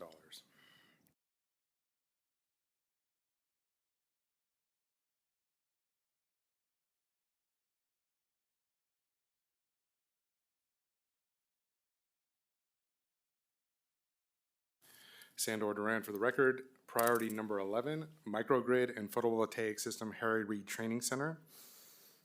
The project will add photovoltaic and batteries and interconnect the field maintenance shop and the readiness center on site with the new microgrid located at the Army Aviation Facility. The project will also reduce the number of runtime hours and standby generators during utility outages, and photovoltaic and batteries will provide site energy night and day. Interconnecting the field maintenance shop to the ASF will allow both facilities to take advantage of the large generator and infrastructure at AASF. The new infrastructure will allow the facilities to be islanded from the grid during utility outages, which will allow the PV system to continue to operate. The Guard supports the state during the recent state of emergencies, bug fires, stallion fire, hawk fires. Out of this complex, power was lost during these operations. $2.8 million federal funding has been acquired and is currently in design through Agency Agreement 26A-12. Jamie Ivy for the record. This project is our priority number 12 for remodel the restroom facilities at our Henderson Armory in Southern Nevada. The current restroom has only had one renovation where we added the female restroom to the facility. We also have a student program in the facility, Starbase, which is a STEM program for 5th through 12th grade that partners with Clark County school districts. With the program, we want to create a restroom that separates the locker and shower areas from the restroom. Currently, they are fully open to each other. This remodel will also allow for the restrooms to be brought up to current ADA compliance and provides fixtures that are more energy and water efficient.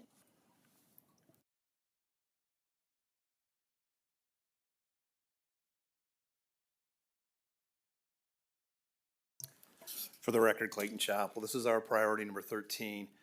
This facility is at our Camp Washoe, so northern Nevada, at this, just adjacent to the Stead Airport.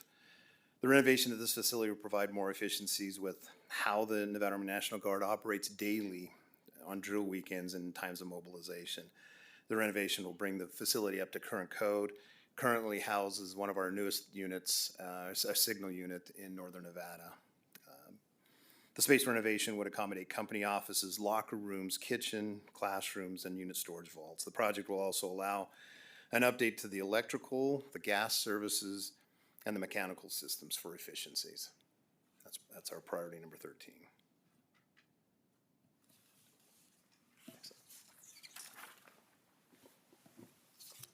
Sandor Duran for the record. Priority number 14 is the half-street improvements, Arville Street, Anthony Cometa Complex. The upgrades are legally required by Clark County to secure approvals for future site development. Future projects and planning can't be developed until we have this half-streets completed. Security fencing will protect against illegal dumping and secure the boundary. Concerns of property security are a major concern as the area continues to develop at a rapid rate. Clayton Chapel for the record, this is our project priority number 15. This is the Swan Lake Army, it says Combat Fitness Test, but the Army's changed it now to the Army Fitness Test. And this would be in northern Nevada. We're in the process, we're getting bids today on basically a mirror project in southern Nevada. So one of the requirements, as you're probably pretty well aware of, is physical fitness within the forces. And one of the ways that people are evaluated is this Army Fitness Test, critical to not only their career, but to the mission and ultimately to their advancement in the military.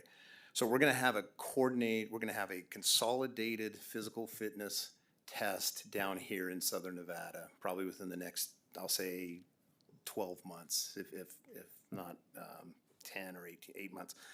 We're trying to mirror that same thing. Right now, the soldiers are going to different areas and doing their physical fitness, and it's not a true comparison of what's happening throughout the force in northern Nevada. So this would be bringing everyone together in a consolidated area, and this is out at our Stead facility, at our Stead Airport.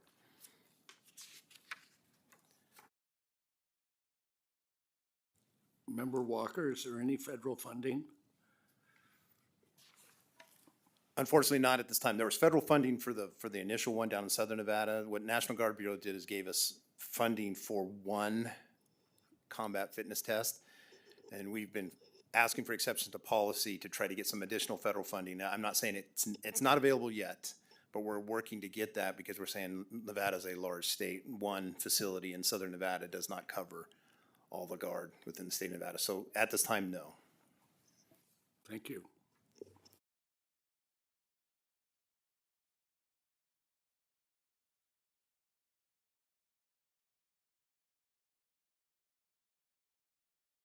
Did it again. Chad Reese for the record. This is a concrete replacement at Harry Reid Training Center up in Reno. You can see by the pictures, it's the concrete at and around the Washoe County Readiness Center needs replacement.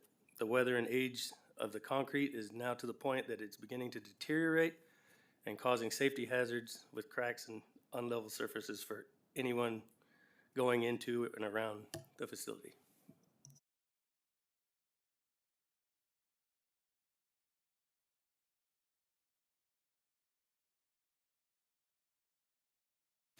Jamie Ivy for the record. This is our priority number 17, taxiway delta replacement at Harry Reid Training Center in Reno, Nevada. The current condition of taxiway is beyond repair and is in need of a complete replacement. Due to the degraded condition, the aviators are encountering foreign object debris or FOD striking the airframes. The damage to the propeller blades either have to be repaired locally, or if they're too extensive, they have to be shipped to a specialty repair service. If they cannot be repaired, the propellers have to be retired and replaced, and that cost is upwards of $100,000 to $300,000 per propeller.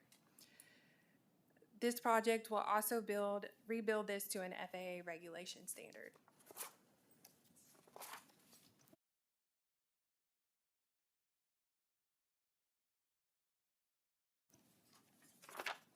Priority project number 18 for the Field Maintenance Shop 2 Wash Bay. This is also located at Harry Reid Training Center in Reno, Nevada. The current wash bay is located along the south end of the FMS2 facility and is currently open on the exterior. During the winter months, it becomes difficult to clean the equipment due to weather and freezing temperatures. Enclosing the wash bay allows this to become a year-round operation no matter the weather and protects the current wash bay infrastructure from cracking and spalling from freezing temperatures. We have received partial federal funding for design and have designed up to a 60% set, so we are prepared to move forward with this if this gets approved through the legislature. Sandor Duran for the record. Agency priority number 19. Advanced planning, site drainage, and secured parking, Floyd Etzel Training Center, located in North Las Vegas. Currently, the flows from the mountains are uncontained and funneled via railroad culverts, increasing the damage caused by stormwater flows. The Clark County Regional Flood Channel construction was completed in 2022 north of Floyd Etzel Training Center. This project catches the runoff from the foothills. The channel on the northeast side of the Floyd Etzel Training Center, sized prior to the completion of the 2022 project, which is now oversized, is in order to improve accessibility over the channel and provide additional vehicle parking. Culvert replacement was modeled in place of the channel. And stormwater detention structures not provided by the stormwater collection system owned by the city of North Las Vegas are over-designed to handle large monsoon type storm events, resulting in significant loss of usable property for building, parking, and storage.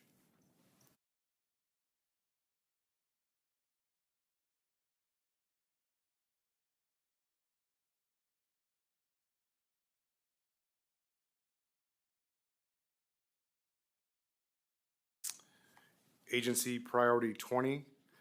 This project is for the Emergency Operations Center. It's the electrical upgrade and panel replacement for the Emergency Operations Center located in Carson City, Nevada. The facility houses the following departments: Nevada Highway Patrol Dispatch, Safe Voice, various federal programs such as FEMA, and the Nevada Department of Emergency Operations. The UPS system are original to the facility, 2006, and are becoming more difficult to maintain and find parts for repair.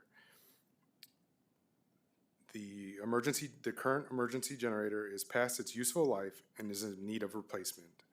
The electrical panel upgrade is required due to the current is full due to the increased demand of the facility.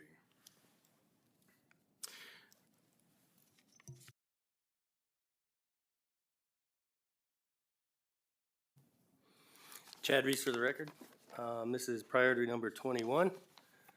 We have a window replacement at Washoe County Armory in Reno, where it gets kind of cold, so we're losing.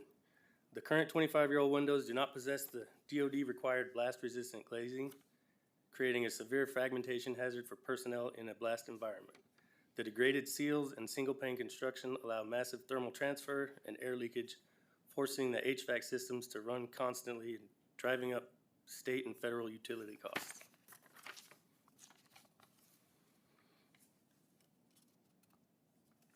Priority number 22 fuel farm equipment canopy at our Army Aviation Support Facility in Reno.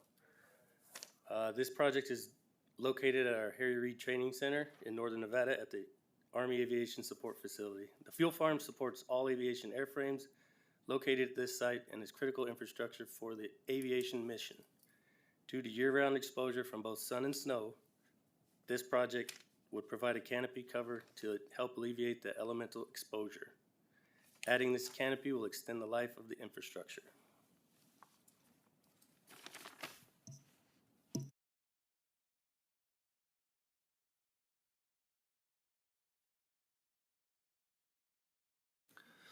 Good afternoon, ma'am, gentlemen. Major Quinn Lumbum, 152nd Airlift Wing, Base Civil Engineer. Happy to be here with you all. First off, apologize for the dress-down approach. I'm not normally at a uniform, so didn't know what to expect. Either way, I have one project for you today. I guess before we get going, I've been working with your team up in Northern Nevada for about 4 years now, and I've tremendously, my hat's off to them, each and every one of them. I enjoy working with them, and they've helped us tremendously expedite the construction for our base. So again, thank you. This is priority number 23 for you all. This is an indoor shooting range. What you're looking at here is a 12-year-old modular containerized unit that we've been shooting out of. About 1,200 airmen go through this once a year, and essentially it's met its end of useful life. The roof is leaking, the retrieval systems are not working any longer, so what we're asking is your team to help us with the design efforts to get us a new brick and mortar classroom, a 7-lane shooting range, and approximately about 8,000 square feet. So state funding is $178. The federal government will cover the design costs of it for the design, and then for the construction, we would also ask the federal government would cover the construction, just PMI fees from your team as well. So that is it, and I appreciate your time. Sandor Duran for the record. This is priority number 24, Geothermal Wellfield Speedway Readiness Center. The infrastructure to bring the wellfield into the facility is already installed. A life cycle cost analysis was completed to show final viability. This removes the building's need for natural gas for the heating months. It reduces the need for a cooling tower down from 9 months to 2 months, which will significantly reduce water usage. Paired with the photovoltaic on property, it will reduce the need for outside utility requirements and increase energy security and resiliency. This will meet Nevada Executive Order 2023-07 and Senate Bill 358.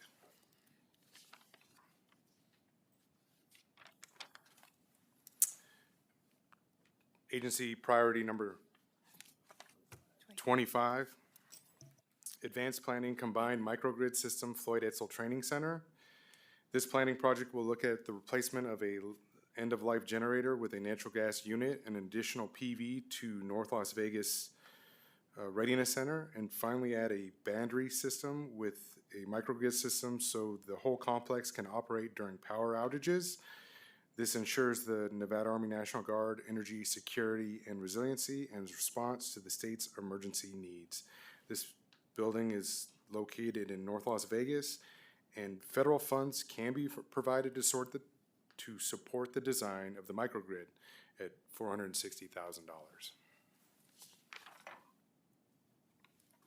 Jamie Ivy for the record. This is our priority number 26 to upgrade the lighting at Clark County Armory in North Las Vegas. This project would provide a conversion of fluorescent lamps to LED lamps for the Clark County Armory. This will help with occupant comfort, energy efficiency, longer lifespan of fixtures, reduced maintenance costs in bulb replacements, improved lighting quality, dimmability, and control, and reduced carbon footprint. And occupancy sensors can be connected to the mechanical control system to allow various building dynamic occupancy.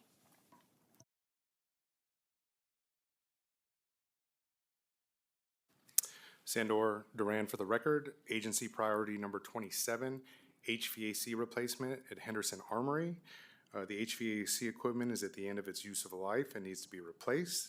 The equipment on site are rooftop units, which deteriorates quickly under the Las Vegas sun and UV rays. Phil Mealy for the record. So 27, this says HVAC equipment was installed in 2014. So that would only be 12 years. It's 12 years right now. Once we get another year, we're at 13 years, another year designed for 14, and about time we get to the replacement, we're looking at 15 years, which the average life of a rooftop unit in Las Vegas is around 15. We stretch it and cost comfort issues to the occupants at like 15 to 20, but that's usually the standard recommendation in Las Vegas.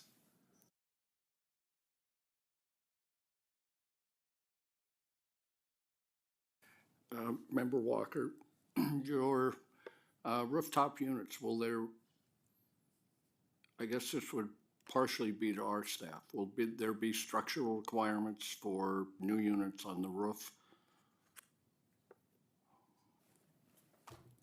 Yeah, Brian Walker for the record, that is a good question. Sometimes we do include that with a project. If we think there's gonna be, especially like increased weight or something like that. This project we have not, but I will look into that before we finalize it. Thank you. Clayton Chapel for the record. We did a large structural reinforcement of the roof at the Henderson facility within the last 7 years.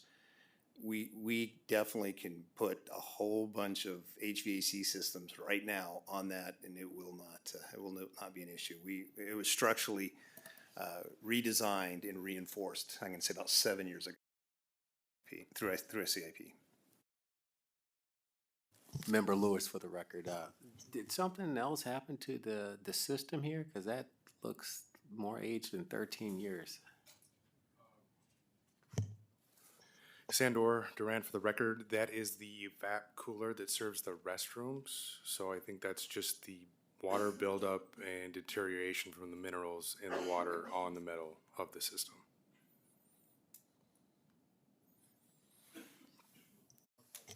Member Lewis for the record, do we have a soft water system? For the record, Sandor Duran, I don't have that information for you, but I can get it to you. I've got another thing for my list to look into on this project. I will do.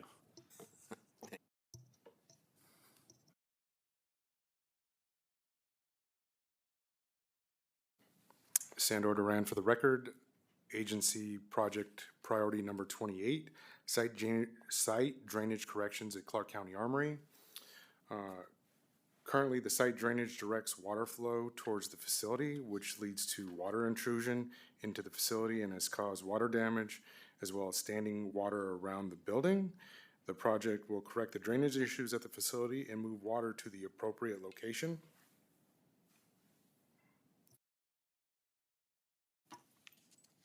Jamie Ivy for the record. Priority project number 29, window, exterior light, and door replacement at Clark County Armory in North Las Vegas. The windows have reached their useful life, and this project will replace them with better insulated and energy efficient windows. The exterior lighting upgrade will also provide greater security and better illumination where the existing is inefficient. The exterior doors also have large gaps that have provided access to rodents, water infiltration, and loss of conditioned air.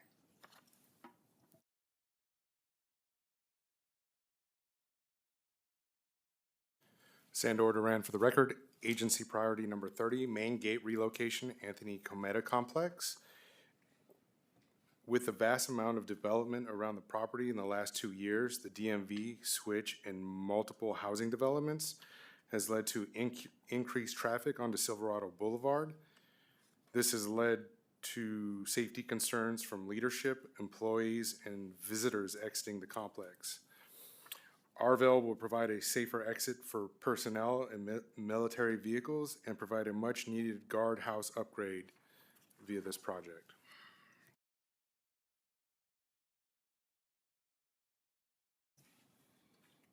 It's priority 31.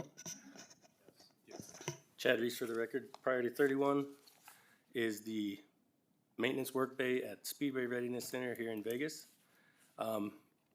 In the last few years, additional units have been added to the Speedway Readiness Center, bringing additional equipment and vehicles that need maintenance. Constructing an additional modern climate-controlled tactical vehicle equipment maintenance work bay in the Las Vegas region is critical to mitigate extreme desert heat, safety hazards, relieve severe regional maintenance capacity bottlenecks, and ensure combat readiness for the additional units added to the facility.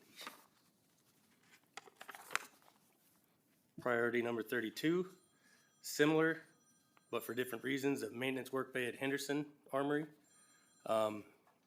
Constructing an additional modern climate-controlled tactical vehicle equipment maintenance work bay in Las Vegas region is critical to mitigate extreme desert heat, safety hazards, relieve severe regional maintenance capacity bottlenecks, and ensure combat readiness for the 72nd Military Police. In addition, when they have to get something worked on, they have to travel 20 miles to the nearest shop. So it's a logistical nightmare. 33. Priority 33. This is the overhead door replacement at Harry Reid Training Center for the whole site in Reno. The existing roll-up doors across the Army Aviation Support Facility, Washoe County Training Center, and Facility Maintenance Shop outbuildings range from 27 to 42 years old and have far exceeded their engineered lifespans. Replacing these manual degraded doors with modern motorized insulated rolling steel doors is required to mitigate severe safety risks to personnel, reduce HVAC energy losses, and improve operational turnaround times for military aviation and support vehicle logistics.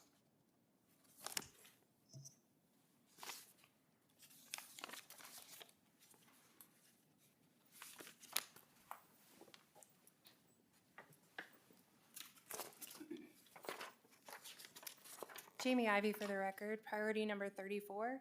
This is the advanced planning project for the Army Aviation Support Facility addition and alteration at Harry Reid Training Center in northern Nevada and Reno. This project will provide in addition to the existing Army Aviation Support Facility. The space will house the 112th and 376 aviation units and their airframes, the UH-72 Lakotas. With the move from Las Vegas to Reno, additional maintenance, office spaces, storage hangar, and support spaces are required as the existing facility cannot support these units. The new facility will provide the units their full requirement, where the leased facility in Las Vegas restricts full mission operations due to lack of space. And federal funding for this project can be provided to help alleviate the state request for approximately $1.5 million.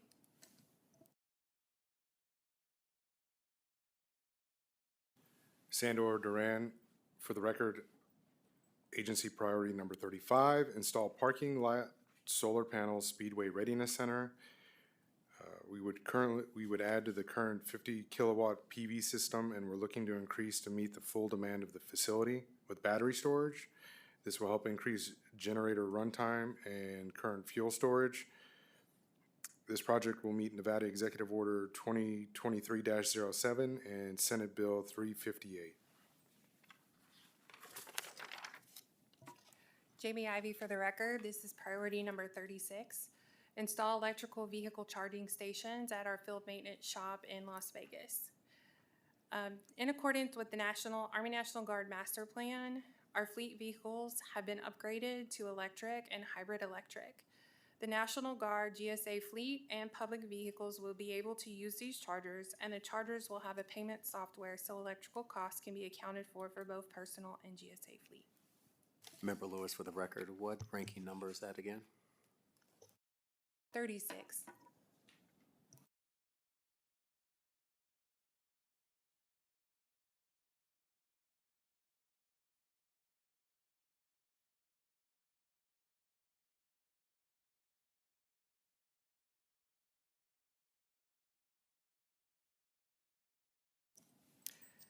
Priority number 37, there is a typo on my slide, so it does say storage building on your sheet.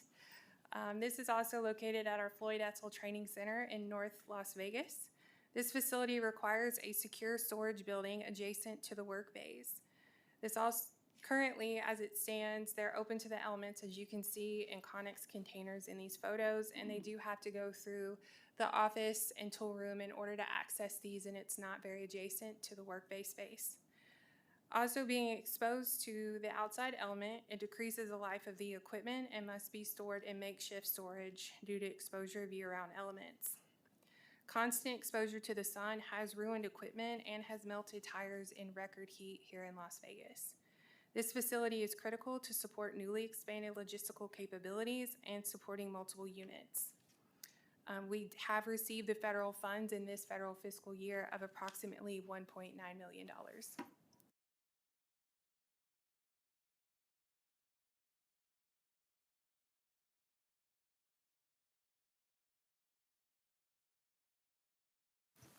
For the record, Clayton Chapel. This is the high-security office area at our Speedway Readiness Center. We moved into this facility here in North Las Vegas in 2020. We've already increased the capacity. The Nevada Army National Guard was able to acquire another unit, a signal company out of Indiana. And with that new personnel and all of their equipment, including what the brigade is there right now, with all the IT equipment, so technology advances, increased equipment and personnel, we're requiring the more storage capability and capacity to make sure that we have a good accountability of our IT communications equipment at this facility. So increased personnel, increased technology in a 2020 built facility. So this is a requirement, and this is priority number 39.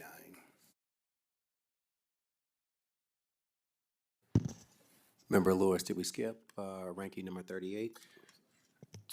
Go ahead. That was 38, sorry.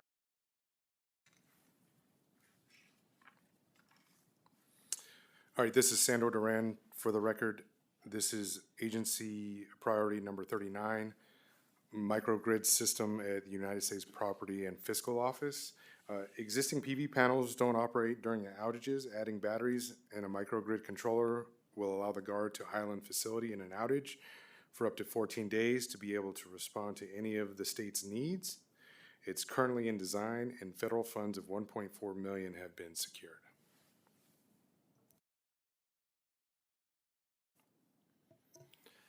For the record, Clayton Chapel. This is the final slide that we have, so you now heard all our 39 priority projects. What this is a summary of federal dollars that the Office of the Military has brought to the table. We're looking at the last three, so 21, 22, or 21, 23, and 25. And if you add that all up, those will add up to just over $100 million in federal funds brought to the state of Nevada. Now, the top line is the nearly $30 million of outside CIP federal dollars that have been used at our facilities. Earlier today, as I was listening in, Mr. Walker talked about agencies and maintenance of facilities. That is part of our facility maintenance dollars that we're doing as an agency. And what I'm proposing to do, I don't know, I know the question was asked by Board Member Walker, of accountability of the agencies. As a using agency, I propose that we come to the board at some point and present our maintenance and what's happening with maintenance, and to talk about our interaction with the division when it comes to, as the using agency, we come to the table with the division saying, hey, here's stuff that we find out that works, and here's stuff that was designed that is not working. And that's where we're going to come to a collaboration of, hey, let's stop doing the same things over and over. These rooftop units in Southern Nevada may not be the best way to do it. We may need to do some other type of HVAC systems in this area. So that's a proposal. I definitely, if you want to hear from an agency, we'll bring our maintenance records to the table and say this is what we're doing. This is how we're maintaining, and because we're outside of State Public Works, we're outside of the buildings and grounds. We have our own maintenance staff, so we are an agency. So I heard that this morning, heard it loud and clear. We'll be responsible, and we'll report back at what we're doing. So that overall, if we get most of our project, if we get all of our projects, there's roughly $60 million on the federal side that we propose to bring to the table. However, we have right now $2 million, or actually over $2 million, that you heard throughout the presentation of federal dollars that we've already procured for these projects. But if we get more, we'll bring more federal dollars to the table to execute our projects. Subject to any questions. Ryan, Phil Manley for the record. These federal dollars, is there a time limitation on them if they're not used? And if so, is that identified in the packet so that we know, or is that somehow otherwise prioritized to identify, okay, this project has X amount of federal dollars. If it's not used by this date, it's gone? Clayton Chapel for the record, absolutely. Our priority number one project that you saw, the CH-47 storage hangar, actually had federal dollars associated with it. We brought it, as I said, 2 times prior to the table and was not, and we could not keep it. It was it ultimately ended up being 5-year money. Sometimes it's 1-year money, depends on the federal funds we get. Sometimes it's 1 year, 2 year, or 5 year. Typically, we try to hold on to it for 5 years. Sometimes our National Guard Bureau, our headquarters, is pulling back funds, but we've been pretty successful in keeping stuff as long as we can, but 5 years is ultimately the limit. So yes, there are, to answer your question.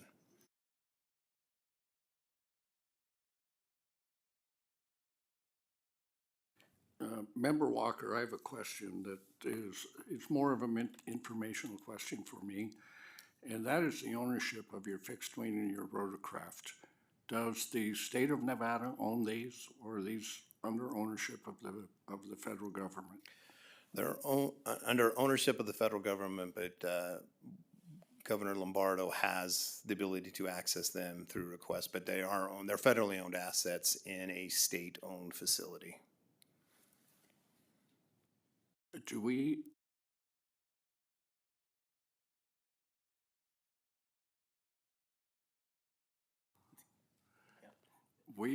as a state have requirements for that ownership or for the use of these? Repeat that question. As the state, do you have some type of ownership of the? What's the hook that the federal government gives those to us? What's the requirement on our part for those? So, I mean, let me back. I'm going to talk from a facility standpoint, and then we'll get to the assets, the equipment themselves. So, as a guard, which is different from the reserves is a 100% federally supported organization. Each state has a guard, and the guard requires the state to participate when it comes to maintaining facilities and things like that.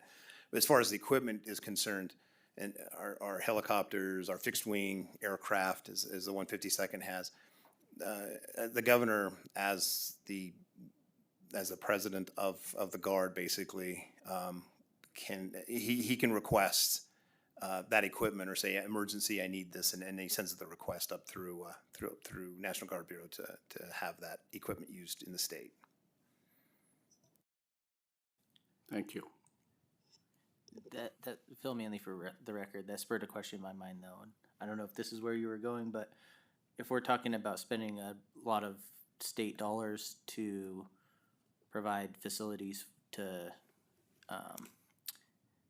house the equipment and to make sure it's not, damaged and doesn't increase maintenance costs, it seems like if it's their asset, shouldn't the federal government be paying all of that? Or why, how are they putting that cost on us to protect their assets? If I could, Member Lewis, for the record, dovetails into my question here. How do we prioritize state-funded versus federally funded projects when both needs compete? So, I appreciate the questions. So, as I said, as the Guard, the uniqueness of the Guard is we do require state funds. I understand the assets being federal assets and the governor having that ability to access. And the same thing with the soldiers. The soldiers are paid federally, but the soldiers are also fighting fires out there. When the governor requests the firefighting, he's requesting those assets as well. Those personnel to go fight that. As far as prioritizing, we went through and prioritized based off of not only your criteria that you have that was pointed out this morning by Brian Walker, that we're doing that. We're also trying to balance needs of the organization as well as federal funding available at this time and the state available funding or state funding to request. I'm not sure if that answers your question, but we're trying to balance it all, both federal, state, organizational requirements, organizational needs, and the growth of the organization. We're trying to grow the Guard at the same time. But it is a unique relationship when the Guard is coming. Guard is a state agency. Our buildings, for the most part, except for 2 sites, are state-owned state buildings. that get federal dollars to help support that. But I do understand the dilemma of you have state dollars and trying to put those into, which ultimately is a state asset.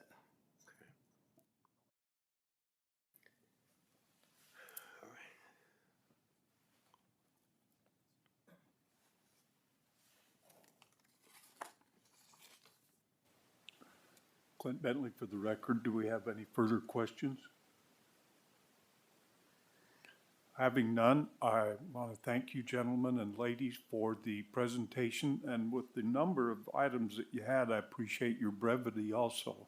So, thank you and good luck. Thank you, I appreciate it. We rehearsed this several times just to try to keep it under an hour. And we wanted to make sure, we saw that there were several questions throughout the day, so we wanted to make sure we tried to keep you guys on target. Did a great job. Yes, I've seen you Did a great several job. times.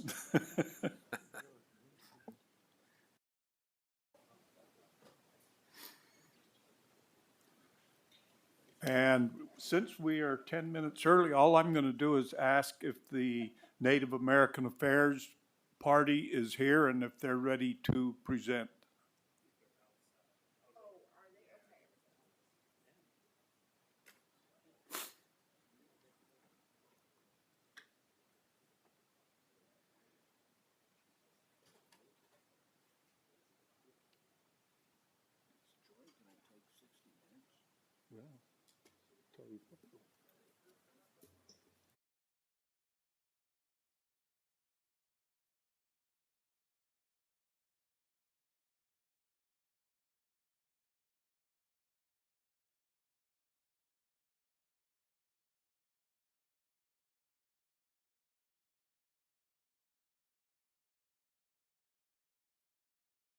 Mr. Walker, when do we get to use the helicopter?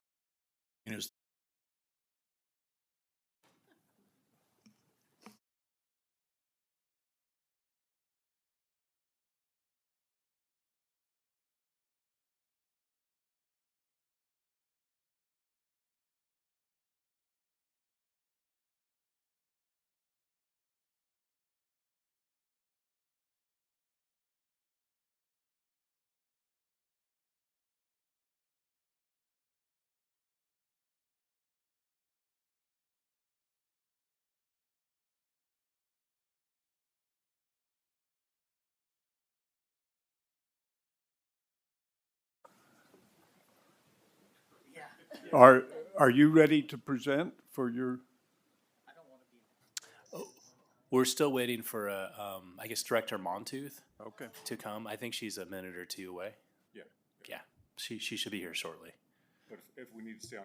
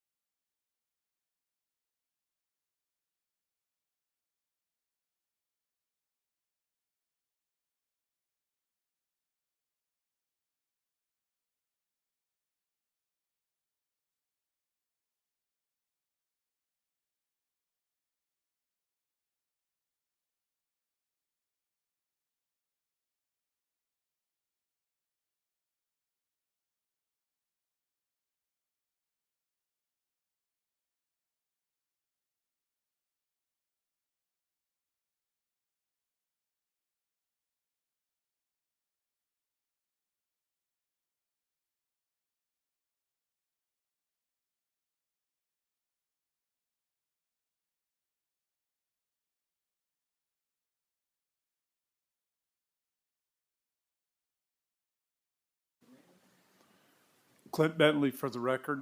I believe we now have the people we need for the presentation, so we will proceed. Thank you.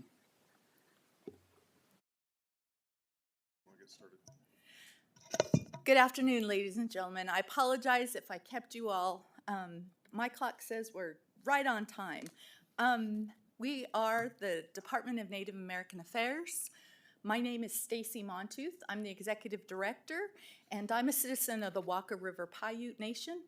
Dr. Bondi and I, my fellow director, my colleague, we have 20 slides to share with you regarding the Stewart facility in Carson City. We want to begin by thanking the Nuwu, the Southern Paiute people. We're going to play, work, and be entertained here in their lands today. The mission of the Department of Native American Affairs is to improve the quality of life for our 28 federally recognized tribal nations, bands, colonies, as well as 62,000 self-identified urban Indians. So our first slide is just to give you a sense of place. Many of you, I believe, I met 2 years ago, but I want to make sure that you're familiar with the building, the campus that we're talking about. So in this slide, if you're familiar with 580, if you've gone through our Capitol all the way up to Lake Tahoe, you can see that road marked. The middle square at the upper center of the photograph, that's the Capitol. There's a red that marks the spot. That is where I am at almost 24 hours a day, right there, the heart of the Stewart Indian School campus. Our next slide, I'm going to take you back to 1890.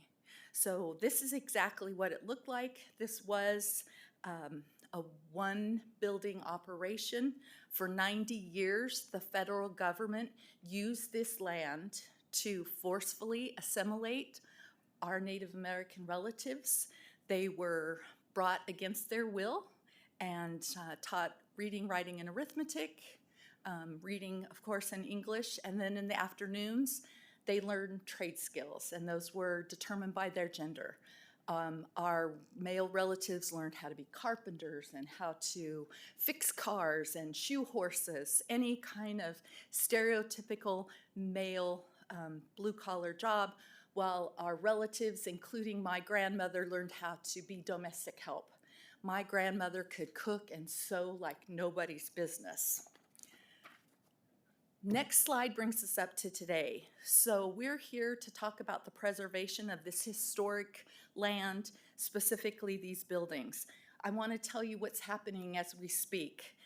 Now the property that the state has jurisdiction where the Department of Native American Affairs operates is 100 acres.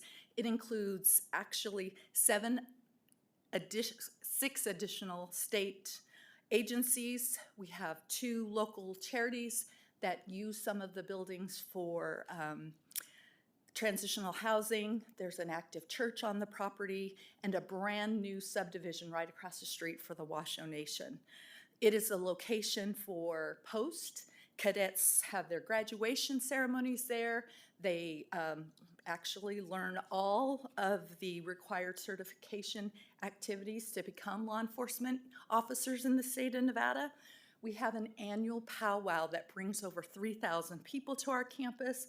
We have a gymnasium, which you'll see photos of soon, involving youth sports, adult sports. We have an audio walking trail, 20 different sites where visitors can come and learn about the original management and land use. We have a contemporary art gallery. To say that this is a multi-use facility is a complete understatement. I mentioned my colleague, Dr. Joshua Bondi. He will speak shortly. I want to brag on him a little bit. He oversees the Stewart Indian School Cultural Center and Museum. Just this last January, we surpassed over 20,000 visitors. We've only operated for 5 years, and we're only open Monday through Friday. So just amazing numbers. He has a little competitiveness in him, and he can tell you how that stacks up with other Nevada museums if you'd like to talk on the side. We also want to talk about the upcoming and the renovations to the facilities. All of this, again, is multi-use, multi-agencies. It could also very well be the beginning of revenue streams for our buildings. The next slide, I want to remind those of you that were here and anybody who's new. In 1982, the federal government quitclaimed at the time 210 acres to the state of Nevada. That property was divided in half of it being returned to the Washoe people. It was their indigenous territory to begin. I mentioned that subdivision. That is on the land that they now have jurisdiction. And the balance, roughly, again, 100 acres, is where our agency operates along with those 6 others. It's really important that I share with you all that the quitclaim deed that the state of Nevada is required to adhere to requires the state to comply with the National Historic Preservation Act. We have to meet the Secretary's standards when it comes to preservation and upkeep. So let me underscore that. And my last comment here, and before I turn it over to Dr. Bondi, I want to make sure that you all understand why this is so important. I will make the argument that you didn't hear from anybody yesterday, like you'll hear from Dr. Bondi and me today, and it's unlikely you'll hear from anybody else with the same unique perspective approach to capital improvement projects as you will from our team. Every single Paiute, Shoshone, and Washoe person is connected to Stewart. I already shared with you, my grandmother, she was 4 years old, 1929, when she was taken to Stewart. That was her home. She was there until her formative years as a teenager. I have a staff of 11 people. 10 of us all have we're all direct descendants of someone who was forced to go to Stewart. Again, every Native person in our state has a connection, and even if they're urban Indians, the legacy of boarding schools are significant throughout Turtle Island or the United States. So we're here to discuss our top 5 projects that we would respectfully ask you to consider funding. And I'm going to turn it over to Dr. Bondi as he is driving all the preservation and the renovation projects on our campus. Good afternoon. My name is Josh Bondi. I'm, for the record, Director of the Stewart Indian School Cultural Center and Museum. Thank you, Director Montooth, for the introduction. So we have a number of projects that we are trying to push forward. These are all directly related to the 20-year master plan for the Stewart property in bringing this campus back as a cultural campus and potentially a huge revenue generator for northwestern Nevada. So without further ado, this is our priority number 1, is our bakery building. So the bakery building was determined to be the most structurally sound by the structural engineers of all of our 64 historic structures on the campus that we are responsible for.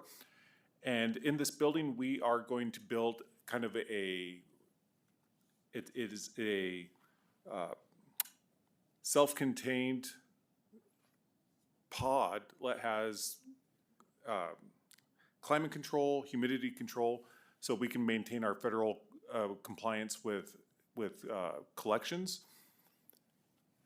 We are the only Nevada state-administered museum which is completely 100% NAGPRA compliant. So you will not hear a tribe complain against us about having any ancestors or ancestral remains. And with this, we can continue continue with that and potentially put off any of the other agencies' needs for NAGPRA compliance, because we can take on some of those responsibilities from other agencies. This is what it looks like inside that building. So it's actually a really solid building. Again, it keeps us NAGPRA compliant. Museums are responsible for housing history. We're making more history, we're not making more space, right? So this is a constant complaint that all museums have, is space. And we have, again, 64 historic structures on the campus. This will create interpretive space, office space, and space for collections.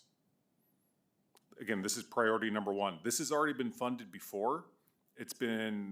We had funding after COVID, and for whatever reasons, these funds got pulled back, but this has been a priority in the past. It should be a priority continuing. And again, we are the fastest growing of the state administered museums, and we need this space. This is priority number two.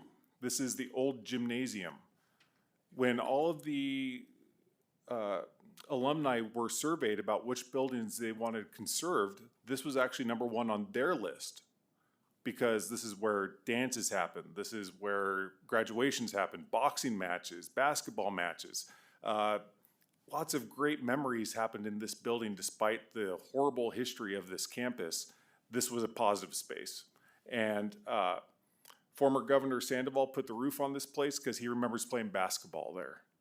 And so our plan is to put the parquet floor back in there, make this a public use space, again, make this place usable for community events, make it usable.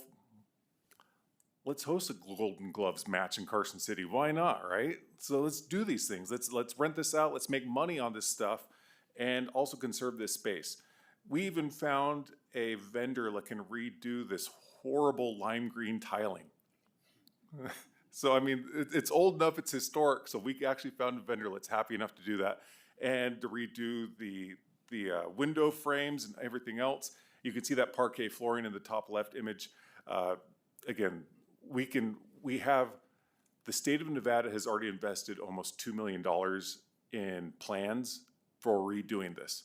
We would be tossing that $2 million in the garbage can if we don't finish this project. So this is shovel ready. If you guys decide, or if the governor decides to fund this, the legislature decides to fund this, we can put it out to bid tomorrow. So this project is ready. This is priority number 3. This is the entrance monument. My wife, who is not native, came onto the campus for the very first time and saw that picture in the top left and said, "Are we going to the prison?" So this is, we are looking for an aesthetic that takes us back to the 1920s when this place was a cornerstone of the Carson City community. One of the interesting things about the Stewart campus is that it is not just a Native American story. My dad is not Native, I'm half Native. My dad is Danish and Irish, and he used to bring the hay press his family used to bring the hay press from Livermore, California over to Fallon to bale hay. He played football against Stewart. He played baseball against Stewart. Stewart has the Elko Indians, it has Fernley, it has Incline, it has Winnemucca, it has Moapa Valley, all on the inside of the gymnasium. This is a Nevada story. It's not just a Native American story. But when you used to drive onto this campus, this is what it looked like. You turned the corner off of Snyder and there was these monuments that the students built by hand as part of their vocational training, and this was the entrance into this campus. I'll go back a slide just real quick to remind you, not this. So when we are trying to renovate what we are trying to do with our 20-year master plan that we're trying to follow at the Stewart campus, we are trying to make it look like this. We are trying to make it inviting. We are trying to make it part of the cultural community of Northern Nevada, of Nevada as a whole. This is the new gymnasium. This is not a glorified picture of what it looks like currently, but this is priority number 4. We currently rent out this space. This is a current revenue generator, and it is in horrible shape. The vinyl flooring for the gym, when I was there with a structural engineer from Public Works, the vinyl has been laid down on concrete, and it is uneven. Imagine you're a kid trying to do your drills up and down the court, and the ball's bouncing in different directions because the floor is not level. It's not level because it's over 50 years old and laid straight on concrete. The lockers are horrible. The restrooms don't work. but there is a need in the community for it because people still rent it out. So we are asking for support in redoing this. We even have soon-to-be former Congressman Amade has paid to have Moccasin Square Garden. You can see in the bottom left, you can kind of see it in the corner. We used to call this Moccasin Square Garden because, you know, it's Stewart Indian School. But he used to pay to have that redone because he remembers playing basketball on that court. So if the kids, all the kids in Carson City also had to play basketball at Stewart also. So again, it's a cornerstone of the community. We want to redo this. Softball teams, baseball teams, when they're just looking for places to play catch and hit the ball around during wintertime, this is one of the few places they can do that. And so we're trying to find, locker room space and redoing the gym and making sure this place, Post used to do their graduation ceremonies in here too. So it's multi-agency. So it's not just serving Native American affairs, we are serving multiple agencies through this project.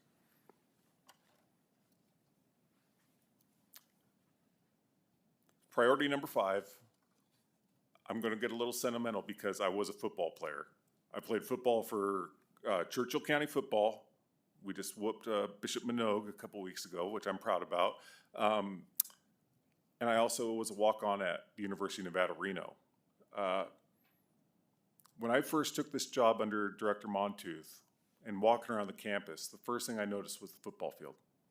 You walk down to the football field, there's a babbling brook, you know, majestically on the south end of the campus. You can see it kind of there in the where the trees are on the image. And the uprights are still there. Imagine how many generations of Nevadans, regardless of what town you're from, what part of the state you're from, bled on that field. You bled on that field. You fought for yard after yard on that field. This isn't really that expensive of a project, but imagine what we could do with the community green space there. That community green space, Douglas County is building up the north side of Douglas County crazy. They have no parks. Imagine this big green space. We could bring people to the campus. Kids, I was a football player. I didn't play soccer, but I ended up coaching my kids' soccer teams. And I know nothing about soccer, like kick the ball that way. But it's almost impossible to find green, just like grass, to go have your kids kick the ball back and forth, right? It's hard to go just find practice space. So imagine we have this green space that's open to the public. And passively, we bring people to the campus and people are like, oh, what is this about? And we are able to educate by bringing awareness and people to the campus. Now, my dad, again, he played football against Stewart. So he said that it was never a very lush football field, as you can see from this image, but you know, why not? You know, Carson City deserves this. Douglas County deserves this. The community deserves this. What kid doesn't deserve an open green space to go kick a damn ball back and forth? And then finally, our last priority, this is number 6. It's not our last priority, but it is a priority of ours. We're not asking for jail cells. We're not asking for helicopter hangars. We're not asking for brand new engineering buildings or anything like that. What we're asking for is community. So this space, this is the auditorium. If you can see the cornerstone that's up there in the middle, this building is over 100 years old by a year. Built by kids. I don't trust my kids to pick up dog poop in the backyard. These kids built their own school. This whole structure, again, Nevada stone, quarried by the students, hauled to the campus by the students, masoned by the students under the tutelage of Hopi stonemasons, master stonemasons, who are still in the Carson City area to this day. This is a unique, world-class performance space that is sitting under our noses, down the hill from Lake Tahoe, down the road from Reno, that could be potentially turned into a huge revenue generator for the state of Nevada. There is nothing in the area that has a 300-seat capacity like this. Those drapes, I'm told, were from the very last performance that was done by the students in 1980 when the school was abruptly closed by the Bureau of Indian Affairs. That aquamarine green. Could you imagine the lectures, the movies, the performances? We're right down the hill from Tahoe. We get most of our overflow at the museum is people that are Googling things to do in Lake Tahoe and Stewart pops up. How huge is that opportunity? How big is that opportunity for us to capitalize on as a state? Like, as a museum professional, obviously I'm here to talk about conservation and preserving things, but also as a capitalist, you know, registered Republican and a conservative, let's make some money. There's an opportunity here to make some money. Yeah, I think I better step in now. So I love Dr. Bondi's enthusiasm. I just want to underscore a couple of things he said. He did a great job underscoring the beauty of the rock buildings. So just to make it clear, as I conveyed to you, when the school operated, the boys and the girls were separated in the afternoon and taught vocational skills. So as he said, these buildings that are just tangible evidence of the indigenous people's experience, they're still there. In this day and age when there are folks that don't think the Holocaust happened, we can touch things. We can actually show our young people, we can show civic-minded Nevadans exactly the craftsmanship and what our relatives created. For us, this preservation, as Dr. Bondi said, really could become revenue streams. Thanks to a former assemblyman, we do have legislative, an NRS that allows us to collect money for space rentals and events. From this Paiute's perspective, this is about telling our story. I know that you all are charged with this lofty task of listening to all these presentations and trying to decide who deserves funding, who has to have funding. Our proposals aren't about public safety. It's not about safe access for our constituents. It is about teaching history. It is about teaching the contemporary lifestyles. I mentioned to you, we have a modern art gallery within our cultural center and museum. No, I just joined the 60 plus club, and the question I get asked more than anything in all of my work is, well, you guys are still around? Do you still, can you vote? They want to know about how we live today. So certainly 90 years of forced assimilation is something we want every young person in public schools, in schools in Nevada to learn about, but we also want to remind them we are still here. We have amazing Native Americans that are contributing to the quality of life in the state of Nevada every single day. The bottom line is preservation of these buildings is not just about financing and funding. It is building identity. And when you build identity, when our young people know where they came from, when they understand the hardships that our elders went through, I share with everyone, my grandma went to boot camp. She went to boot camp at 4 years old. She had to wear a uniform. She couldn't speak her language. She learned to march. She learned how to do perfect corners on her bed, right? Her hair was cut, just like they do to the young men and women who at 18 volunteer to go into the service for this country. So again, this is, in my opinion, such a really unique presentation in that it's not just about construction. It's about helping continue our identity. I want to make sure that you all are aware, Dr. Bondi alluded to his athletic prowess. Sports athletics, that made boarding school bearable. In 2026, Native Americans are still crazy about res ball. There's documentaries. I did a piece, 11 Olympic sports are all grounded in Native American history. That's so important, and as you all are probably aware, Americans in general really want to go in a healthier direction. The opportunity to fix what some people might just see as a gymnasium or a football or a track, it's so much more. It's community space, and it's about a healthful, mindful lifestyle.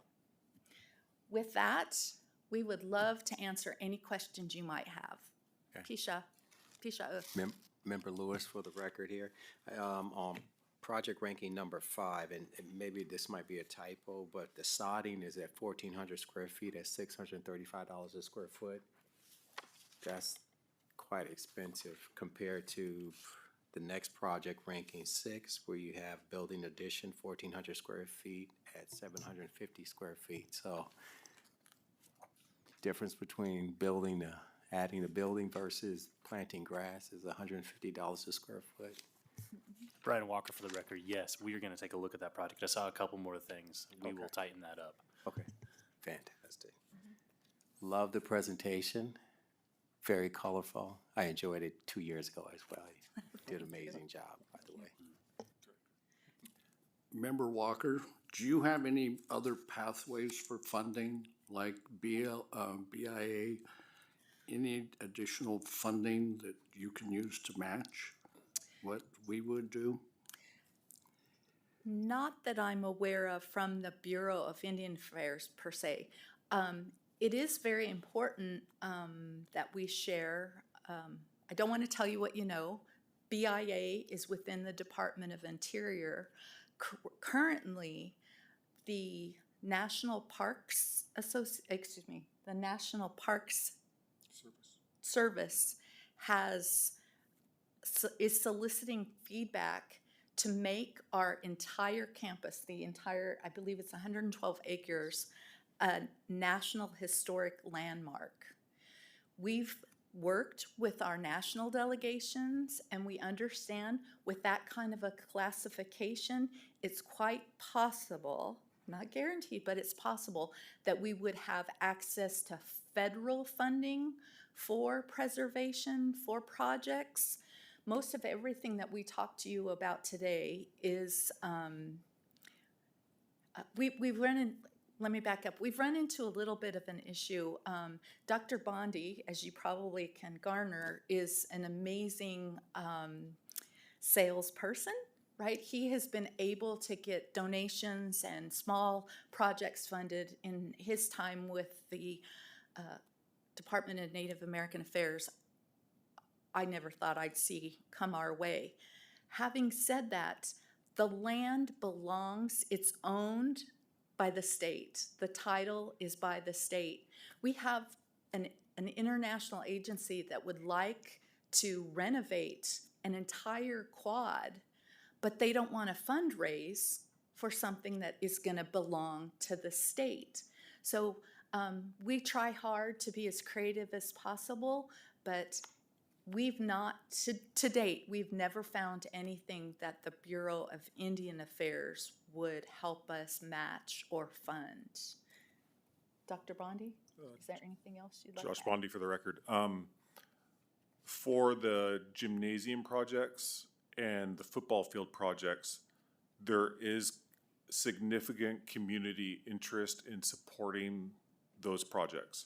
So if the state were to show some interest in doing the football field or some interest in renovating the gymnasiums, there's an understanding in northern Douglas County, southern Carson City, that these are necessary for not just youth sports, adult sports, and just for the community enrichment in general.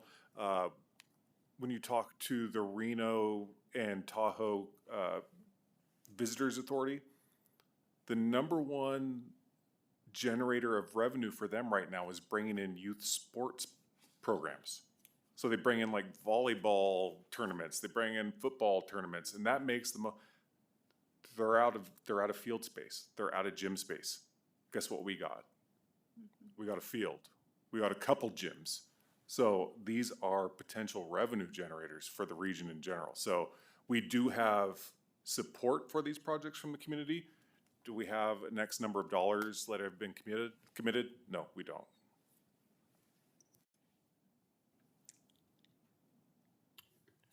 Phil Manley, I'm gonna throw a curveball at you, I think, because it's a question unrelated to the projects on the list. But if I recall correctly, Department of Public Safety mentioned that they have their folks stay at your facility, is that correct? And they were saying part of their justification for trying to get a new facility was the condition of the dorms or the living quarters at Stewart. So I'm interested in your thoughts on that, and perhaps the question is, if there's issues, why aren't those on the list? Stacy Montooth, Department of Native American Affairs for the record. Great curveball. Thank you very much. Even though by statute, my agency is the coordinator of the land and building usage at the campus, each respective agency out there, including Public Safety, Post, the Department of Corrections, Capitol Police, the two not-for-profit agencies I mentioned, they all rent their buildings directly from Public Works. I believe it is the Department of Conservation and Lands that holds the titles. So I think the short answer is that we are all bringing forth our specific priorities to you. I have no doubt that those dormitories definitely need to be upgraded. The cadets sleep in the same place my grandma did, right? 1929. So I'm not surprised by that request at all. Does that help?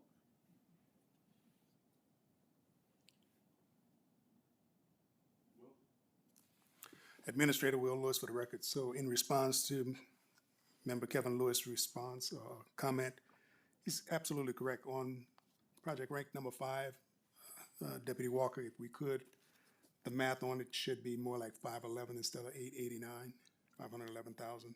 And then what we'll do, report to the board, we're gonna make sure with all of our numbers and all of our applications that the math is is correct. So, yeah, thank you for that. What else would you like to discuss? Seeing no other questions, I just want to thank you, Stacy, and Dr. Bondi. You made a very helpful presentation and colorful. I appreciate it, and I hope that you do well. Well, So thank you. Have a nice day. Thank you so much. We appreciate your time. Thank you. Oh, man. Having flat tires, man.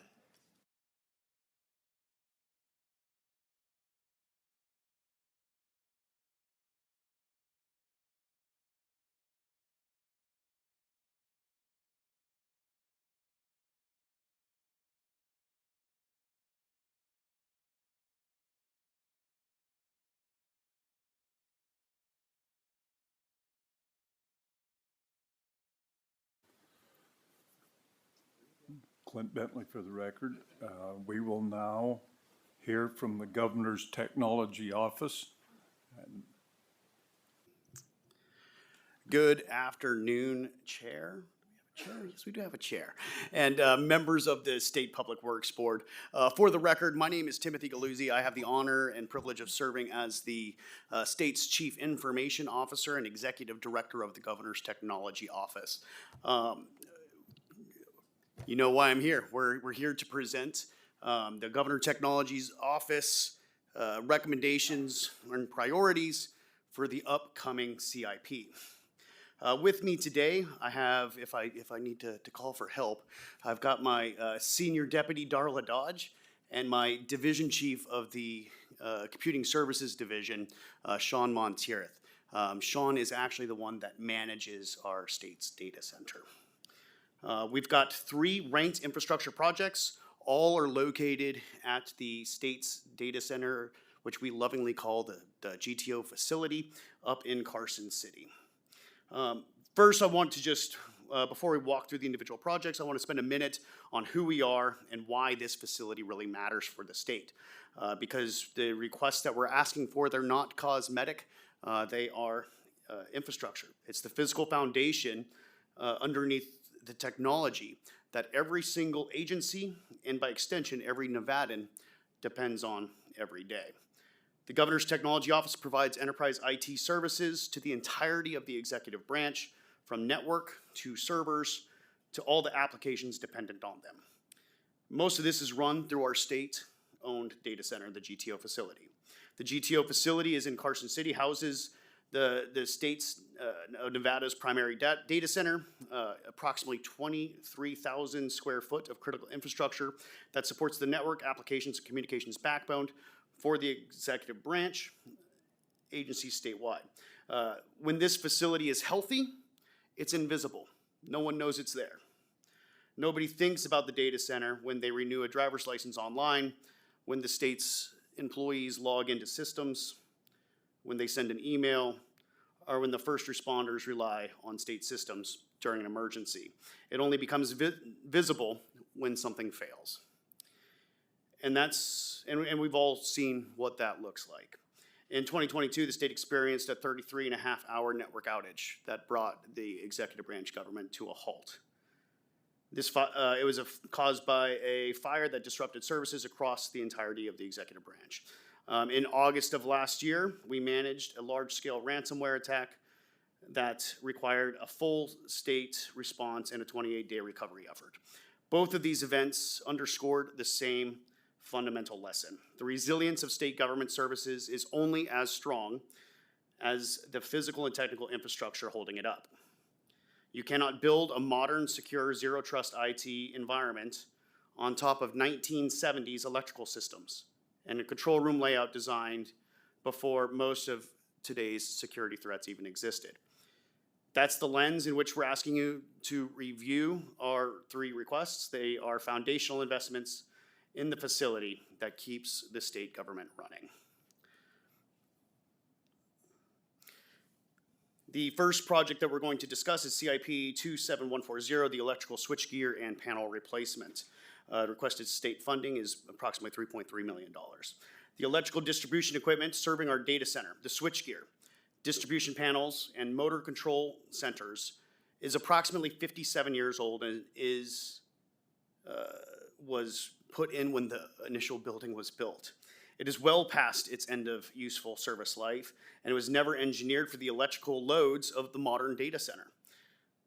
The automatic transfer switches, which are what keeps our systems running on backup power, the instant utility power drops, are themselves 21 years old and increasingly difficult to source the parts for. We unfortunately had an incident over just this past month where our uninterruptible power supply was at risk of failure. And if that would have gone down, the entirety of the data center would have gone down. Why this matters. This is a risk of failure project, plain and simple. Aging switchgear doesn't fail gracefully, it fails suddenly. And when it does, it takes down electrical services to the systems that every agency across the executive branch relies on. We're also addressing a life safety issue. As you guys can probably see in the pictures included on this slide, we're worried about our employees' safety. Our engineers are building facilities folks that have to go in and work on these systems. With aging electrical, there's a risk of arc flash and potentially hurting or worse, one of our team members. The current electrical room door hardware does not meet the NEC codes for egress requirements, which is direct compliance and personal safety concern of the staff who maintain this equipment. So the approximate $2.7 million to replace the electrical service switchboards, panel boards, motor control centers, and transfer switches to bring the power foundation to the data center to today's standards. Every other technology investment the state makes, from cybersecurity, cloud migration, ERP modernization, sits on top of this one bit of electrical infrastructure. That is why GTO ranked this first.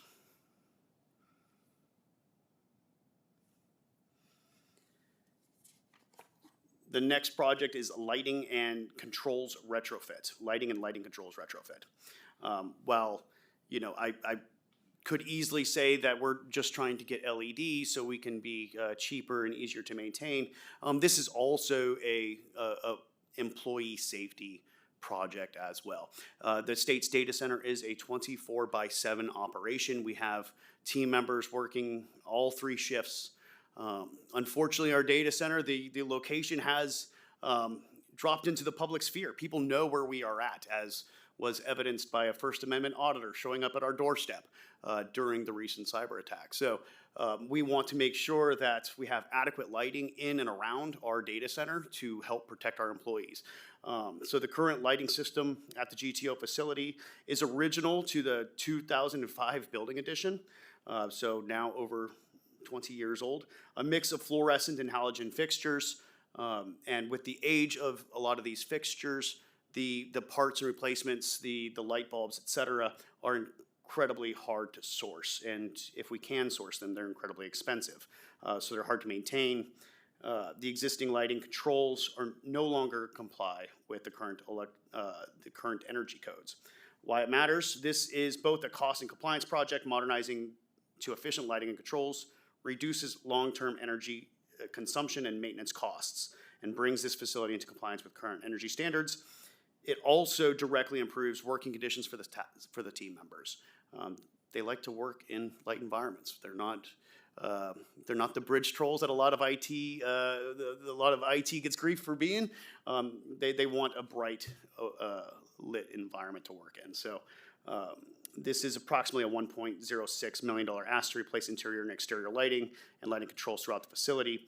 It's a smaller, self-contained project, but it improves real operational headache, chasing parts for obsolete fixtures, and the excessive costs in running those.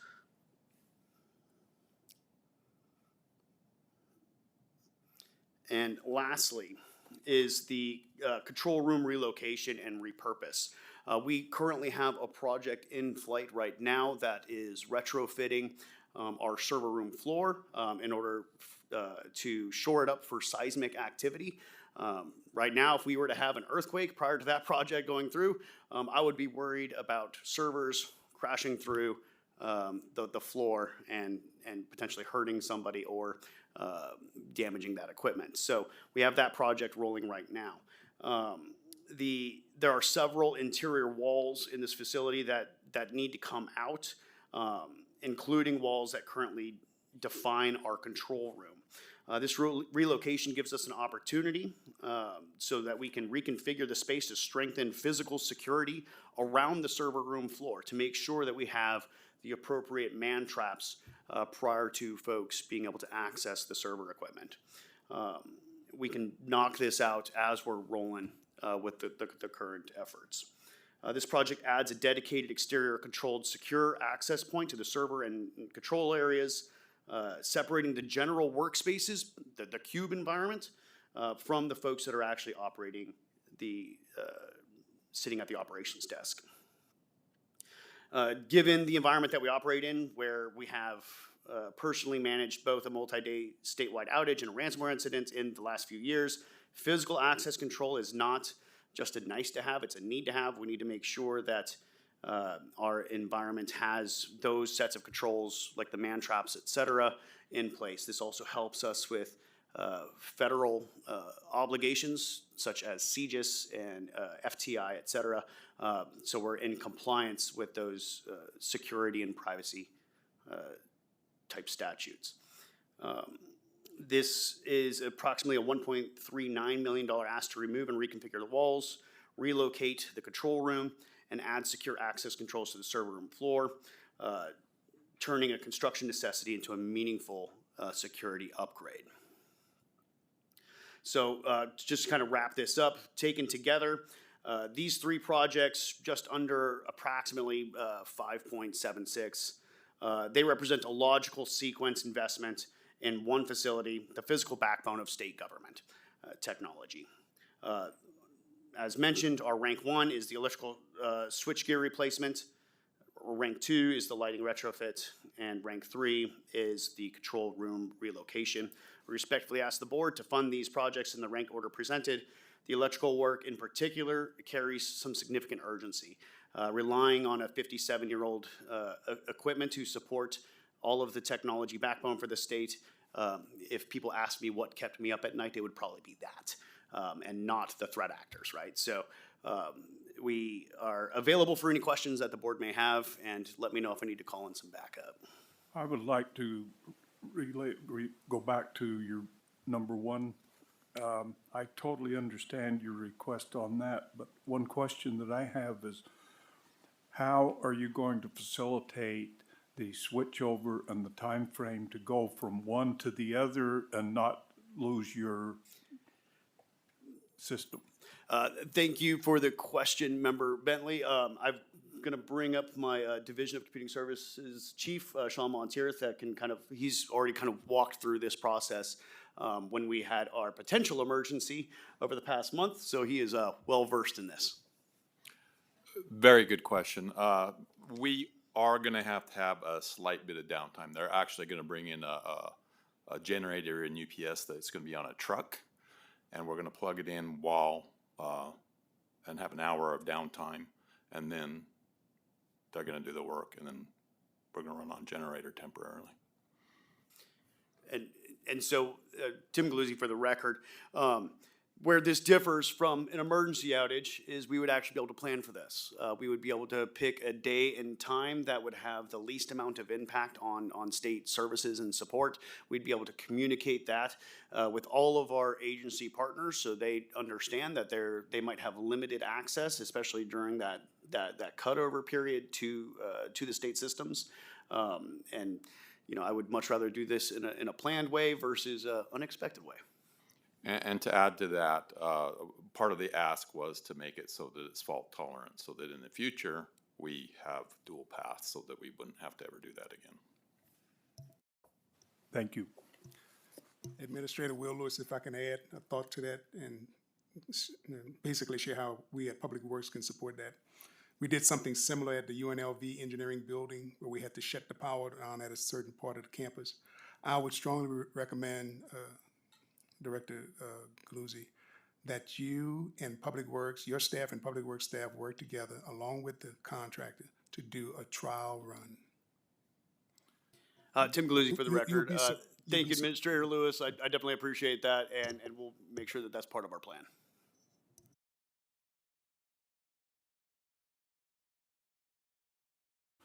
See no further questions. We appreciate your delivery, and thank you for coming.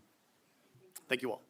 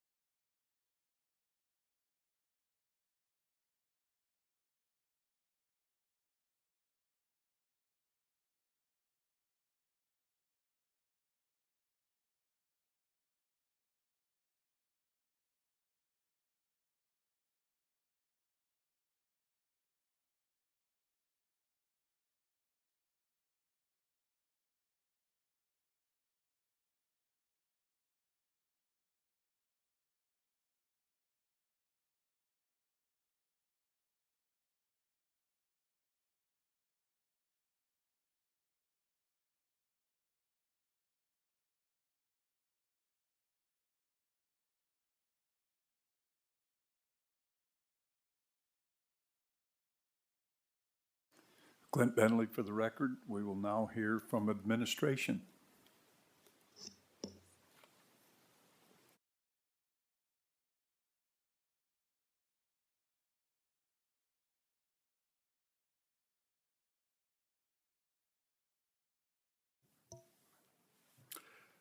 So Administrator Will Lewis, for the record, good afternoon, Chairman Bentley, committee members, or board members, I should say.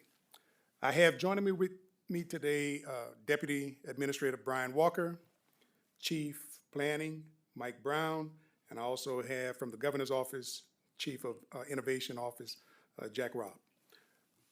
So we're getting ready to present to you the presentation that covers the State Public Works Board projects based on and in priority form from the Department of Administration. And what I plan to do is just, instead of doing everything that we have in your packet, we're gonna focus on our top projects. And then I'll turn it over to Director Robb so he can cover certain projects to be presented this afternoon. All right, can we get to screen 3? There you go. Keep going. There you go. So our first project is the State Office Buildings Phase 2 at the Capitol Complex in Carson City. The project will consist of a 66,000 square foot office building to provide rent space for future state agencies. The $95 million budget project will provide supporting site development and infrastructure for the future Phase 3 development. What you're looking at here is a view looking north from Little Lane. Phase 1 is in the foreground, but as you can see, this project will continue the development of the Capitol Mall complex. And again, our concept for this entire campus is to reflect what we have established here at the McCarran campus, a very similar style. This is a view looking south from 5th Street. So you can see the main pedestrian mall and plaza area. You can see seating areas and then the Capitol buildings flanking on both east and west, or no, I should say east and west side. Very nice. Any questions? Okay, I'm just gonna run through them, and then if we got questions, I'll ask, or just feel free to stop me along the way. Our number 2 ranked project is the HVAC and site sanitary sewer piping at the Arrowhead building in Carson City. This project will construct the replacement of the HVAC system and portions of the sanitary sewer system. The $24 million project will also include the installation of a temperature control for the entire building. Next, our 3rd ranked department project is the Advanced Planning Project to handle the water intrusion mitigation at the state capitol. Again, this project here will encumber hydraulic, geotechnical, drainage, and waterproofing to stabilize and provide a long-term solution to control the moisture issue that we have happening at the state capitol basement. Our 4th ranked project is the exterior renovation of the Governor's Mansion. All of the work in this project here will preserve the mansion's historic character and will coordinate with the State Historic Preservation Office, or we call it SHPO. The majority of the $4.6 million that we have budgeted for this project will focus on the exterior renovation and will repair and waterproof the mansion's exterior. Mr. Lewis, Yes. can I ask a question about number 3? Yes. It looks like the estimated cost of construction is about $1 million. I'm just wondering if we can perhaps combine that into a design and construction to the extent the investigation reveals work that needs to be done, rather than we'd have to presumably wait another 2 years. Administrator Will Lewis, for the record, absolutely. We will look at that and we'll look at presenting it that way in our final package. Thank you for the recommendation. Okay. So back to our 5th ranked project. So the 5th ranked project for the department is the HVAC replacement at the Flamingo DMV. The existing HVAC system installed in 1995 is 31 years old and is at the end of its useful life. This $458,000 project will design and replace the AC units, the exhaust fans, and baseboard heaters serving both the inspection station as well as the warehouse. Okay. Member Walker, Yes. I have a question. Why would this be in the administrative portion and not the DMV portion? Brian Walker for the record. Thank you for that question. It's a good question. The DMV properties are maintained by Buildings and Grounds. And so the maintenance projects for DMV properties show up in the Department of Administration request as maintenance projects. DMV projects that they present are what we would classify as construction or C projects that are, new additions or more programmatic type upgrades. So you will see DMV projects sprinkled into our projects.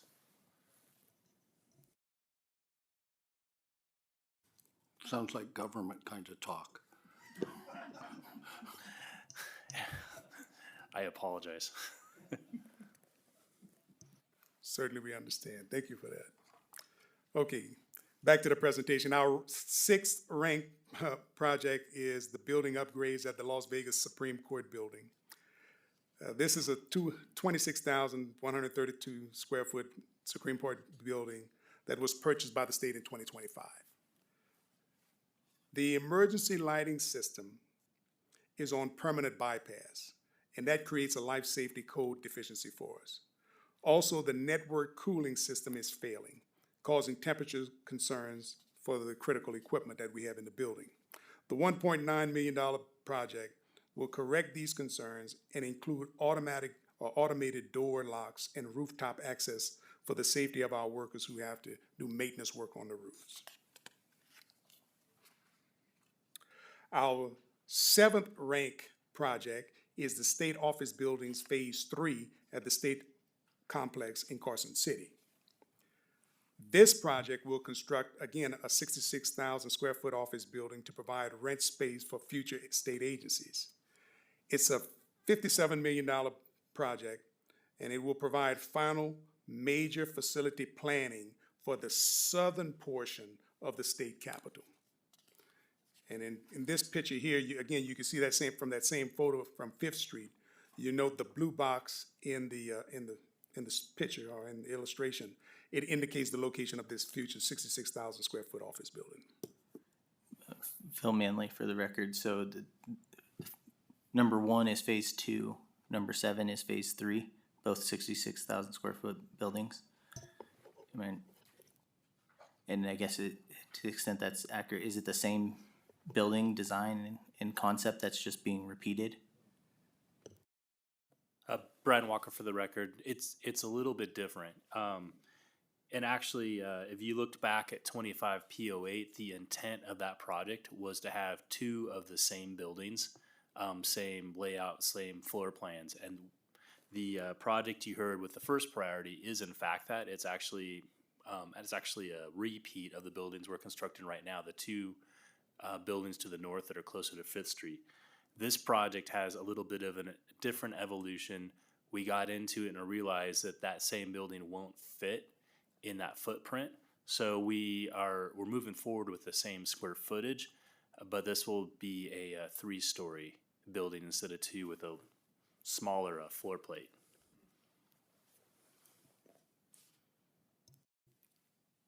Okay, thank you again. Back to the presentation. I'm at our 8th ranked project. This is the site development and office upgrades at the Marlette Lake Water System office. The $1.3 million budgeted for this project here will design and construct upgrades to the site and building. Unfortunately, we have experienced security issues at this site, and without these improvements, we run the risk, unfortunately, of further exposure to unauthorized persons and vandalisms on the site. Our 9th ranked department project is the water intrusion mitigation at the Carson City Supreme Court building. The project will remove the failed waterproofing in the existing terrace and install a new shade structure to reduce water accumulation in the basement. Our 10th ranked department project is the emissions garage HVAC replacement at the Sahara DMV here in Las Vegas. The project will replace the existing heaters and evaporative coolers with a more efficient system to meet the demands of the DMV. It's a $349,000 project, and it is a 100% highway funded. Our 11th ranked project is the interior renovation at the Bryan Building in Carson City. This project will refresh the entire interior, consisting of replacing the carpets, furnishings, as well as the lighting and repainting. Due to the extent of the work, temporary office layout or provisions are included in the budget so that the work could be completed in a timely fashion. I'm at the 12th ranked project, the West Wing Structural Rehabilitation Project at the Carson City DMV. And this one here, due to significant deterioration and exposure of concrete rebars, the project will design and reconstruct a section of the overhang at the Carson City DMV. Our 13th ranked project is the power and sewer room cooling renovation at the Arrowhead Building in Carson. This project will design and construct the removal of the main server room in the UPS system. 14th ranked project is the replacement of the piping and the interior finishes at the state capitol. On this project here, the $4.9 million that's budgeted for the project will replace the deteriorated infrastructure at the state capitol, by correcting failed piping and leaks and restore the interior finishes in historic areas. Our 15th ranked department project is the demolition and site restoration of the Blasdale building at the Capitol grounds. The Blasdale building was built in 1957, and the last major renovation that building experienced was done 31 years ago in 1995. According to our Facilities Condition Needs Index, the state uses, as we talked about in the previous, last go-round to this board, we use a set of metrics to determine the useful life of that building, and it far exceeded it by the 50 points that where it stipulates that the building should be considered for replacement or demolition. So the $3.5 million that we're proposing in this budget here is to demolish the building, do site restoration, and to avoid further deficient investment in the state, if I get it right.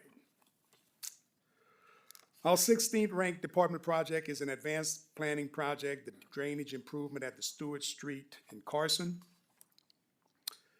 This is a $780,000 project, and that will include or consist of underground storm drain systems, include sites improvement by providing paved parking at Building 84.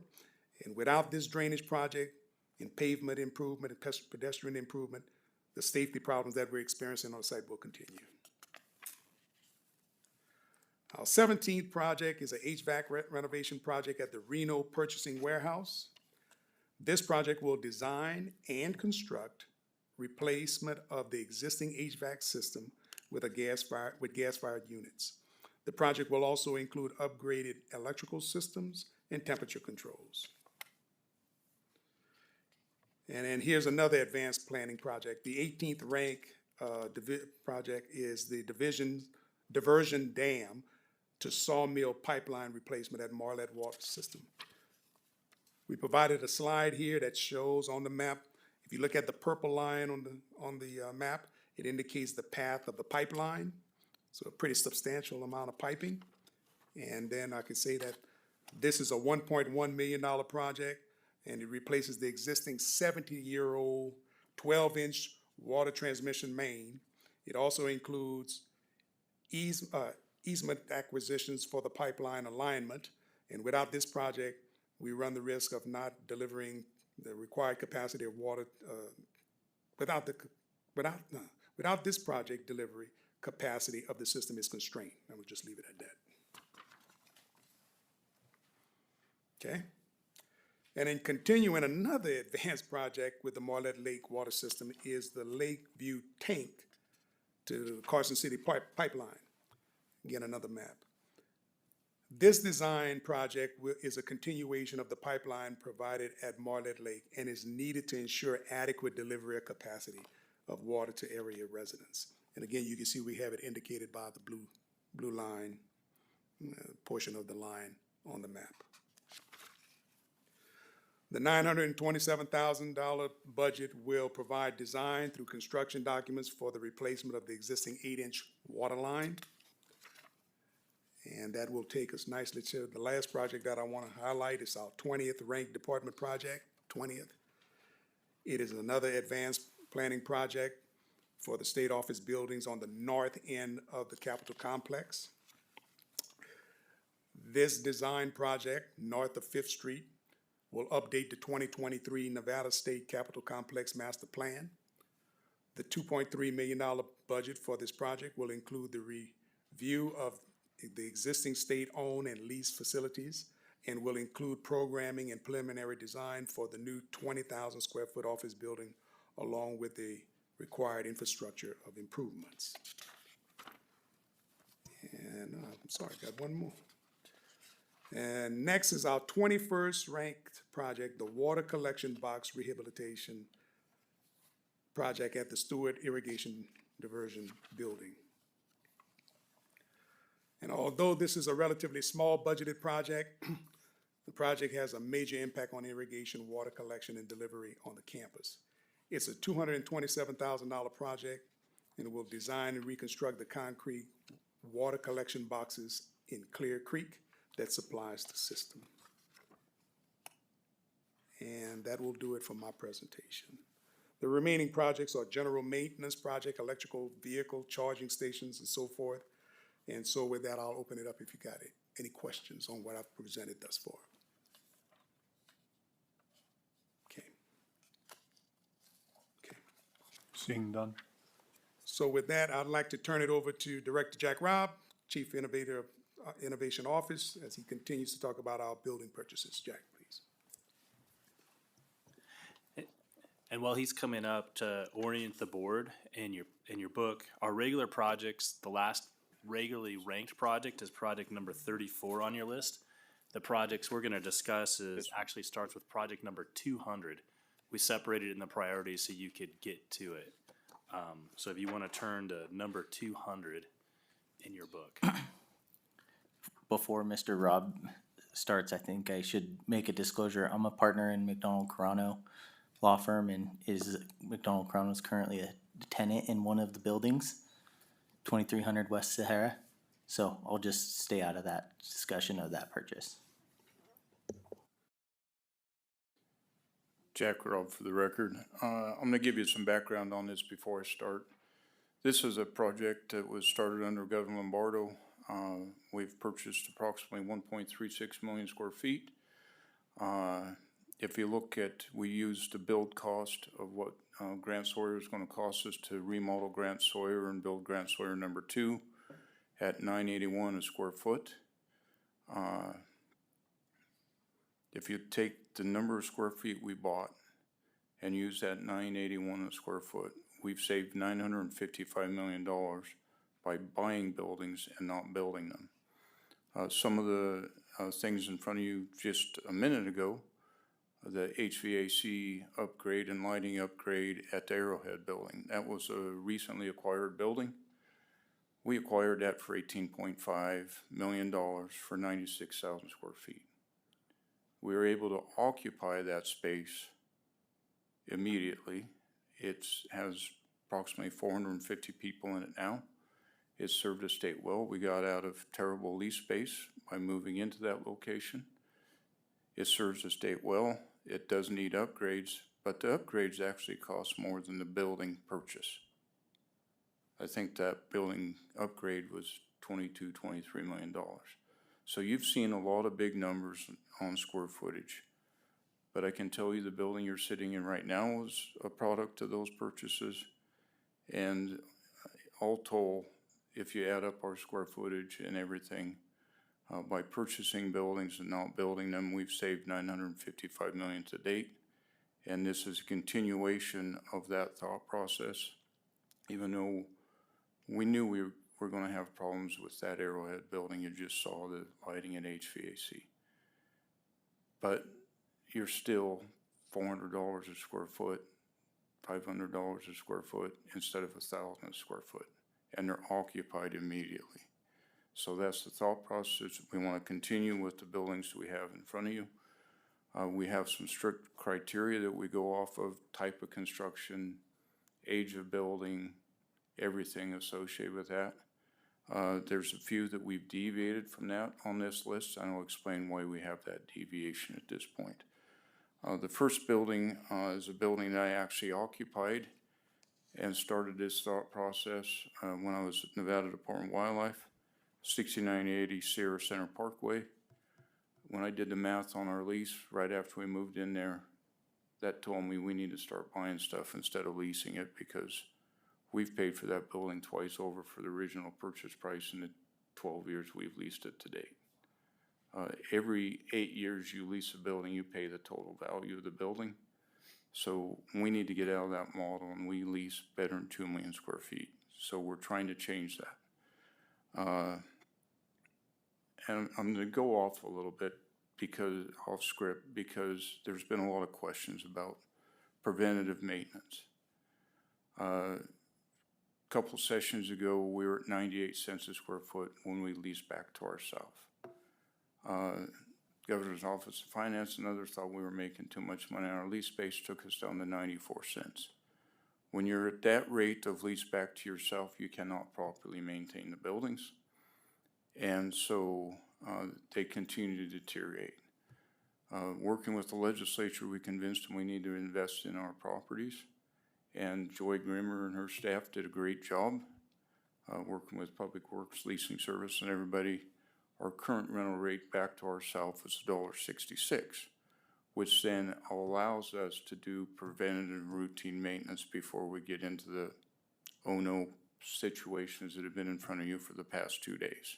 So we've changed our rental rate. We're changing everything. It's a total different thought process in owning instead of leasing, in the way we maintain buildings, the quality of our buildings, and the quality of facilities that we house our employees in. So 6980 Sierra Center Parkway, it is a unique building in the Reno area. The biggest criteria for that was the parking. Nevada Department of Wildlife has a ton of biologists. They can't take their vehicles home. So you basically do 2 parking places for every employee in the building. And because of the configuration of that building, it's a horseshoe shape. The back of that building is secure parking where they can leave their vehicles overnight. So that's a building that we've leased already too long. When we renewed that lease, the terms of those renewals and any lease we do, we have the opportunity to purchase those buildings in the future if we deem it a building that we want to purchase. It's still construction, and it's a long-lasting building, and it's the right decision to go forward and purchase that building. $14 million is the anticipated cost, so we should have bought it years ago at a much cheaper price. State office building for Veteran Services, 9400 Gateway. Mary Devine sat in front of you, Colonel Devine sat in front of you earlier today, talking about upgrades to this building before I even talked to you about buying the building. It's a single-story building with dedicated parking to itself. It has a courtyard in the back that can hold special events. It has meeting space, and it is right on the bus line. There's a bus stop across the street and immediately in front of it. That's a vital component to a building like this. With the parking, the access being single-story, this fits their need for years to come, and it's a tremendous upgrade from where they were prior housed. And that purchase and everything is 8.3.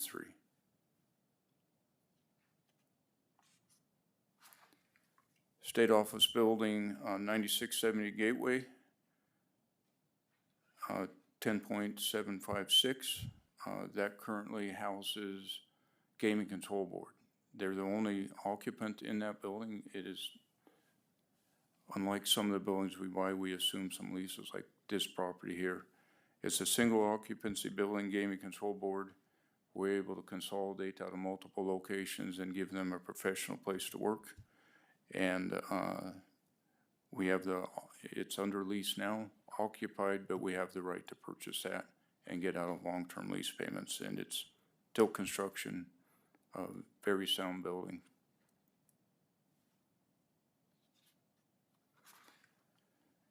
State purchase, 9850 RR. It currently houses, Medicaid second floor, taxation first floor.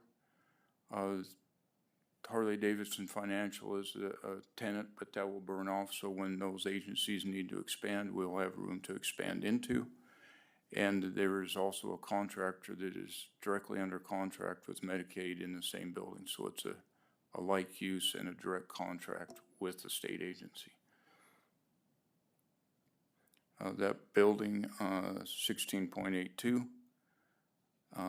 Like I said, it's proper age, proper style construction, currently housing state employees. And this was a tremendous upgrade. On one side note I want to put on this one, this agency was formerly housed in a building in Carson City that had been occupied for 40 plus years by that agency. That building was falling down around their ears, and that agency had a 24% vacancy rate. We do not have enough individuals living in Carson City to be able to recruit from that population, Dayton and Carson area. Plus the building was so poor, when people came in and interview, like, do I want to work in here? We moved this agency, part of this agency, to Reno, and they promptly went down to a 6% vacancy rate. The applicant pool went up, the quality employees we got, everything changed. And they enjoy going to work in a beautiful building.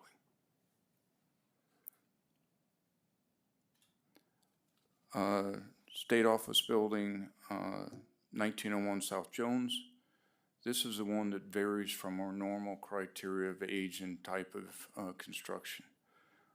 Campus for Hope is a project that is going on in Southern Nevada.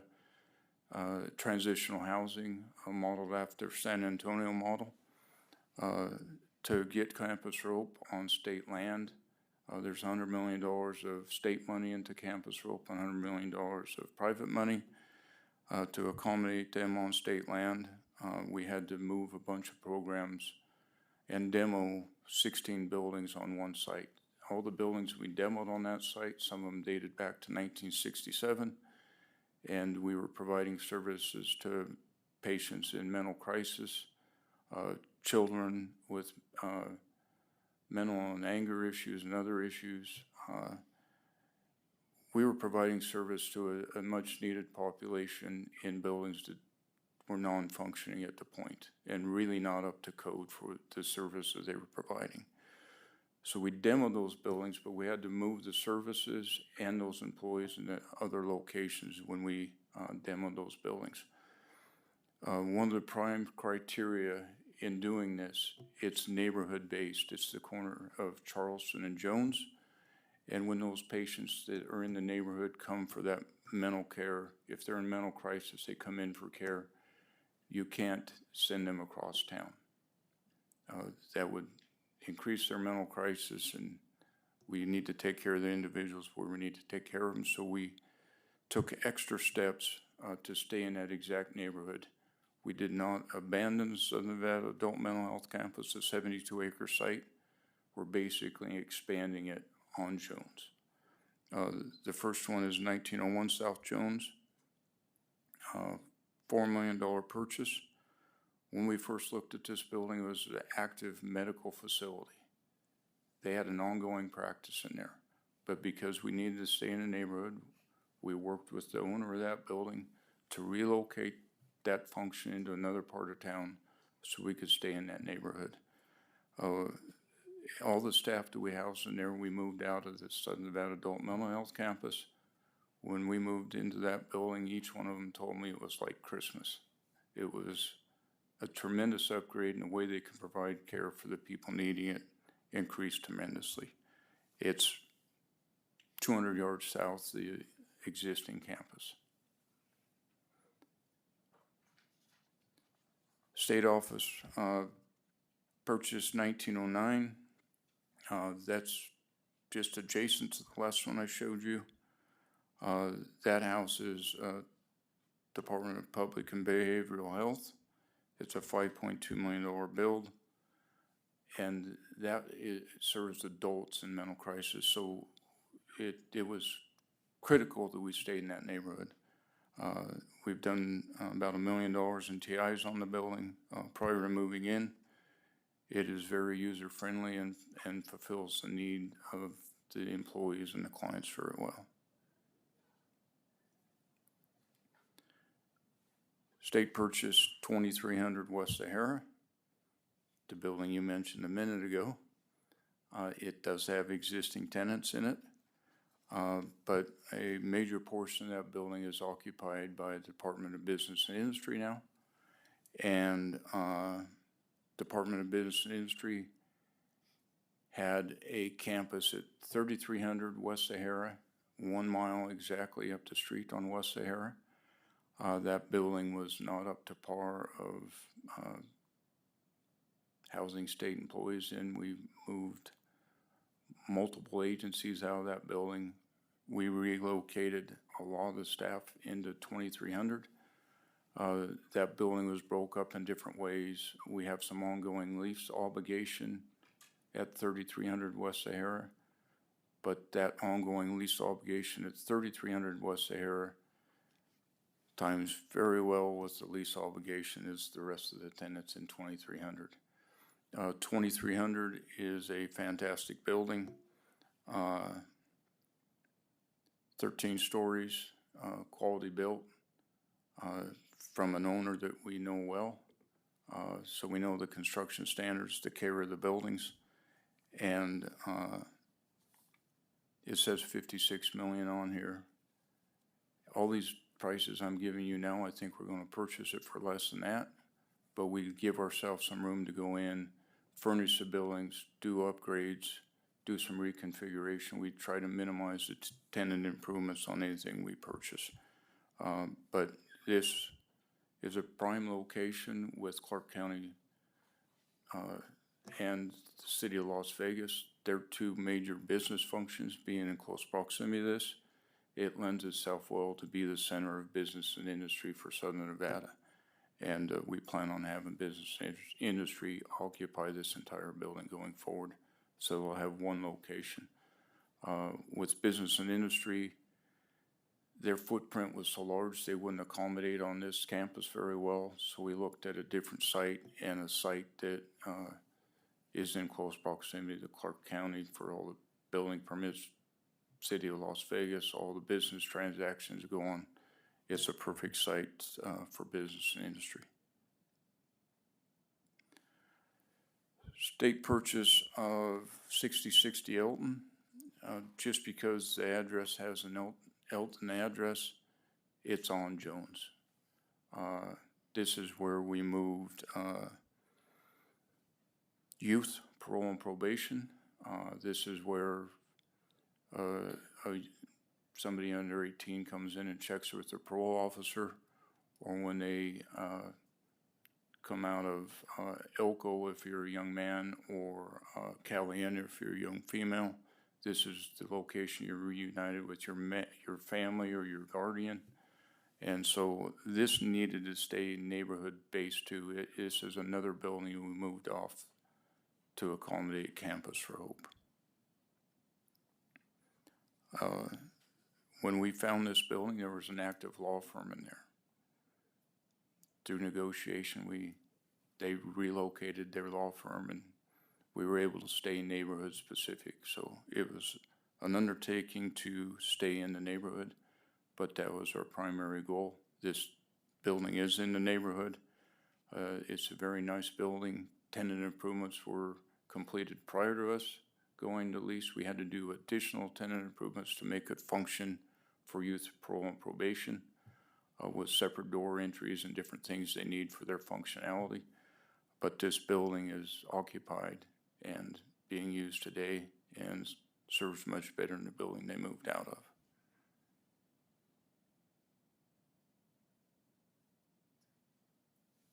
That's what I have. Any questions on the building acquisitions or why we're doing what we're doing? job. It, Jack Robb for the record. The only way where we're at is the whole team's pulling on the same rope, the same direction. We have a tremendous team, and as a result of all the acquisitions we made and putting people in lease space that we can purchase in the future, we've moved over 6,000 employees in the last 3.5 years to better serve the public and give our employees a place they're proud to come to work. I have no doubt it has changed our vacancy rate of employees. It's been a tremendous upgrade, and the building we're sitting in now is part of that process. Thank you for your time. Member Walker, in your forward look, anything that has been proposed by other departments that want upgraded or money spent on those? Have you looked to see if how long our life is going to be in those other buildings that we've been asked to spend money on? Jack Robb for the record. Some of the buildings that other agencies have asked to spend money on, a lot of times are neighborhood specific. They provide care in that neighborhood. There's particular reasons they need to stay where they're at, or we currently do not have a place to put them. When we started this project, the amount of square footage that was available to get under lease was tremendous. There was over 500,000 square feet unoccupied space at this campus when we started this. When we started getting these leases in Reno, we were in the driver's seat. There was so much vacancy. We did fairly well. We're trying to move other agencies in Reno right now into locations like we just went over, and the vacancy is nothing. I mean, we have space we need to move out of. There's just not availability of space at this point. The lease rates have gone up quite a bit, and I wish we could have bought more the first couple rounds, but we have struggled to relocate agencies, more so in northern Nevada than southern Nevada. In the rurals, every CIP you've seen in front of you that deals with a rural location, if there was something in those towns we could have bought or should have bought, we would have done it. They just don't exist. The real estate market is 100% different today than it was when we started this. So I wish I could fix more, but market conditions have changed.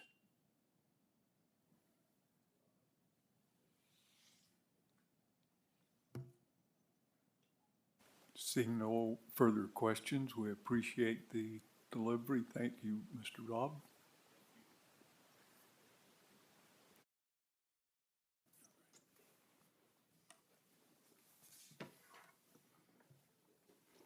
All right, Brian Walker, Deputy Administrator, Professional Services for State Public Works, and I'll continue our presentation. And it's really just the last batch of projects for us. So in your book, these start as project 501. We use 501 because we also call these statewide. So the final book would say S01. So just to kind of to start this off, just by way of background, statewide programs group multiple projects of a similar type under a single approved CIP project. This approach allows State Public Works to manage smaller projects more efficiently, adjust budgets within the larger program, address emergent needs when appropriate, and begin an identified project without waiting for the next biennium when funding is available. So the first project in your book, like I said, is Project 501. This is the statewide roofing program. Simply put, this program replaces roofs on state buildings, and we like to say watertight buildings are essential to protect their systems from weather-related damage. This program is presented first in the statewide projects because to us, a watertight roof is one of the most important protections we can provide for a building. You'll note as we're going through on this and other slides, projects with different funding sources are shown separately for basically accounting. The west wing roof replacement at the Carson City DMV is shown separately for that reason. So in this program, state agencies requested 23 projects. Of the total, 18 million is state funded. The remaining 396,000 is highway funded. The statewide ADA program, 502, corrects accessibility deficiencies at state facilities. These improvements help meet ADA requirements, serve facility users, and reduce the state's exposure to accessibility-related liability. State agencies requested 12 projects under this program, totaling $9.3 million in state funding.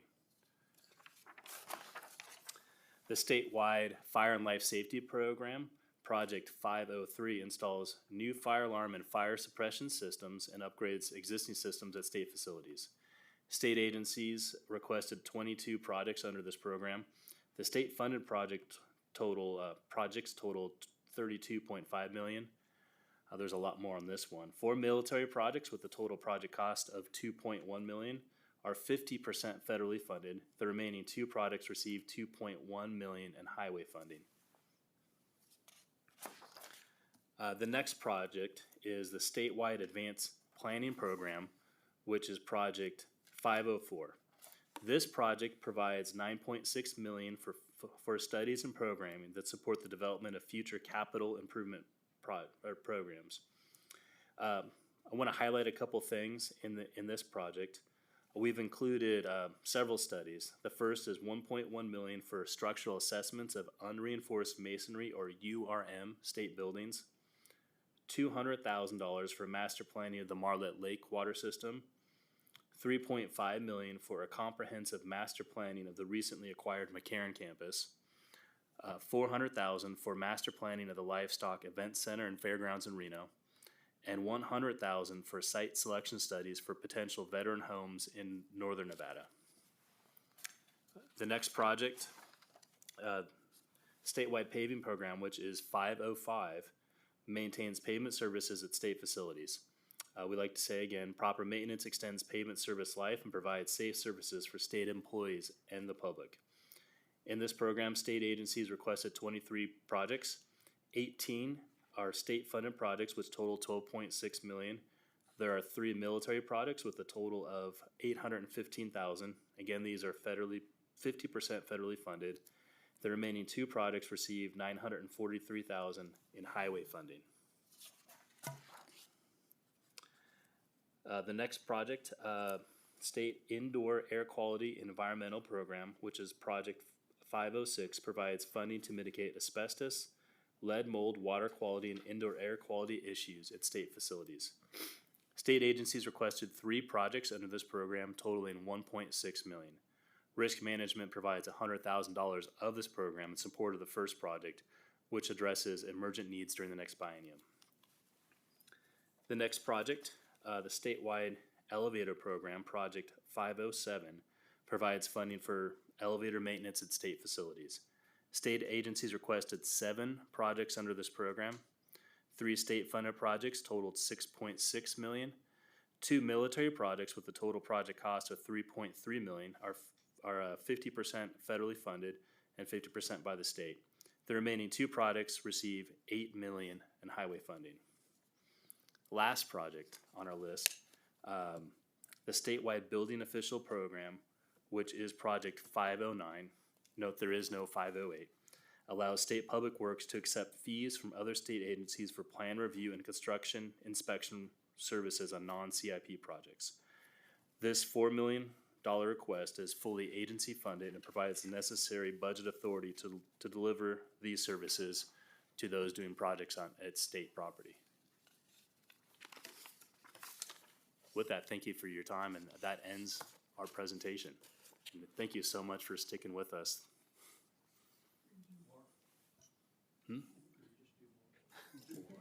We could keep going. Phil Manley, I'm assuming there's no overlap with these projects and some of the other roofing, HVAC, like all of that's been vetted in terms of what the other agencies are requesting? Correct. Yeah, and I guess that's one thing to think of too. These statewide projects, they are the statewide projects are not just for administration facilities. These are projects that other state agencies request, like roofing, things like that. So when a different agency requests a roofing project, it gets dropped into this program. And so it's basically just by category it comes to these projects, but no overlap. Phil Manley, now you have me confused because we listened to a number of other roofing projects from the other agencies over the last 2 days. Mm-hmm. That seems to conflict with what you just said about them being grouped into this project. Yeah, I'm trying to think of what we had. I know NSHE had a roofing project that was separate. That's not part of the statewide program. And I know some of the other agencies did mention, roofing projects, but those projects are dropped into this program and wouldn't be funded outside of it.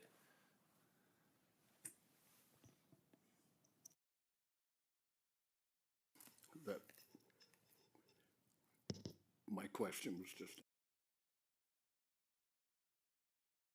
other, Member Walker, on your life safety designation, that didn't include any of the dams that we listened to. That was strictly building life safety? That is correct. It's essentially life safety as it relates to, indoor building environments. So those are, mold assessments and things of that nature. It's not dams or other outside projects.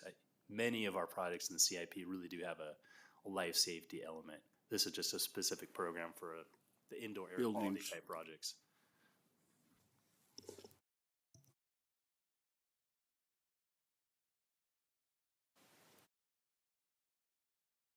Seeing no further questions, we will close that section out and move on to number 12, Administrator's Report on Agency Activities. So Administrator Will Lewis, for the record, I know we pressed for time. I just want to highlight I want to report two items to the board this evening. Staffing and our major projects. For staffing, as we reported the last time in front of the board, we continue to have our challenges. I was so glad to hear Director Robb make mention about the quality of our retention rate is improving as a state. But in Public Works, we have our fair share of challenges. Currently, we have 112 full-time employees, and we have 31 vacancies. And what I'd like to report to the board is we got some good news and we got some challenging news. Good news is that we have made an offer and the candidate has accepted for the position of Deputy Administrator for Building and Grounds. Secondly, we have received approval for the appointment of an MA2 position in leasing services. And leasing services in buildings and grounds, as well as professional services, each one of those departments have their fair share of challenge trying to find personnel to fill vacant spots. Currently, we have something like 7 Project Manager 2 positions open, if I'm saying correctly. I think it's 5 up north and 2 down south. So with that said, we're doing very well as far as the recruitment is. We got a brand new system with the state using NeoGov, which allows us to look nationally at candidates now. And we're getting some good response. So I'm very optimistic that we're going to fill our void. We also had several members of Public Works leave Public Works and go work for other state agencies, which I still consider that as a win because they're working for the state, but unfortunately, they're just not in our wheel well. So we wish them well, and again, we encourage the growth. Second, I want to just touch on some of the major projects.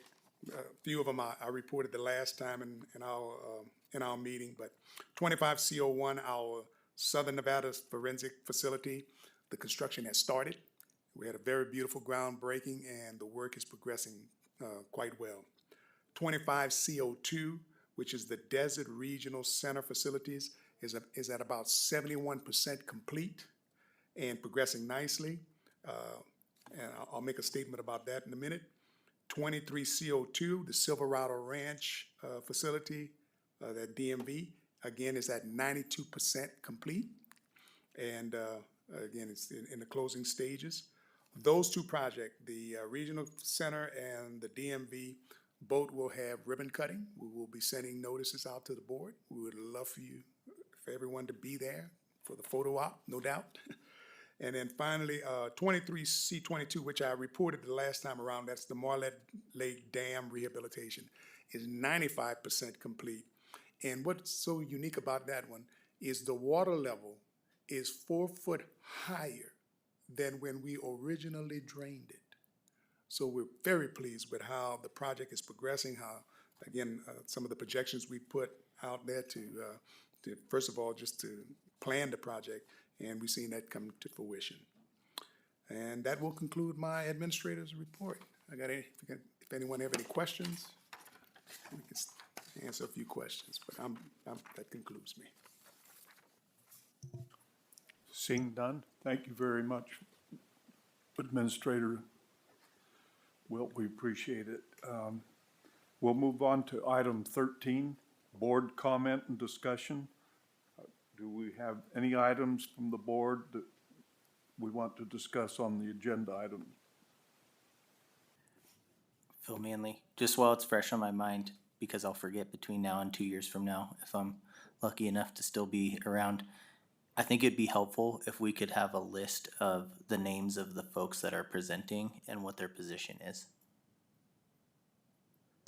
Yes.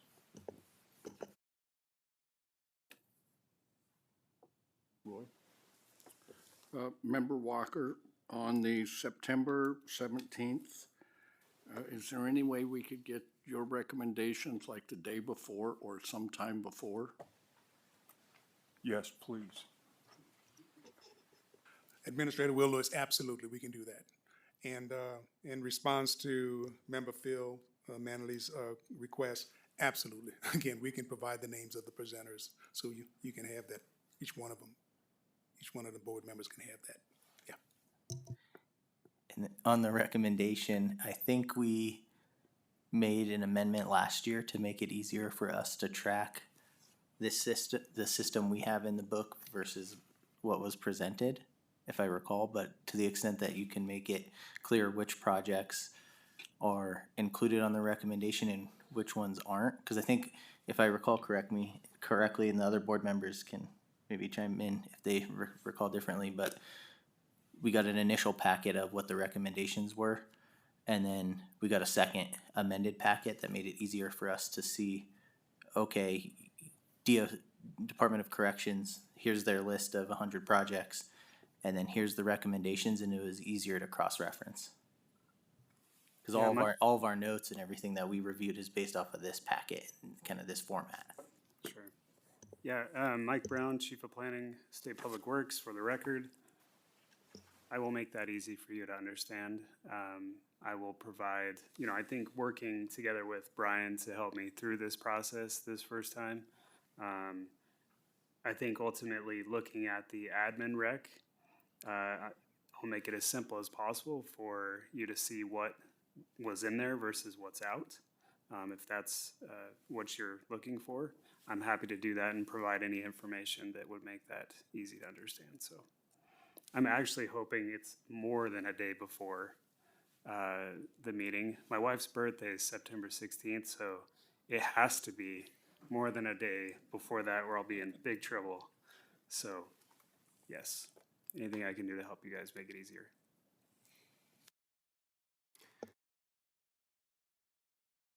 Member Lewis, for the record. If we had a standardized, and I don't know if that's possible for each department, criteria that they are looking at their CIP program. As far as corrections, they had safety, security, infrastructure, energy, and a ranking. Perhaps if the other agencies had an approach that could be standardized, I think we would be a bit more, efficient. And perhaps maybe adding a Likert scale on at what level, even if it's a 3-point of low, medium, high, at least it gives it a little bit more characterization and color to what we're hearing and facing, right? In addition to the members directors or deputies that are presenting.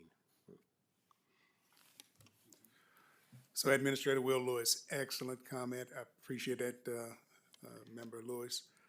We meet with each agency prior to this, as everyone knows. We can give them those metrics. We can even provide a scale so that they can rank by groups. That would make it a whole lot easier. And we can provide it to the board when we provide the packages earlier. So you'll have a sense of beforehand what's really, really important to them. And so when one of the board members start talking, well, if this one don't go through, what falls up or what rises up, we can have a sense of that. The board can have a sense of that during the presentations. Okay. Thank you. That'll be fantastic. I believe that would be, it would not only make it better for us, it would make it better for the departments presenting, and I think I'd just give a win-win situation. Administrator Will Lewis, I agree.